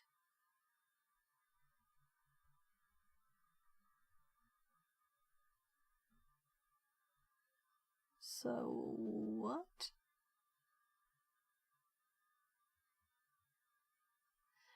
So maybe I can do them all separately, and that's how it works. Intro to Python. So I don't think we need that one anyway. But assembly sounds interesting, right? So what if we click this one? I'm sorry for hopping around. So this is tier 2, meaning it's a paid Aching one. underscore chest underscore blurry underscore site says you are old, tired, and ugly. Sounds like your name.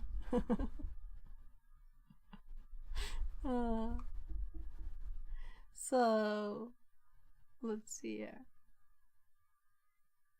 Yeah, so apparently... So now I can unenroll there. I don't really get it, how it works. I was expecting to get a, like, you don't have this many cubes, you can't do this, right? Yeah, so favorite list. This is the only one I've done. Introduction. So apparently I can enroll in something and don't do anything there. So let's just start this one now. Buffer Overflow's overview. So there's a bit of text here. I guess this is a facts one, right? So I will TTS it because my throat is starting to go weekend. It's also already taken it's Friday night here. So let's TTS this. Buffer overflows have become less common in today's world as modern compilers have built-in memory protections that make it difficult for memory corruption bugs to occur accidentally. That being said, languages like C are not going to go away anytime soon, and they are predominate in embedded software and IoT, Internet of Things. One of my favorite somewhat recent buffer overflows was CVE 2020-13156, which was a heap-based buffer overflow in pseudo. These attacks aren't limited to binaries, a large number of buffer overflows occur in web applications, especially embedded devices which utilize custom web servers. A good example is CVE 2017-12542 with HP ILO, integrated lights out, management devices. Just sending 29 characters in an HTTP header parameter caused a buffer overflow which bypassed login. I like this example because there is no need for an actual payload that you'll read more about later since the system failed open upon reaching an error.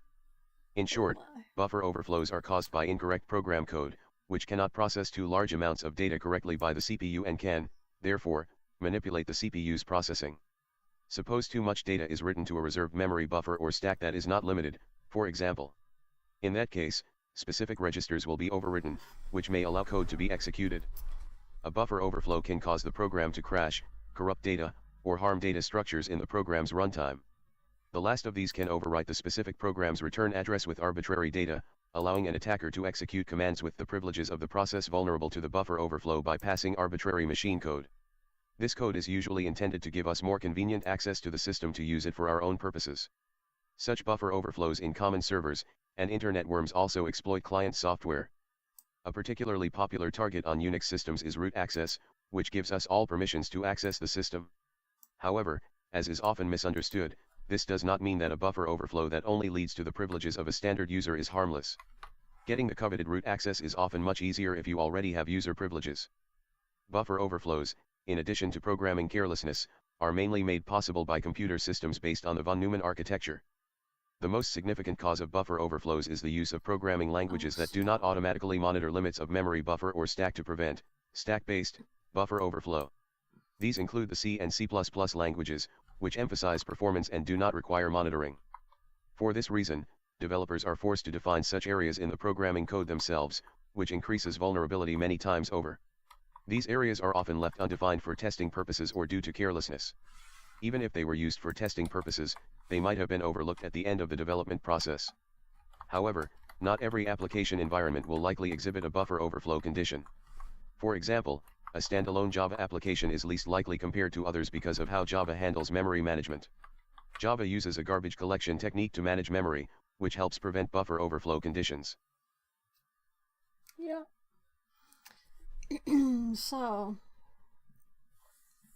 So also this, since I started this yesterday, I think I got like 140 minutes or something.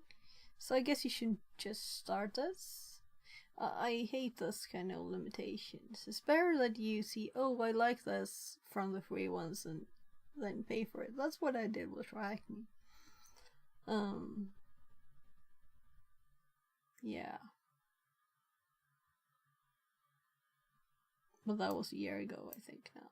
Almost. So, exploit development interaction. So, I guess we'll TTS it all again. So, as this is not like... Exploit development introduction. Let's hope it's Exploit development comes in the exploitation phase after specific software and even its versions have been identified. The exploitation phase goal is to use the information found and its analysis to exploit the potential ways to gain interaction and or access to the target system. Developing our own exploits can be very complex and requires a deep understanding of CPU operations and the software's functions that serve as our target. Many exploits are written in different programming languages. One of the most popular programming languages for this is Python because it is easy to understand and easy to write with. In this module, we will focus on basic techniques for exploit development, as a fundamental understanding must be developed before we can deal with the various security mechanisms of memory. Before we run any exploits, we need to understand what an exploit is. An exploit is a code that causes the service to perform an operation we want by abusing the found vulnerability. Such codes often serve as proof of concept, POC, in our reports. There are two types of exploits. One is unknown, zero-day exploits, and the other is known, end-day exploits. Zero-day exploits. An zero-day exploit is a code that exploits a newly identified vulnerability in a specific application. The vulnerability does not need to be public in the application. The danger with such exploits is that if the developers of this application are not informed about the vulnerability, they will likely persist with new updates. End-day exploits. If the vulnerability is published and informs the developers, they will still need time to write a fix to prevent them as soon as possible. When they are published, they talk about end-day exploits, counting the days between the publication of the exploit and an attack on the unpatched systems.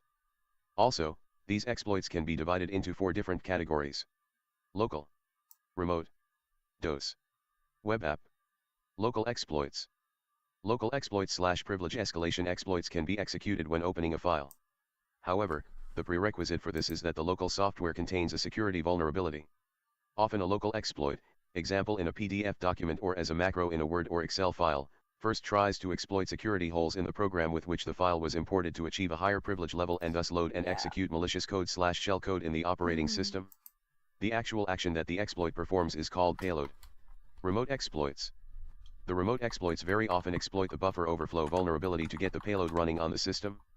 This type of exploits differs from local exploits because they can be executed over the network to perform the desired operation. DOS exploits. DOS, denial of service, exploits are codes that prevent other systems from functioning, i.e., cause a crash of individual software or the entire system. Web app exploits. A web application exploit uses a vulnerability in such software. Such vulnerabilities can, for example, allow a command injection on the application itself or the underlying database. So I will recheck some of that, because I thought, why not multitask when it's not very awesome stuff, right? But I don't think I think I actually missed something. Let's just get the compile command. So we already have the warning in here, but let's do it anyway. So there we have our compile. We run it with this, so we know that we're using EDB here. We also get the command. This is the overview compared to the much smaller one that we had on our previous compile. So it's also interesting to see how different the code is. I mean, we should get the same result. This is just so many more instructions, right? So we'll have to compare them later, right? Let's focus. I'll see if there's anything else I want from my notes first. Because it would be nice to finish these so I can close this. Here. So I said I wouldn't do the notes on stream, but it doesn't feel like it's like infinite. We can also see here when I did the listing, it's actually analyzing and telling us, giving us this information here too. You can see it's adding this to the list, so it's not just doing it. Right, so I closed the previous one down to get a screenshot there. Then it didn't take that screenshot anyway. I think that's good enough. We started with making screenshots for the old stuff. I just had to install something here, because 32-bit. That's why. So we're just trying the same thing a lot of times to play with it in EDB, right? So we've started. We should make a note for EDB too, of course, right? Yeah. So this is when I realized I started R2, then I realized, so we're actually on the Kali machine. We don't have to do this. Let's explore EDB instead of R2 and GDB, right? So we have a GUI tool. Let's try it out. And this is yesterday. And I'm sure I have notes for this, but let's make sure. So I'm sure, let's make sure this sounds good, right? So let's see here, what do we need? Notes. We have lots of notes. Yeah. So it's finished. So we can close this tab, and then I do exit so I don't close the wrong one. Right, we need to close it first. There. And this one is where we This is when we uploaded it to... Right, and this output, I'm very sure I put in there. But let's make sure again. So, I'm not very sure really.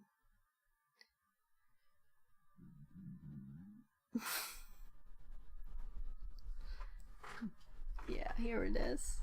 So this is where we like got the flag, right? Code flow successfully changed.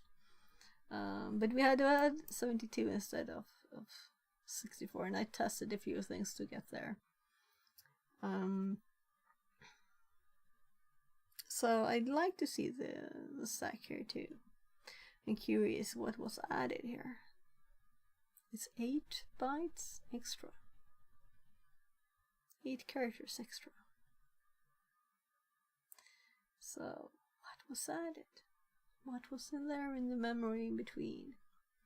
And we could see that in R2, but I won't do that now. We don't have that anyway up here, so we can just close this one. So let's exit this too. Alright, that was me overwriting stuff by mistake. Like I pasting, rather dragging it. I don't know how it happens. So that's the last tab, and I don't want you to see the alt stuff because right. So it was just a desktop. But since I've been doing one of those boxes, then you're not supposed to stream. I want to be like good girl and not get Hexabugs mad at me, right? So let's just quickly recheck here. So POC. So what does it say about ND? If the vulnerability is published and informs developers, they still need time to write. Fix published. Talk about ND. Counting the days between the publication of the exploit and the attack. On an unpush system. Doesn't totally explain it, I think. Well, so I've heard the word. Whatever, I get kind of what it is. That's, I guess, what they're after, right? So, local exploits. Exploit can be executed when opening a file. However, and for this is that the local software contains a security vulnerability.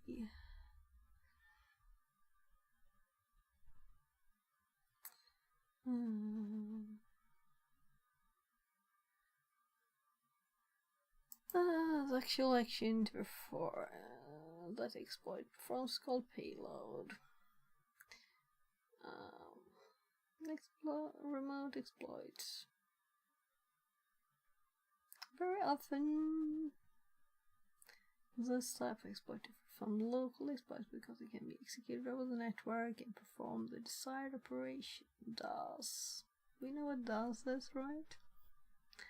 A web application exploit use the vulnerability in such software, such as vulnerable scan, for example, allow a command injection and action. Well. I guess it's better than I read myself, right? Even if my throat will I won't have to talk during that movie later. CPU architecture. The architecture of the von Neumann was developed by Hungarian mathematician John von Neumann, and it consists of 4 functional units: memory, control unit, ALU, input-output. The von Neumann architecture, the most important units are arithmetical, logical unit, control unit, central processing unit. CPU is responsible for executing the instructions and for flow control. The instructions are executed one after another, step by step. The commands indeed are fetched from memory by the CU, that is the control unit. The connection between processor memory and I/O unit is called a bus system, which is not mentioned in the original von Neumann architecture, but plays an essential role in practice. So, bus system, yeah, of course. They need to communicate. All instructions and data are transferred via the bus system. So, I can't click the image in TryHackMe. It will pop up in big. So here I guess I would have to do this, which is a down. It's not as good. And it's also kind of wide, right? We could zoom though. Tiny bit, can't zoom more. So here we have the ALU, the control unit, CU, memory. So memory talks to control unit talks to the ALU. And that also talks to output and input, IO, and the bus. It's not really there. It's like a shadow behind it all. Well, there's I7 on the image. And they stole my keyboard. And my screens. Kinda. So, memory. There is primary and secondary memory. Primary memory. Cache, RAM, normal memory that is. If we think about it logically, memory is nothing more than a place to store information. We can think of it as leaving something at one of our friends to pick it up again later. But for this, it's necessary to know the friend's address to pick up what we left behind. It is the same as RAM. RAM describes a memory type whose memory allocation can be accessed directly and randomly by their memory address. The cache is integrated. The cache is integrated into the processor and serves as a buffer, which is the best case, ensures the processor is always fed with data and program code. Before the program code and data enter the processor for processing, the RAM serves as data storage. The size of the RAM determines the amount of data that can be stored for the processor. However, the primary memory loses power, all stored contents is lost. Secondary memory is external data storage such as HDD, SSD, flash drives, CD drives, CD. How many people use CD and DVD to save data from your computer now? Which is not directly accessed by CPU, but via other, I/O interfaces. In other words, it is a mass storage device. It's used to permanently store data that does not need to be processed at the moment. Compared to primary memory, it has a higher storage capacity and can store data permanently without power, but much slower. Control unit is responsible for the correct interworking of the processor's individual parts. The internal bus connection is used for the tasks of the CU. The tasks of the CU can be summarized as followed: reading data from the RAM, saving data in RAM, provide, decode and execute an instruction, processing the inputs from peripheral devices, processing the outputs to peripheral devices, interrupt control, monitoring the entire system. So very specific on all specifics here. The CU contains instruction register IR, which contains all instructions that the processor decodes and executes accordingly.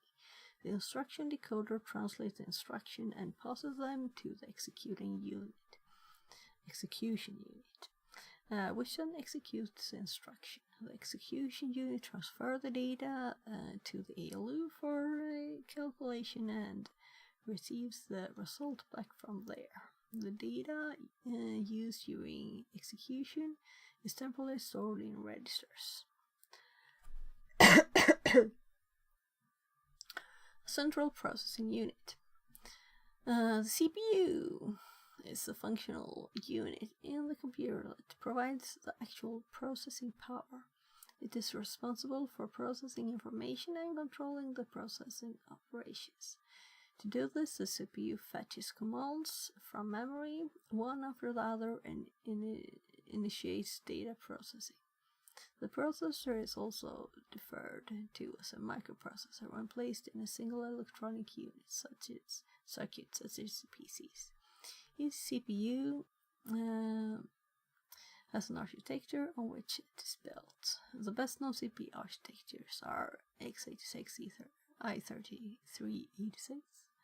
AMD and Intel, x86 64, AMD 64, Microsoft and Sun, ARM, Acorn. Each of these CPU architectures is built in a special way called Instruction Set Architecture, ISA, which the CPU uses to execute its processes. ISA therefore describes the behavior of the processor concerning the instruction set used. The instruction sets, I'm thinking about my big Amiga manuals right now. Or they're actually my hobbies. Well, we put one together too, I think. He was the one who converted me. Though I didn't totally convert from PC to Amiga, but well. That's what we used for a bit. The instruction said we were coding in Mess and New Year's. That's so bad. But we were not in Sweden. We were in Ireland. We didn't know a lot of people there, so that's why probably. The instruction sets are defined so that they are independent of a specific implementation. We had just moved there, so. Above all, ISA gives us the possibility to understand the unified behavior of machine code and assembly language concerning register, data types, etc. Yeah, there are 4 different types of ISA. CISC, RISC. Yeah, let's read it all. CISC. Complex instruction set computing. RISC, reduced instruction set computing. VLEAV, very long instruction word. EPIC, I haven't heard about this one. With the parallel instruction computing. Yeah, so these are the common ones, right? I'm curious to read about the other ones. RISC stands for Reduced Instruction Set Computer. Oh god. Add stuff. Mess. RISC stands for a design of microprocessor architecture aimed to simplify the complexity of the instruction set for assembly programming to one clock cycle. It leads to higher clock frequencies of the CPU, but enables a faster execution because smaller instruction sets are used.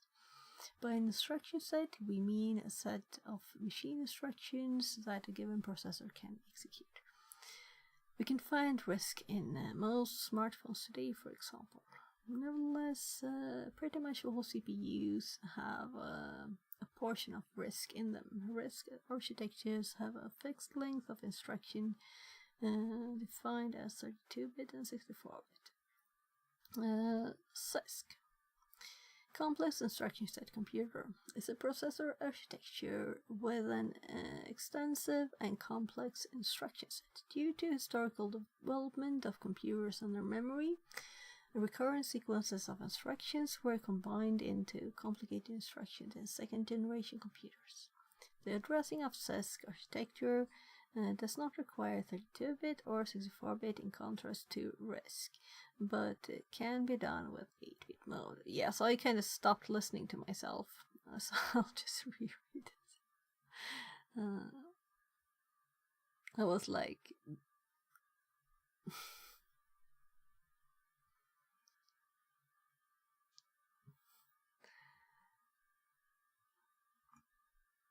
I was starting to think, I'm wondering if my hobby will close soon and I'll have to stop.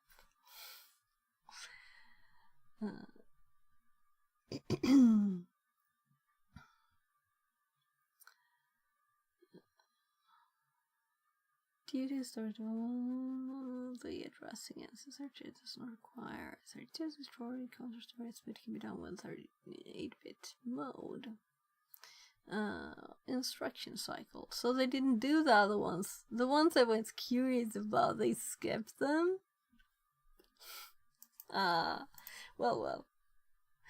just mentioning stuff to make people curious here, and then they don't say anything more.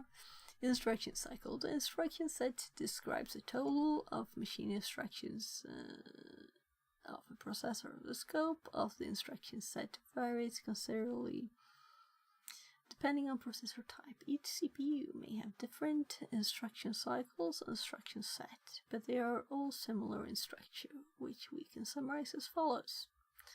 Fetch. The machine instruction address is read from the instruction address register IAR, which is then loaded from the cache or RAM into the instruction register IR. Decode. The instruction decoder converts the instruction and starts necessary circuits to execute the instruction. This is interesting. Fetch operands. If further data have to be loaded for execution, these are loaded from the cache or RAM into the working registers. But I want to know more details. Executes. The instruction is executed. This can be, for example, operations in the ALU, a jump in the program, the writing back of results into working registers, or the control of peripheral devices.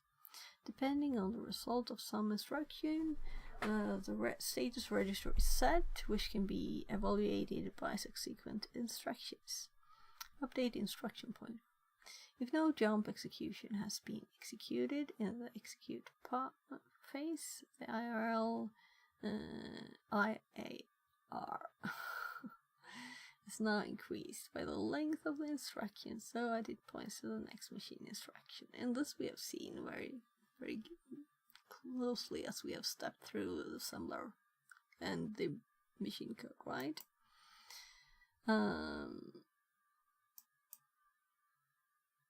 So now we get into the stuff. So my throat is still sore. And I'm kind of thinking, what has my hobby not called? Let's see. So I'm going to have to call my mom also and order food for her before we watch that video movie. Lord of the Rings later. So no message either. Still working at 18 on a Friday night. I have to call. I'll just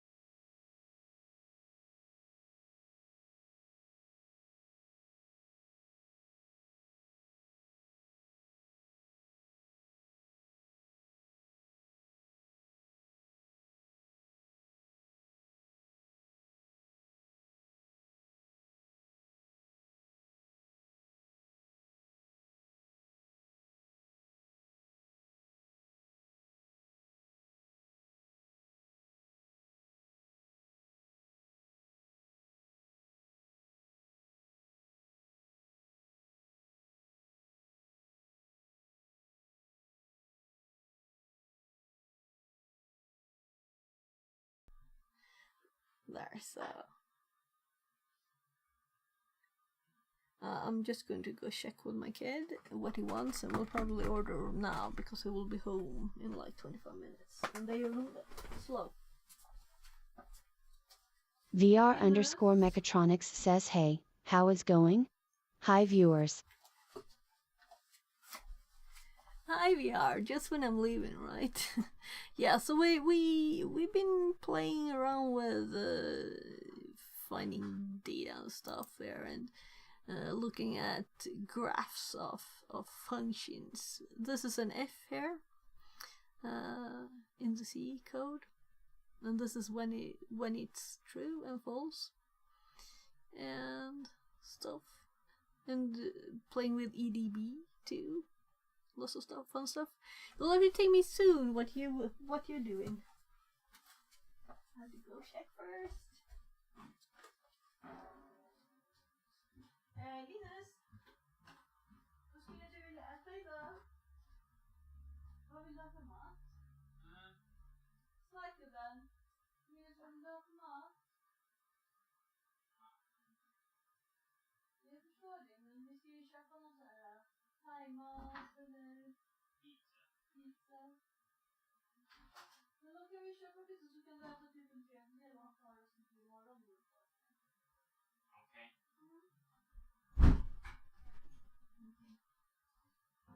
Jag kommer Laban, 2 sekunder.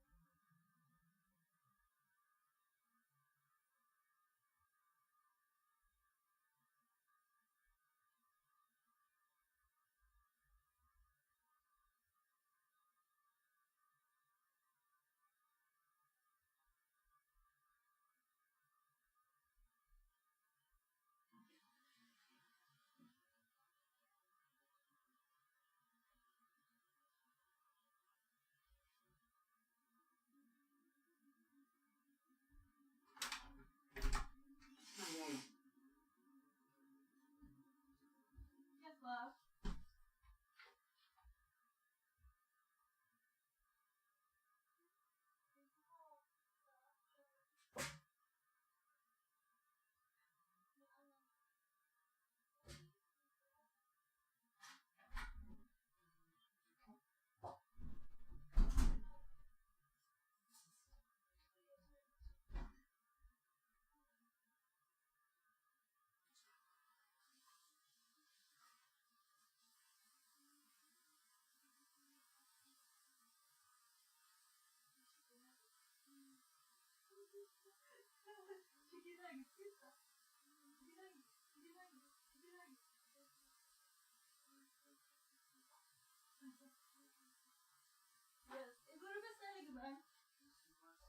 Yes, yes.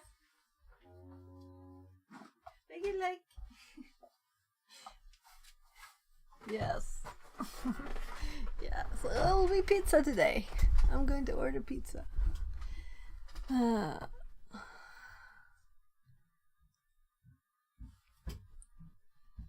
So let's see here.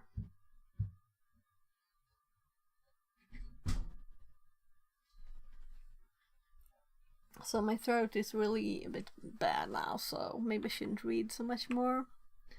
And I know I kind of read the boring part, right? And now the fun stuff begins. And this is like the image. This is the image. I mean, this is what I like. I don't like when it's up and down.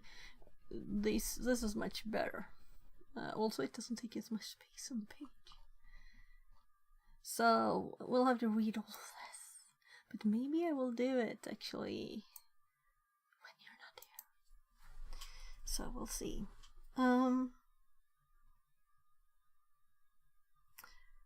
So when did we order pizza last? The 9th. So it wasn't that long ago. 2 weeks. Right, that's logical. We ordered Thai, and then we ordered pizza, and then we ordered Thai Friday night food. So you still here? We are. I'll just make a call and order the pizza, cause it's usually takes some time. Sometimes they're quick though.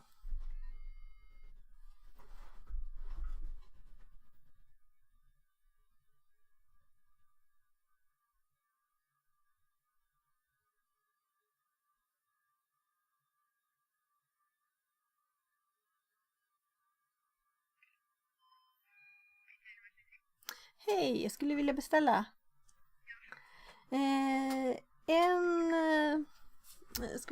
kebabpizza och en kebabpizza utan grönsaker och en pizza med bara ananas på.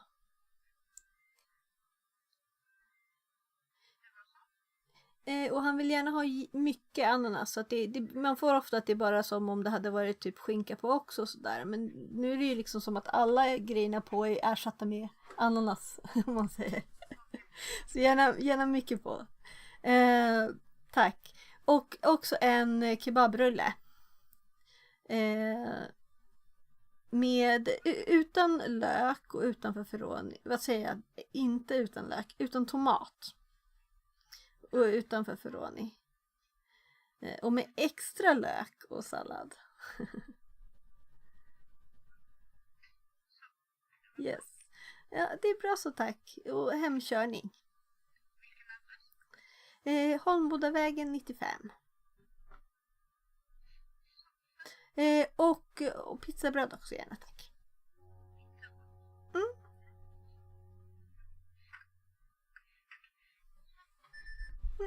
Tack så mycket. Hej. There, done. So I heard me talking a bit of Swedish. So I guess I'll continue reading for a bit more. Since all my family will be eating pizza today, which is like, as my 16-year-old said, it's a year since I ate that. He likes, like, you know, bought frozen pizza, kind of okay, but not the pizzeria pizza. So we'll see. It's only ananas on his pizza. That's the only thing.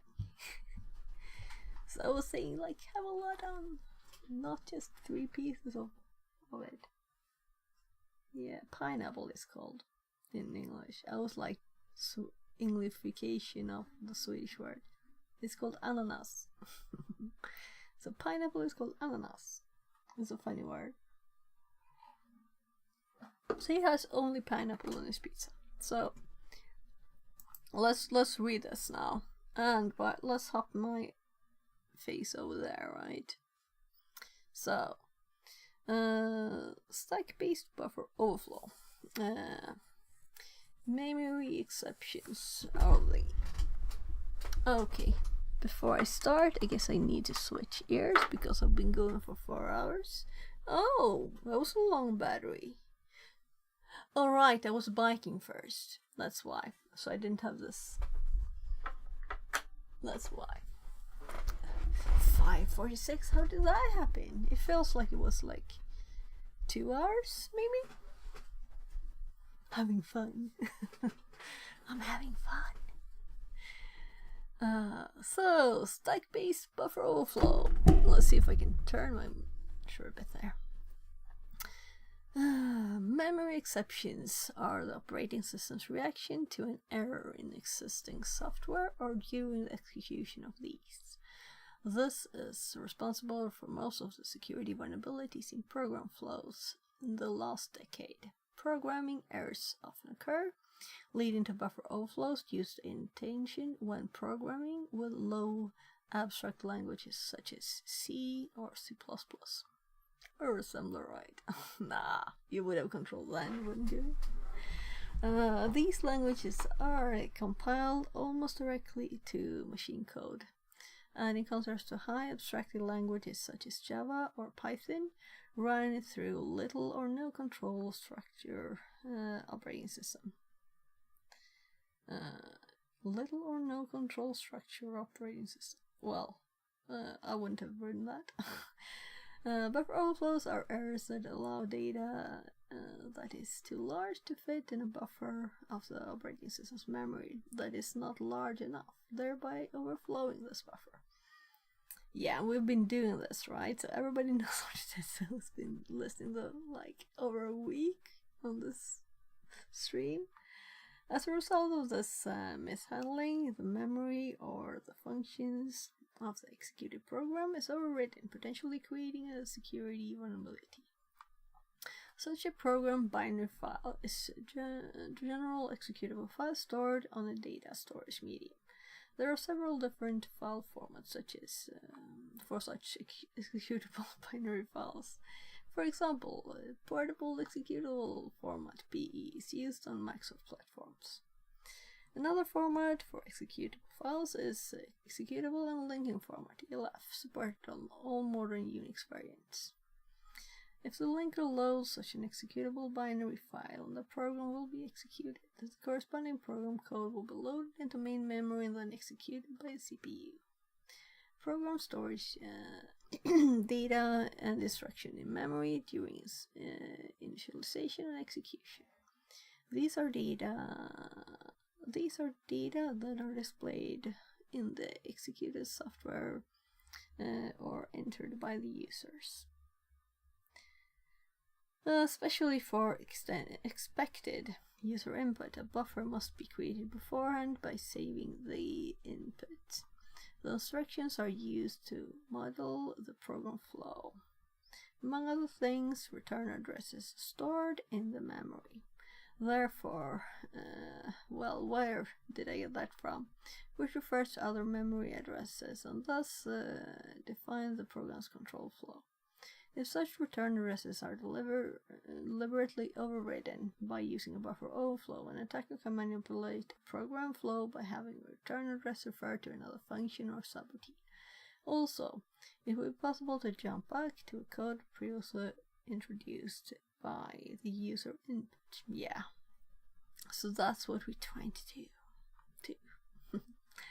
To understand how it works on the technical level, we need to become familiar with how the memory is divided and used. The debugger displays and names the individual instructions. The debugger can be used to detect such vulnerabilities. We can manipulate the memory. Another critical point is that the exploits usually only work for a specific version of the software and operating system. Therefore, we have to rebuild and reconfigure the target system to bring it to the same state. After that, this keeps clicking. I'll see if that helps. After that, the program we are investigating is called and analyzed. Most of the time, we will only have one attempt to exploit the program. If we miss opportunity to restart it with elevated privileges. So, let's see.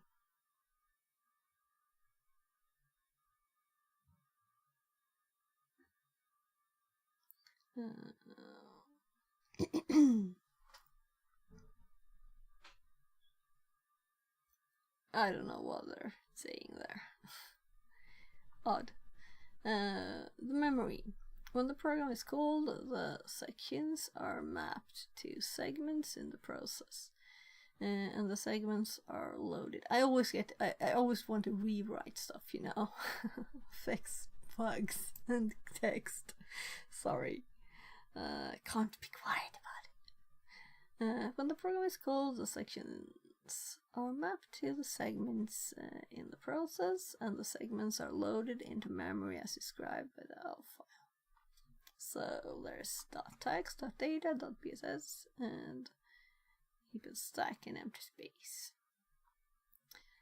.text. The section contains the actual assembler instructions of the program. This area can be read only to prevent the program from accidentally modifying its instructions. So why does it say assembler? Has it the assembler stored in there? Or does it mean actually machine code? Or does this person think it's the same? I don't think so. Is it actually an assembler in there? I don't think so. Right? Let's continue. Any attempt to write to this area will inevitably result in a segmentation fault. The data section contains global and static variables that are explicitly initialized by the program. Yeah. So .bss.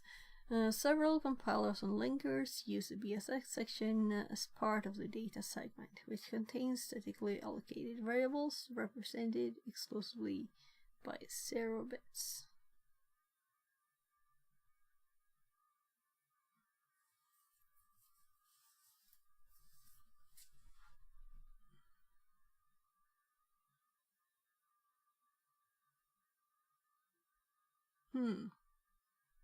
So, since I don't know what BSS really is, I need some other information here, right? Like, let's actually do ChatGPT again.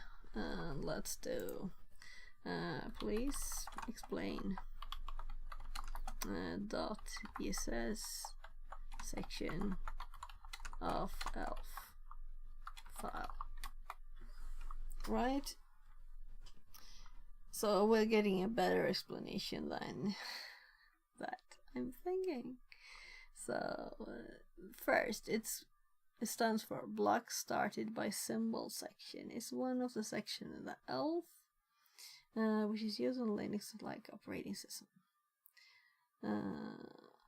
Purpose: the BSS section is used to declare variables that are uninitialized or initialized to 0. This sentence could have been there. I kind of guessed this might be it, but now we have it.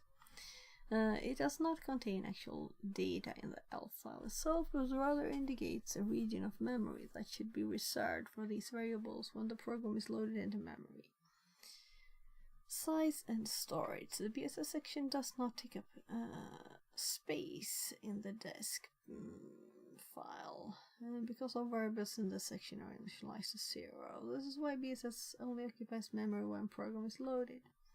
The size of the BSS section is specified in the ELF file header, but the actual space is only allocated and zeroed out at runtime. Data type typically contains global and static variables that are uninitialized. Well, it kind of repeats itself, you know, so it's doing it. Is allocated and cleared set to 0 by the operating system when the program starts. This is why it doesn't need to store any data in the file. All the data in BSS is initialized at runtime. Distinction from other areas. Data section. This section stores global and static variables that are initialized to non-zero values. Unlike BSS, the data section takes up space both in ELF file and in memory. Text section. This section contains the executable code of the program, including functions and instructions. Yeah, not assembler. This section contains read-only data such as string letters and constant variables. Consider following C code. We have an example with a global var, we have a global wall 0. So these are uninitialized and a 0. And here too.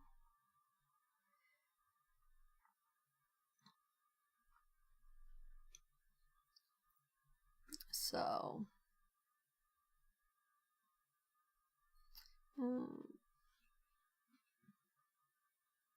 when the program is compiled, the compiler places in uninitialized variables into the BSS section. The BSS section is defined with size based on the amount of space needed for all uninitialized variables, but does not contain any data.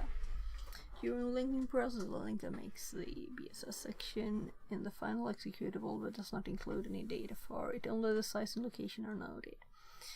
Loading. When the executable is loaded into memory of the operating system, loader allocates space for the BSS section and initializes the space to 0. The 0 initialization is a key feature of the BSS section, ensuring that all variables in BSS start 0. So that's kind of like a thing then, right? Advantages. Efficiency. Makes the file smaller. So why would it not do that? Performance. Since operating system automatically zeroes out the BSS section, the program does not need to do this manually, simplifying initialization and reducing the time taken for such operations. Yeah, okay. Please explain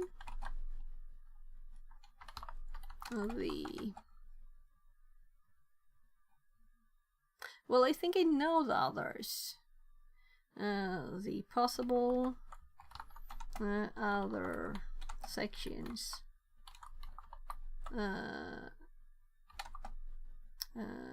3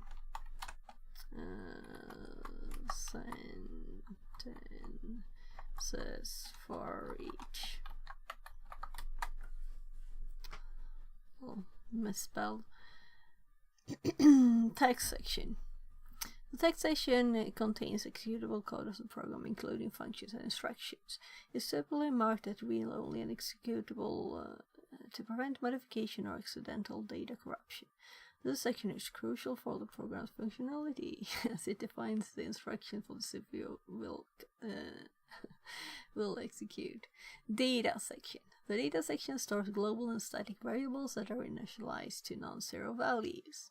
Unlike BSS section, which contains actual values that will be stored and will be loaded into memory when the program starts. It occupies space both in the L file and the memory during program execution. Raw data. Raw data section contains read-only data such as string letters and constant variables. Right. This section is marked as read-only, preventing the program from modifying it. Okay, so this is the difference between data, because this is variables, and this is static data, right? String literals and constant variables. So if we're printing, like, say, this is our data, colon, it will be here. If we have a variable initialized to hello, or your name here, and then you replace it with your name, then it's there. Init section. The init section contains initialization code that is executed before the main program starts, often used for constructors in C. Okay. This section is usually very small, runs only once when the program at the start of the program. So this is new to me, and this is very interesting. So init section contains initialization code that's executed before the main program starts. We have noticed that there are stuff before main, right? And of course there needs to be some setup too, right? This section is usually very small and run only once. After execution control is transferred to the main program, the section is typically no longer needed. Finite section. I haven't seen this. It contains termination code that runs after the main program finishes.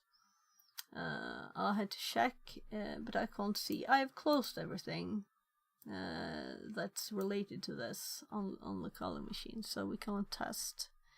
I don't want to open it up again. The pizza will arrive soon. Similar to init, is executed once, usually for cleanup tasks before the program exits. It helps ensure resources are properly released and finalized, right? Used for destructors in C++, because destructors is an object orientation thing, so no C. .plt. Yes, I have heard of this, but I have not I don't know the details there. So the PLT, procedure linkage table section, is used for dynamic linking, particularly to resolve function calls to shared libraries at runtime. It contains stubs that jump to the actual address of external functions, allowing for late binding. Alright. Oh, got it now. This mechanism allows the program to refer to the resolution of function addresses until they are actually needed. So if we're running printf, it will be here, for example, right? GOT section. The GOT global offset table section works alongside the PLT section to facilitate dynamic linking. Okay. It holds addresses of global variables and functions that may be resolved dynamically at runtime. The GOT helps the position-independent code pick, making the program more flexible and secure.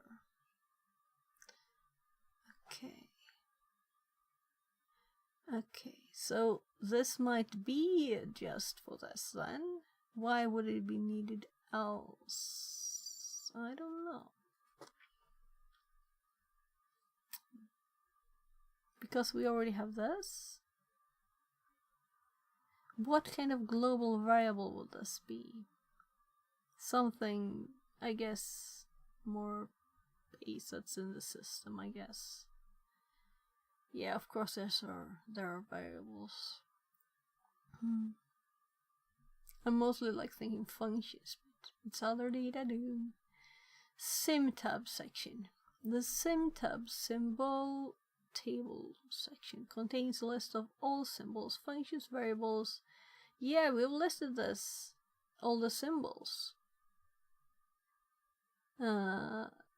Function variables in the program, including their addresses. This is mainly used by debuggers and linkers to resolve symbol names into addresses.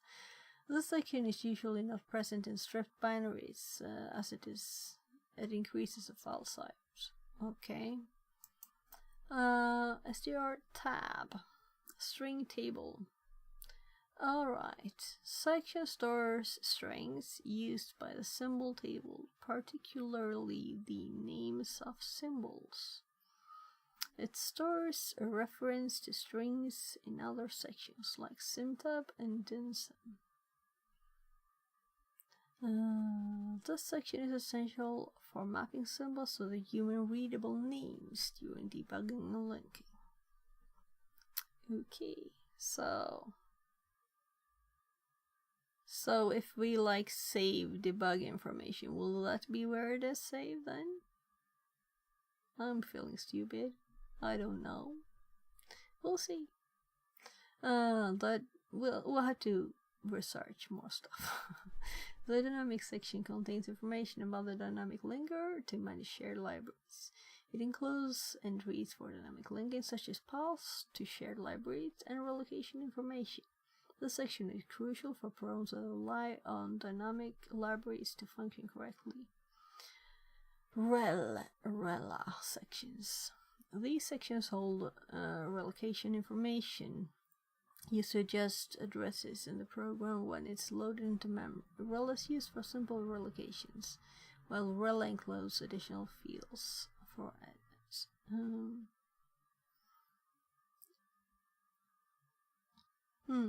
These sections are essential for dynamically linked executables, allowing them to properly reference shared libraries. Okay.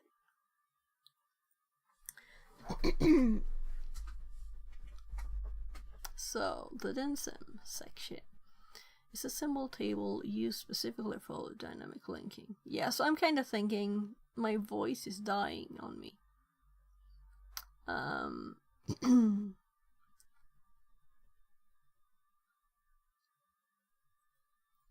LSTTS, the lost ones. 12.dynSym section. The .dynSym section is a symbol table used specifically for dynamic linking. It contains symbols that are needed for resolving function calls to shared libraries at runtime. Unlike .symtab, it only includes symbols necessary for dynamic linking, making it more compact. 13.interp section. The .interp section contains the path to the dynamic linker, like /lib/ld-linux.so.2, which is used to load shared libraries. This section is present in dynamically linked executables and directs the operating system to the appropriate interpreter. It is one of the first sections to be processed during program loading. 14.note section. The .note section stores additional information such as build attributes or versioning details. It is often used for storing metadata about the ELF file, including details about the target architecture or ABI. These notes are not directly used by the program but can be valuable for tools and utilities. 15. Debug sections. Sections like .debug_info, .debug_line, and .debug_str store debugging information generated by the compiler. They include data about source code mappings, variable locations, and other details useful for debugging. These sections are usually stripped from the final binary to reduce size unless debugging is required. Yeah, so here is the debug info. So I can't read more today. Sorry. Where did it go? Oh, so we opened two articles, so it hopped over here. Yeah. So just added more info in the middle there. The heap. Can I read aloud? That is. The heap is allocated from this area.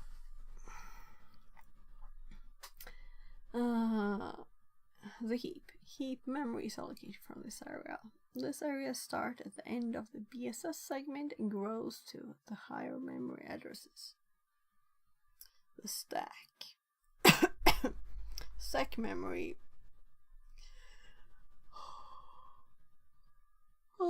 Let's TTS. Sorry. The stack. Stack memory is a last-in first-out data structure in which the return addresses, parameters, and, depending on the compiler options, frame pointers are stored. C/C++ local variables are stored here, and you can even copy code to the stack. The stack is a defined area in RAM. The linker reserves this area and usually places the stack in RAM's lower area above the global and static variables. The contents are accessed via the stack pointer, set to the upper end of the stack during initialization. Yeah, so during execution, the allocated part of the stack grows down to the lower memory addresses. Here Modern memory protections. I'm calculating 4 hours of film.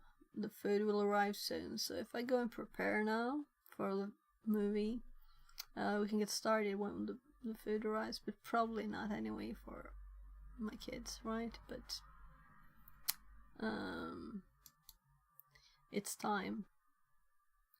So what is this? Let's do Pebble. Let's go to Pebble, and I will get even more inspired to do more boxes, right? I'm seeing he's doing boxes. He's usually doing boxes, right? So let's do read. I'm going to mute this tab. Let's actually drag it to the other screen. There. Yeah, so I get the knock icon when I open it when I'm streaming.